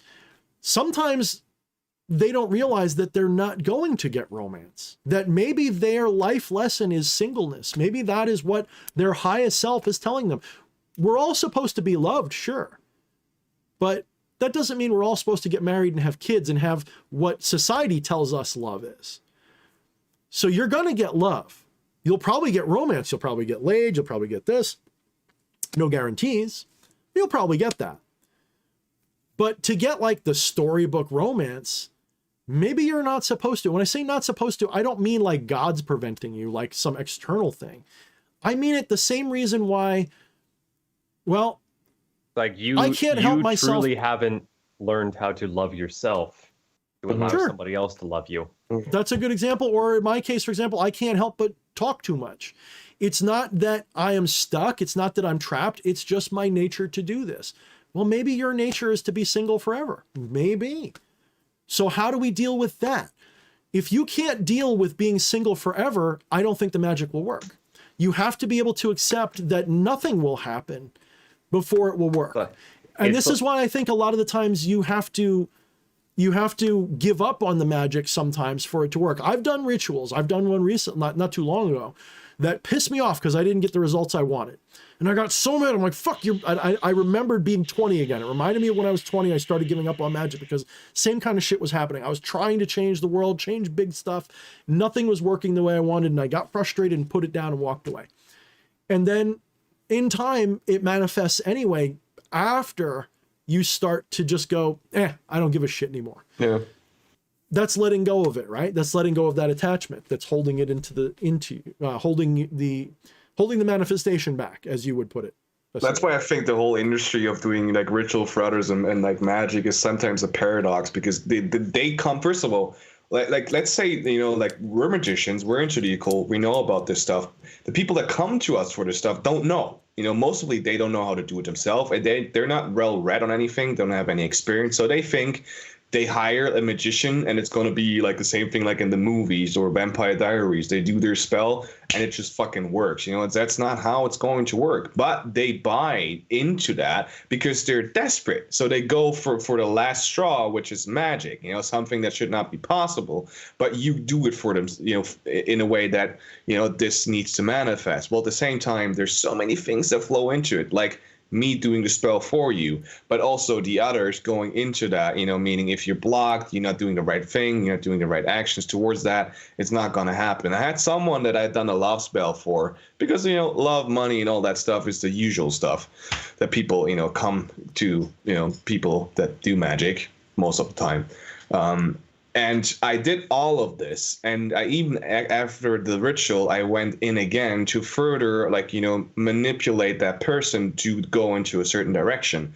But what they realized afterwards is that they were so attached to that outcome, that they could have it, that this person was just not ready to go into that relationship. Everything was manifesting in front of their eyes. They were moving towards them. They were texting them more. They were happy to meet and stuff like this. But this person just had such a life that it was not complementary with their life, that it was just off. The energy was just so completely off, because it just didn't match, So I can pull and force as much as I can. If you are not willing to accept that he has that life and you need to go in that life in a way that he needs to work out, nothing is going to manifest, even though it's manifesting in front of your eyes. And they actually, as soon as that was done, it was a matter of half a year. And the end result was that, yes, it did work. They were ready to actually, go into a relationship with that person. But the person that hired me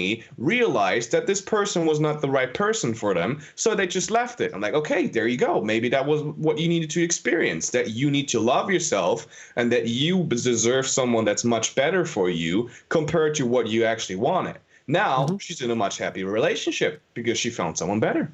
And I also think that when I do magic for others, but especially for myself, I find that I do better. I'm probably going to say this wrong, but I think of it like one-word spells. What I mean by that is, instead of looking for something highly specific, instead of thinking like, I want Sarah Murphy Joe Brown to fall in love with me at the stroke of midnight under a full moon, I just say the word love. I just say, I want love, or I want romance, or whatever it is. Just a one-word intention, something really specific, but also broad enough that I'm talking to the universe, not to my ego. So you just kind of illustrated it. So you did a love spell for them. They didn't get the specific thing that they asked for, but you saw the manifestation appearing, and they learned a lesson that will, in long term, probably help manifest the romantic love that they want. Not the specific love that they want, because the ego wants what the ego wants, but the ego's an idiot. The ego thinks it wants this and that and 6 other things because it thinks that that's how it gets happy. The happiness, the bliss doesn't come from those specific things. Those specific things.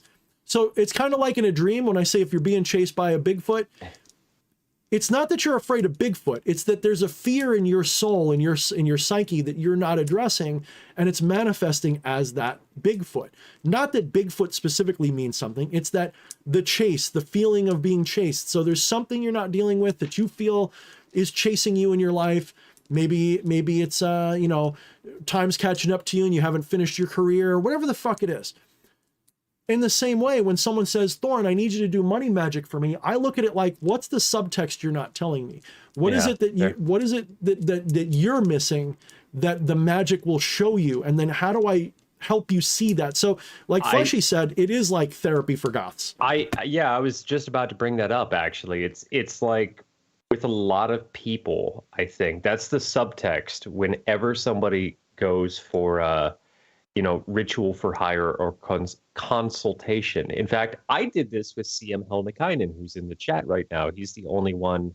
I think DH, you and I had like an informal thing once or twice, but he's the only one I've gone to for a service like that.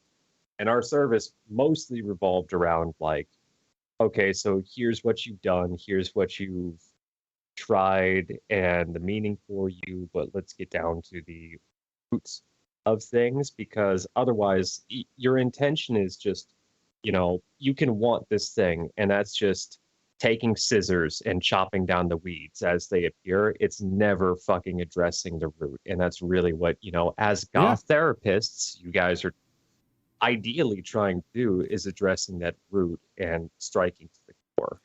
Well, that's like Jodorowsky. Like, I love Jodorowsky so much. The guy who was going to do Dune, the guy who did the Holy Mountain movie and all that other stuff. He's done magic, and his magic would be. It's not occultism in the usual sense that we think of. It's what I think of, but it's not what a lot of people think of. It's more psychiatric, but there's definitely magic involved. If you really listen to things that he's done. It is holistic because it involves psychological, mental, it involves physical, and it does involve spiritual element to it. So if you look up some of the rituals he's done with people, they were always like self-done rituals and very, very shamanic in a way. So there's this one guy who, I'm going to butcher this. You might have to look it up to know the exact story.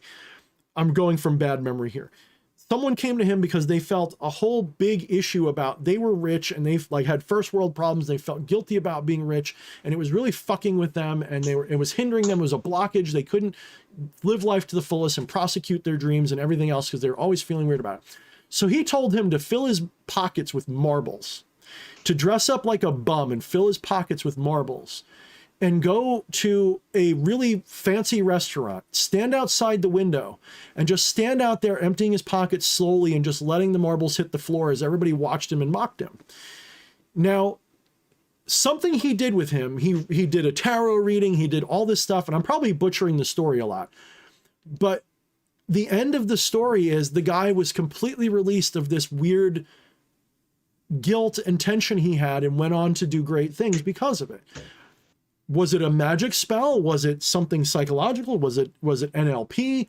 Doesn't matter. It had the effect that was necessary to release that. So what's the difference between that and me going bibbity bobbity boo, boobity boppity ah for some client in front of my camera with a candle? What's the difference? I don't see one. I think that they both are functionally doing the same thing. They're just doing a completely different technique, if you will. Just like some people feel pleasure from getting spanked on the ass by a cat of nine tails, and some people feel pleasure by spanking people with a cat of nine tails. The pleasure is inevitable somehow between them. So I'm sure I Flushy have City. no idea what you're talking about. I'm sure you have no idea, Mr. Meme. Yeah, so I think we should probably start wrapping up. We haven't plugged Aserial's stuff at all, and we're down into the dregs, and I feel bad because I realize we haven't done that. We've been so engaged in our conversations that we haven't really done that. I was having such a good time that I forgot that I said I was going to take off 2.5 hours ago. Yeah, I know. My voice is shot. It's been 4 hours, right? Yeah. Yeah, it's been 4.5 hours. My candle is officially an inch shorter. Yeah, that's normally how I am after the first hour. Well, if everyone that's still watching, if you want to see my stuff, just go on Aserial Krabat. Maybe you can put that somewhere in the comments because people have if I remember to do my job properly, which I have a shoddy record of, but I'm gonna get better at it. We need to hire somebody to do your job so you can do your job. Right. For those of you listening in the future, because this will be on YouTube as a post recording, check the top pinned comment, and there will be links to all of Aserial's channels on YouTube. And I don't know, do you want to point people to your Instagram or anything else, or just your YouTube? Yeah, you can do YouTube and Instagram. The rest I barely use, so that's fine. Fuck social media. Amen. Right in its ass and its ear. Fuck them both. As we use them. Wasn't that there was that funny thing with that guy that interrupted interviews saying "fuck her right in the pussy"? Oh yeah. God! Yeah, I love that guy. Oh, I forgot about him. Yeah. It was like so. Careful what I say though before we get canceled here. It was so stupid, but like so beautiful as just a. You don't say that piece of media. It was good. I wish it never died. I wish it never went away. It's like there's so many memes that I think, fuck, I think about Bad Luck Brian and fucking Overly Attached Girlfriend and the girl running with the fucking thing that looks like a baton and fucking all of those fucking things. I'm like, those were simpler, better times, and they weren't that great when they happened. But compared to now, man, I missed that shit. That was so much more fun. Good old YouTube times, man. I remember when it all started, when you had just like the first YouTubers showing up. It was a completely different scene compared to now, too. Oh, yeah. Oh, right. Now you got to go on BitChute to get that. BitChute's getting close to the way YouTube used to be, but it's still got the weirdness on it. But okay, I have to check that out. The problem with BitChute is, well, it's also the problem with YouTube, honestly. Like, because of the algorithms on YouTube, I can't get away from politics no matter. I have to like start another account to like get away from it. But BitChute, unfortunately, because so many people that use BitChute are people who got kicked off of everywhere else for political conversation. And it is mostly right-leaning, but no, there's a lot of people on the other side too. And everybody's been kicked off the mainstream shit. So you get kind of all the extreme politics on there. So it would be good to get some other content like mine, more of that's not just that on there to sort of, because there's not enough of the middle ground. There's all the undesirables from the other platform. And even if they're not undesirable, they're certainly triggerable. Alex Jones on BitChute? Yes, he is. Oh, Band.video, I think, is the channel that he does it on. So it's Ben Shapiro. That surprises me that Ben Shapiro is still on YouTube, but he has not been canceled yet. It should tell you things, shouldn't it? The ones that don't get canceled are the ones that I don't trust. But that's not true entirely. That's a joke. But I mean, you heard it from him. You heard it from the man himself. Don't trust me. I haven't been banned. Yeah, I look. I haven't gotten a strike, but I've definitely gotten a lot of videos pulled over the years. So whatever. The one that bothered me the most was the one with the ritual to Marbos. That one really bothered me. Like, why'd you pull that one, you motherfuckers? Because it was all political anyway. So no, BitChute's a good option. Rumble's a good option. Odyssee's a good option. But really, I feel like BitChute's the one that's the most like fun, like YouTube is. It's the most usable like YouTube is because of the way. Yeah, Odyssey looks better, and Rumble's maybe less problematic. But I think. BitChute, it's easiest to use right now for me. Like I can now upload the way I do on YouTube. It takes me 2 minutes. It's easy. I just think it's a good site now. I think it's just it's a better site than it was. I keep saying it, and I will continue to say it too. The optimal way for us all to communicate with each other is to get CSGO accounts and log on to VAC unsecured servers and write messages to one another with bullet holes on the walls. That's the way that nobody tracks us and everything. And if you speak in Creole, the voice recognition systems don't work very well, so you can do it that way too. I heard that recently. Someone told me that if you speak in Creole is just fucking unrecognizable to anybody. Period. That's it. Like if you know, like what the fuck did you say? Oh, I said you got to tie your shoes with the left hand knot. You know. What was that, Aserial? Oh, we could also speak Latin. You know, I don't think that they recognize that language. Yeah, probably not. But I don't speak Latin. So but learning how to speak Latin is like a nice slope into learning how to love the embrace of a young boy. What? Because the Catholic Church. Oh, dude. And good night, everybody. I have made one too many off-color jokes.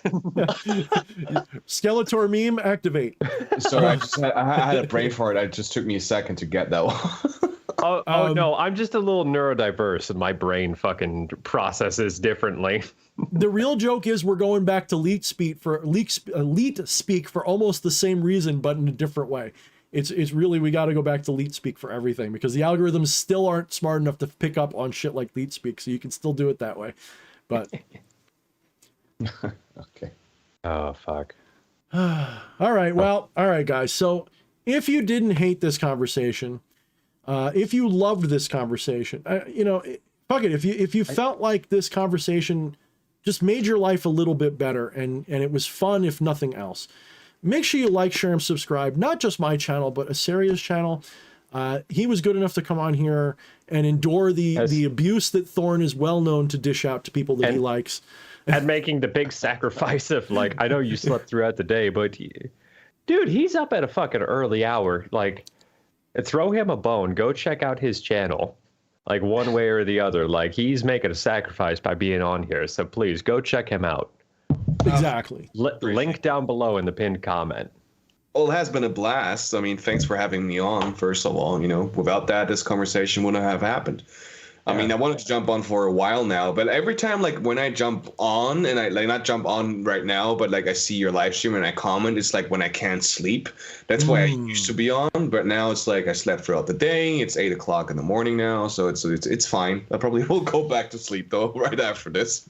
Probably. Well, you got to watch out for that reversal of sleep habits. I do that all the time, and it really sucks. Like, I like to get up around 10 in the morning. If I go sleep too much longer than that, I'm fucked. And if I wake up way too early, I'm fucked. So, like, right around 10 in the morning, it's like when I guess. Yeah, my sleep schedule is fucked. Like, I gotta, like, take care of that for sure this year because it has been all around. Like, I either wake up at, like, 2 p.m. because I've been awake until, like, 6 o'clock in the morning. It's always shifting. I gotta make sure I get a better schedule. And there's nothing to me. I'm like, when I was younger, I loved doing that schedule. That was my favorite. But then as I got older, when I wake up at 2 p.m., especially in the winter, it's just, I love the nighttime, don't get me wrong. But at some point, it's like going to bed when the sun's coming up is really anxiety inducing in me now. Yeah, like same. Something about it. So I don't know, dude, I want to have you on again, but of course we got to plan that extra for you. But I think what we'll do is instead of a Thursday, we'll do a special afternoon conversation that's more mutually possible, because you're 6 hours ahead, right? I think I'm 8 hours ahead of you. 8 hours God ahead. Damn. If I can offer a little piece of advice for getting on a good sleep schedule, a Flesh Priest approved method, and I don't know if it's illegal where you are, but a little bit of cannabinoids, 2 drops of that, and a fucking Benadryl, and sleep, yeah, that's easy. Is that mix and match your liver breakers? CBD oil? You like CBD, like cannabinoids, not THC, right? This has some THC in it, but it also has CBD and CBN, whatever the fuck that is. I don't know. Yeah, I just think know he's it gonna helps have me to sleep. go to. I think he's gonna have to go to Amsterdam to get that, which is a little bit of a hike. They're about to legalize like THC, so CBD has been legalized, or it's legal here, but it's still like in a gray zone. But they're about to legalize like actual weed. But I stopped smoking weed, so I don't take that stuff anymore. Yeah, neither do I. I would never touch the stuff. It doesn't serve me. Like it makes me like it helps me in some certain ways, like THC. You know, like because we do the what do you call that? Like, you know, Holland style, like Amsterdam style, where you roll tobacco in it and then you put weed in it and you roll like a big joint and you smoke that. It's fine. Yeah. It's cool. You know, there's indica, sativa. I didn't know there was a word for that. I thought that was just what we all did in the hood. I've always just called those blunts, but normally that's assuming you wrap it with a tobacco leaf too. No. So we have like long papes. They're like normal, like the stuff that I use for my cigarettes, just longer. You roll that into that thing, and then you put tobacco and weed in it. I'm saying that because I know that some Americans, like specifically in Washington or New York, they like to just use there's a normal small pape, just like that, without any filter, and they just roll the weed in it. And as soon as it like hits the bottom of it, they take like a metal thingy, and then they smoke it until they can't smoke it anymore. The roach. You know what? That is so funny because that's so I don't indulge in the combustibles really myself either because it doesn't work for me. But that is funny as fuck because that's one thing that I never understood is everybody I know does it exactly that way of like, yeah, it makes a lot more sense to carry around tweezers to smoke it right until the end rather than like, why don't you guys just put a fucking filter in it? Like, why? I don't get it. Well, it's more like a mouthpiece. It doesn't really filter it, but it's like they call it a filter. There's different rolling styles.